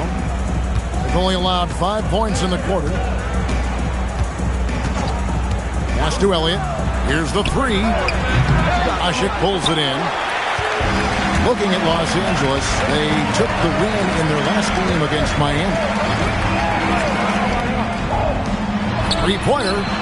It's good. Now he's shooting 6 for 7. And there's that vision you see with James. This young fella is outstanding at running the offense. Doris, energy on both ends. Threes and defense. That's Max Christie in a nutshell. The very prototypical Kevin 3-and-D player, but I think what I like about Max is there's room for growth. I think he can deck it and become a playmaker. Here's Saroff. Still yet to score. Really left alone that time. Abaji's got the game tied up here for the Pacers. And you're asking for more trouble than you can handle if you're going to let him just roam free from beyond the arc. And there's the call. It's going to be an illegal screen. Beyond the leaning, you could see his feet weren't set on that screen. Easy call. You know, he's just leaning a little bit. You try to get away with it, but boy, the official all over it. Catching up on the changes for Los Angeles. James Wiseman, he's checked in for Ashik. And it's Chet Holmgren in for Connect. Here's Elliott. Drills the three-pointer. Elliott's got 10 points. Well, guys love to score, but the differentiator is can you do it at an efficient clip? And right now, that's what's happening. Here's James. And he can't bank that one in. Executing to perfection right now offensively. I mean, in total sync. Good luck trying to stop him now. Pass to Elliott. From outside the arc, Wiseman with the rebound. We've got a 9-second difference between the shot clock and the game clock. Here's Holmgren. Good, and the assist goes to James. He's got 10. And looking to get stronger, Holmgren fights through the bump. Tons of time for him to grow into that frame.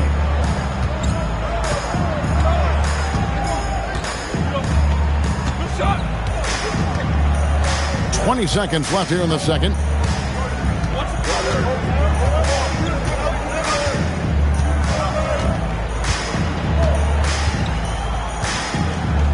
Just 5 to shoot. Again, Indiana. With his skill from the mid-range area, that's money. And that'll do it for the first half. A competitive game so far. Indiana out in front, up 3. Now we have a moment to go courtside. Allie LaForce has got something for us. I'm here with Coach Rick Carlisle. Coach, what's the message that you're going to deliver to the guys in the locker room? You know, we just got to maintain energy. We're playing against a team that's a really good team. We got to keep turnovers down. We got to rebound. Energy is something you can control. Thanks, Coach. Allie, thank you for that interview. And now we're at halftime. And we'll be back to bring you more basketball after this.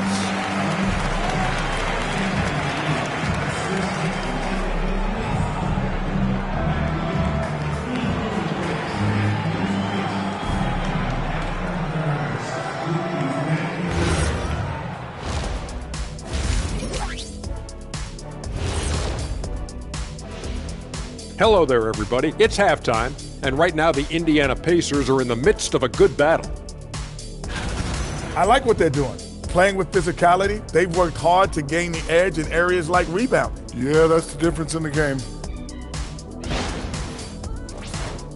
And it's time now for the best part of the show. Let's see what the fans...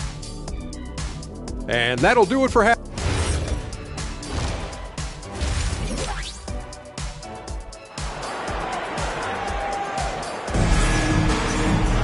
And after a fairly even first couple of quarters, the second half could turn out to be a great one as both teams try to gain an edge.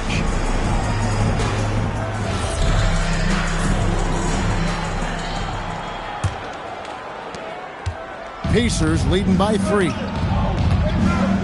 On the court right now for the Pacers. They've got Michael Petrus. Elliott is out there with Embiid. Then it's Saraf. And it's off from three-point range. Los Angeles has gone past the three-point line for 13 of their shots, 6 of 13. And a wide-open look for James. Good, and Smart gets the assist. Smart's got 5 assists tonight. And Indiana shooting certainly a key for them in this one. 55% from the field. Here's Elliott, and he buries that one, drilling the rim on the way down. Elliott's got 12 in the game. Los Angeles has gotten a positive outcome on 7 of their 14 three-pointers in this game. Not bad at all. James, the pass to Wiseman. To the middle, here's Elliott. And that one clearly a foul. Gets the whistle, and 2 shots coming up. That one on Holmgren. And you know what? You allow a guy to get right to the rim like that. That's your only option. Indiana shooting their first free throws tonight. The first trip to the stripe in this one. And one of the highlights last year for this group was the fact that they were so efficient from the charity stripe. That's a huge factor. The free throw drops for Elliott.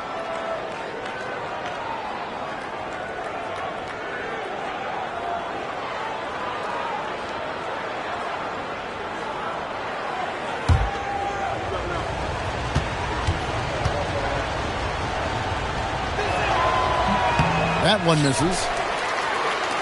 Lakers trail by 3. To the inside.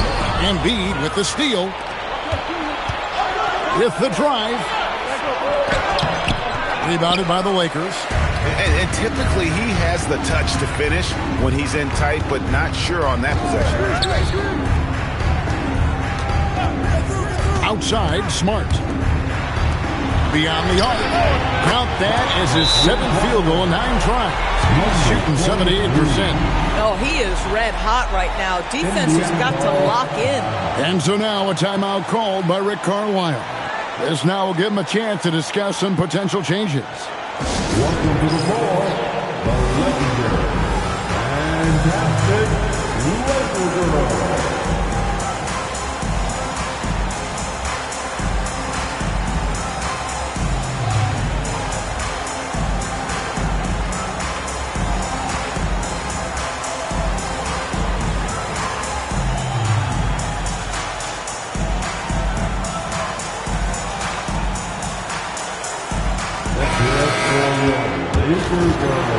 With this pause in the action, let's show you the teams that have scored the most points in the league last season.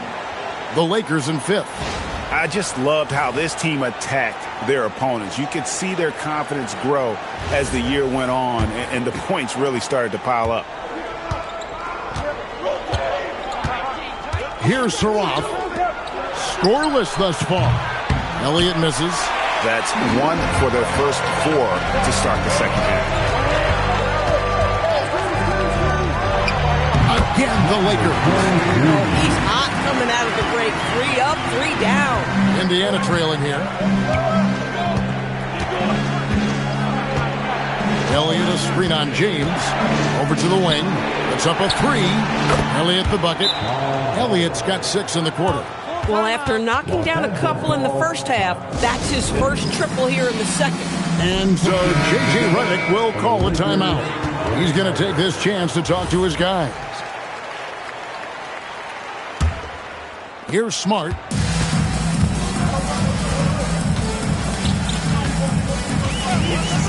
For 3. And it's Joel Embiid with the rebound. Embiid's got his 8th rebound here tonight. You know, missed that one, but still a really good start coming off the break. 3 for 4 now. Takes the 3. And again, it's the Pacers from deep. And with that 3, his second of the half, he's equaled his total from before the break. And so it's Smart. He'll bring up the ball for Los Angeles. 4-point game. Los Angeles with another miss. I'd go back to that shot again. That's a great look from the mid-range. Greg, you look at Alperen Schenker. He's one of the best combinations of force and finesse in the NBA. And you wonder how he fell to the 16th pick in the 2021 draft. You saw the numbers he was putting up as a 19-year-old in Turkey. Pretty clear he should have gone higher. Here's Smart. The Pacers making the shot. Back to Holmgren. Smart deciding where to go with it. Down to 5 on the shot clock. And here's James outside. Hits it from 3-point range. James has got 10 points in the game. From way back there. I mean, LeBron's just showing off now. From downtown. Rebounded by the Lakers. Wiseman's got his 5th rebound in this one. LeBron outside.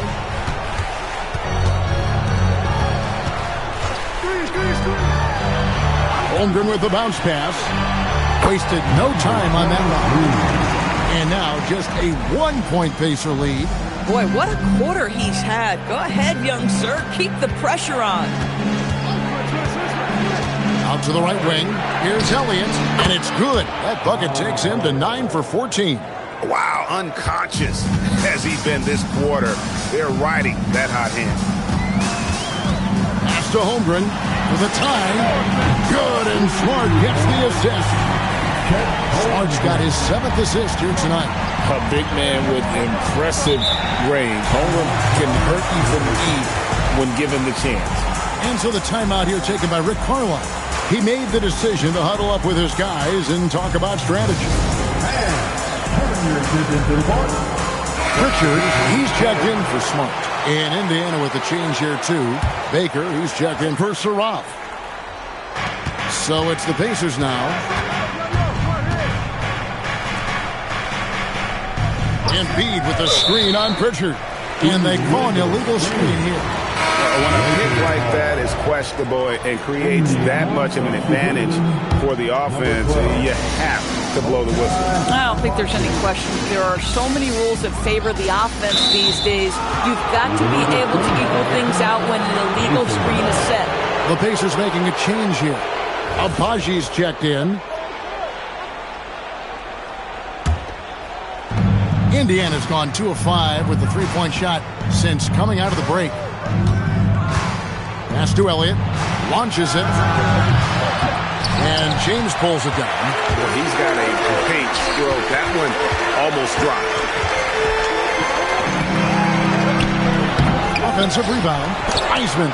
And the rejection by Embiid.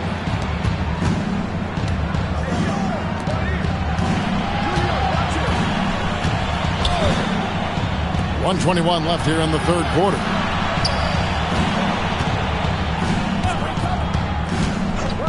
Pass to Elliott. Lets it go from deep. And once again off the mark by Indiana. Lakers have gone 6 of 10 from the field in the third quarter. Here's Pritchard for the lead. And it's Joel Embiid with the rebound. Embiid's got double-digit rebounds now in the game. Embiid with a screen on Holmgren. Drills the elbow jumper. 12 points for him. Pick works well there. Not much resistance from the D. It takes incredible effort to stay connected to the hip of the offensive player. You've got to want to work.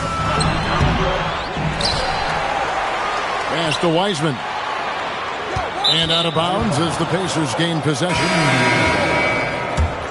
Substitution on the court. We've got 28 seconds left to play in the third. Richardson against Pritchard. Richardson outside. Pass to Porter. Back to Richardson. No good from outside. It's still anybody's game as we've reached the end of 3. Pacers lead by 2. And time to step aside quickly, but we'll be back in no time with the start of the fourth quarter.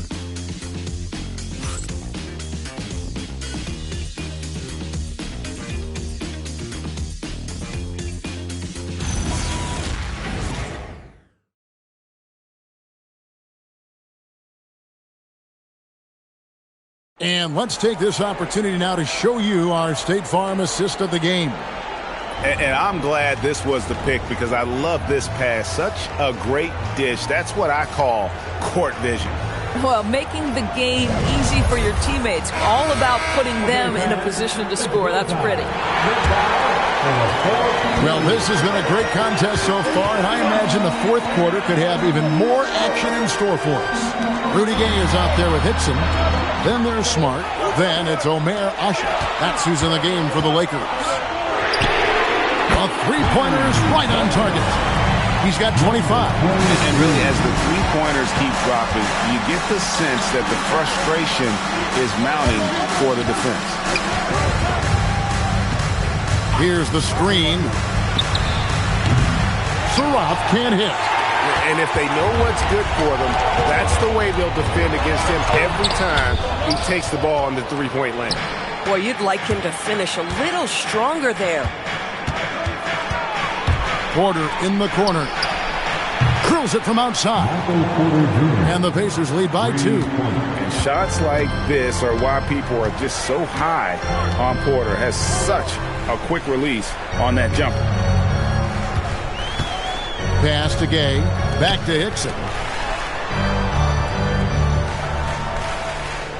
Ashick with a screen on Korver. And that one is good. And that's right in his wheelhouse. Looking to make an impact when it counts. This is a player who understands when the game is hanging in the balance. He knows it's winning time. There's Porter with the 3. Rebounded by Smart. If you're a defender, your job is to make life hard on an excellent shooter. Great defense there. To the wing on the left. Fires the 3. Buries the long-range jumper. And this is the game plan for him. He's a big part of their floor spacing.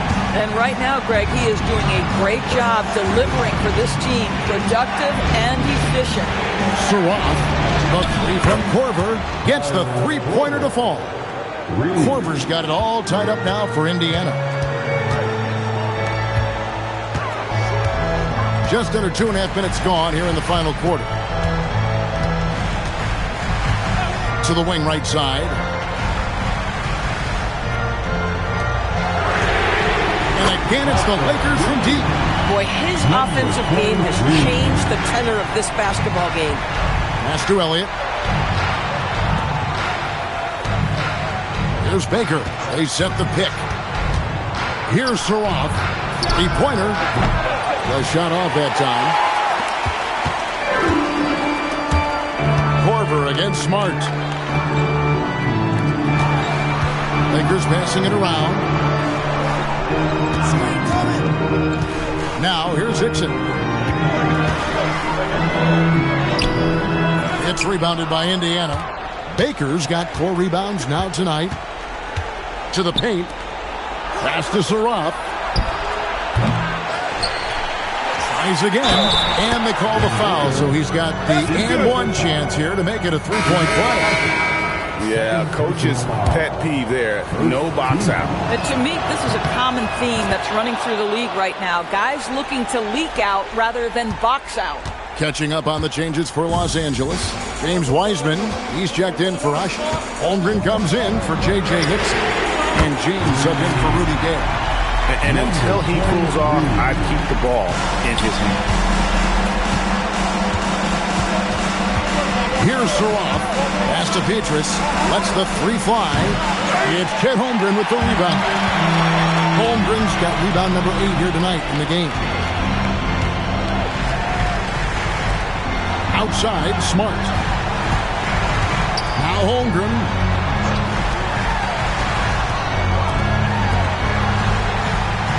Now Smart. Stolen by Petrus. Here we go, one-on-one. All sorts of time. It's in there. He really thrives in high-pressure moments. That's a big-time play. And so it's Smart who brings up the ball for the Lakers. It's a one-point game. Now James. Petrus with it. And the officials calling for a 3-second violation. You can't have that type of miscue in this moment in this game. You have to be on the same page. The Pacers making a change here. Embiid's checked in.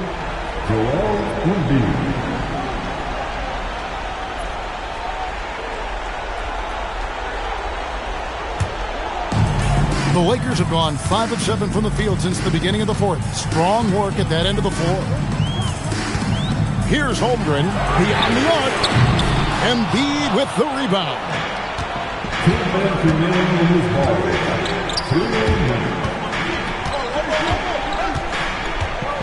We've got 1:55 left to play in the final quarter.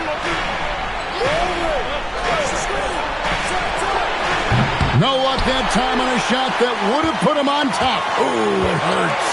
Tries the spin move. Outside Holmgren. It's James.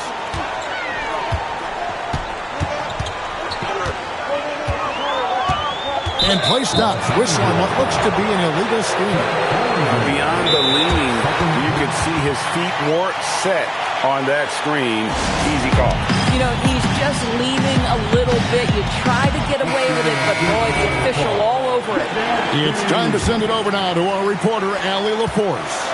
Well, over the break, I listened in on Rick Carlisle's huddle. He thinks they're still very much in this game, saying it's right there, but it's on us to take care of it. We have to make it happen, hoping to inspire his team here. Okay, Allie, thank you. Here's Embiid. It's stolen by Wiseman. 59 seconds left in the fourth quarter.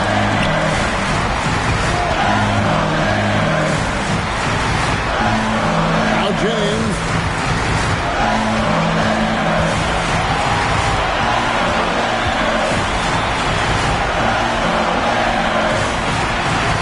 Six to shoot. Holmgren the screen. The three is off. Guarded by Smart.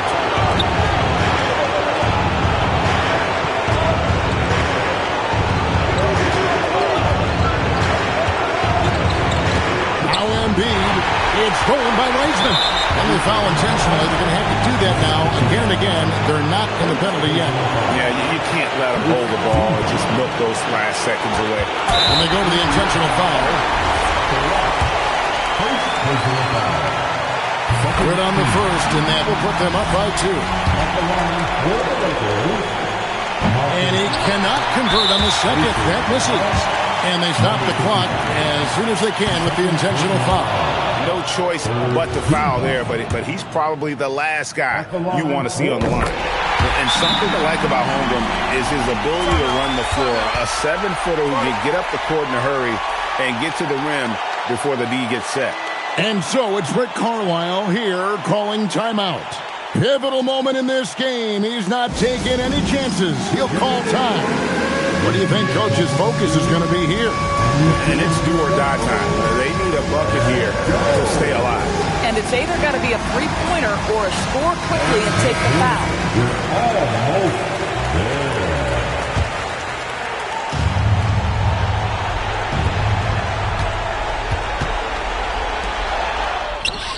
Crane from outside. Just a terrific all-around scoring effort from him. I mean, it's because of that they're even in this game. And J.J. Redick is called timeout. The magnitude at this juncture in the game clearly warranting a timeout. LeBron James, he's off from three. And that's going to do it for regulation. So we are headed to overtime. We'll get right back to the action when we return.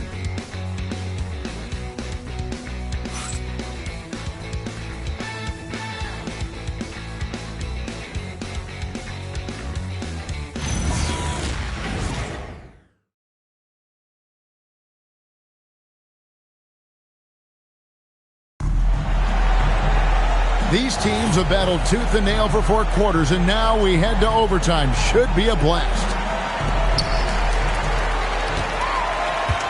Now Smart. Elliott is out there with Embiid. Then it's Michael Petrus. Then it's Sarah. Outside, Smart. Jacks up a three.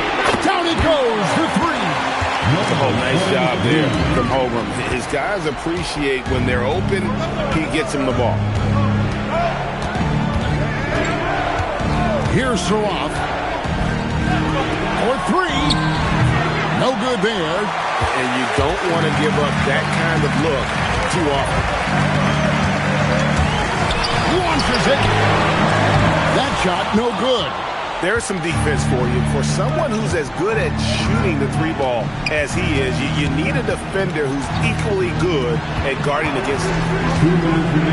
Into the lane.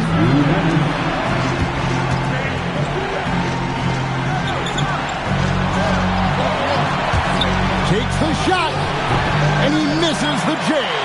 And this is exactly what you have to do to stop him. That was a tremendous contest, forcing the miss. James.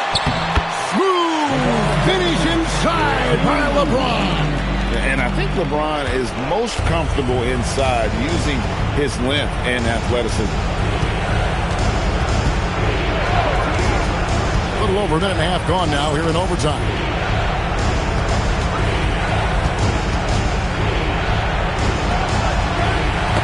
Stolen by Smart. Now James.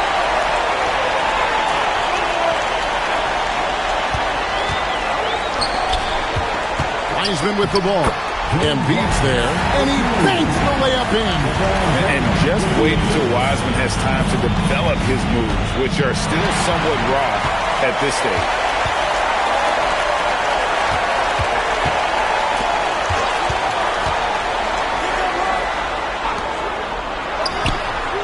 Embiid with the rebound. This has reached desperation time for him. I'll tell you, you need absolute perfection on every possession. That's what it's going to take here. Jacks up a three. And it misses. The way, Greg, they're sharing the ball tonight, mesmerizing. Everyone's getting to touch it, and everyone contributing. Outside, Smart.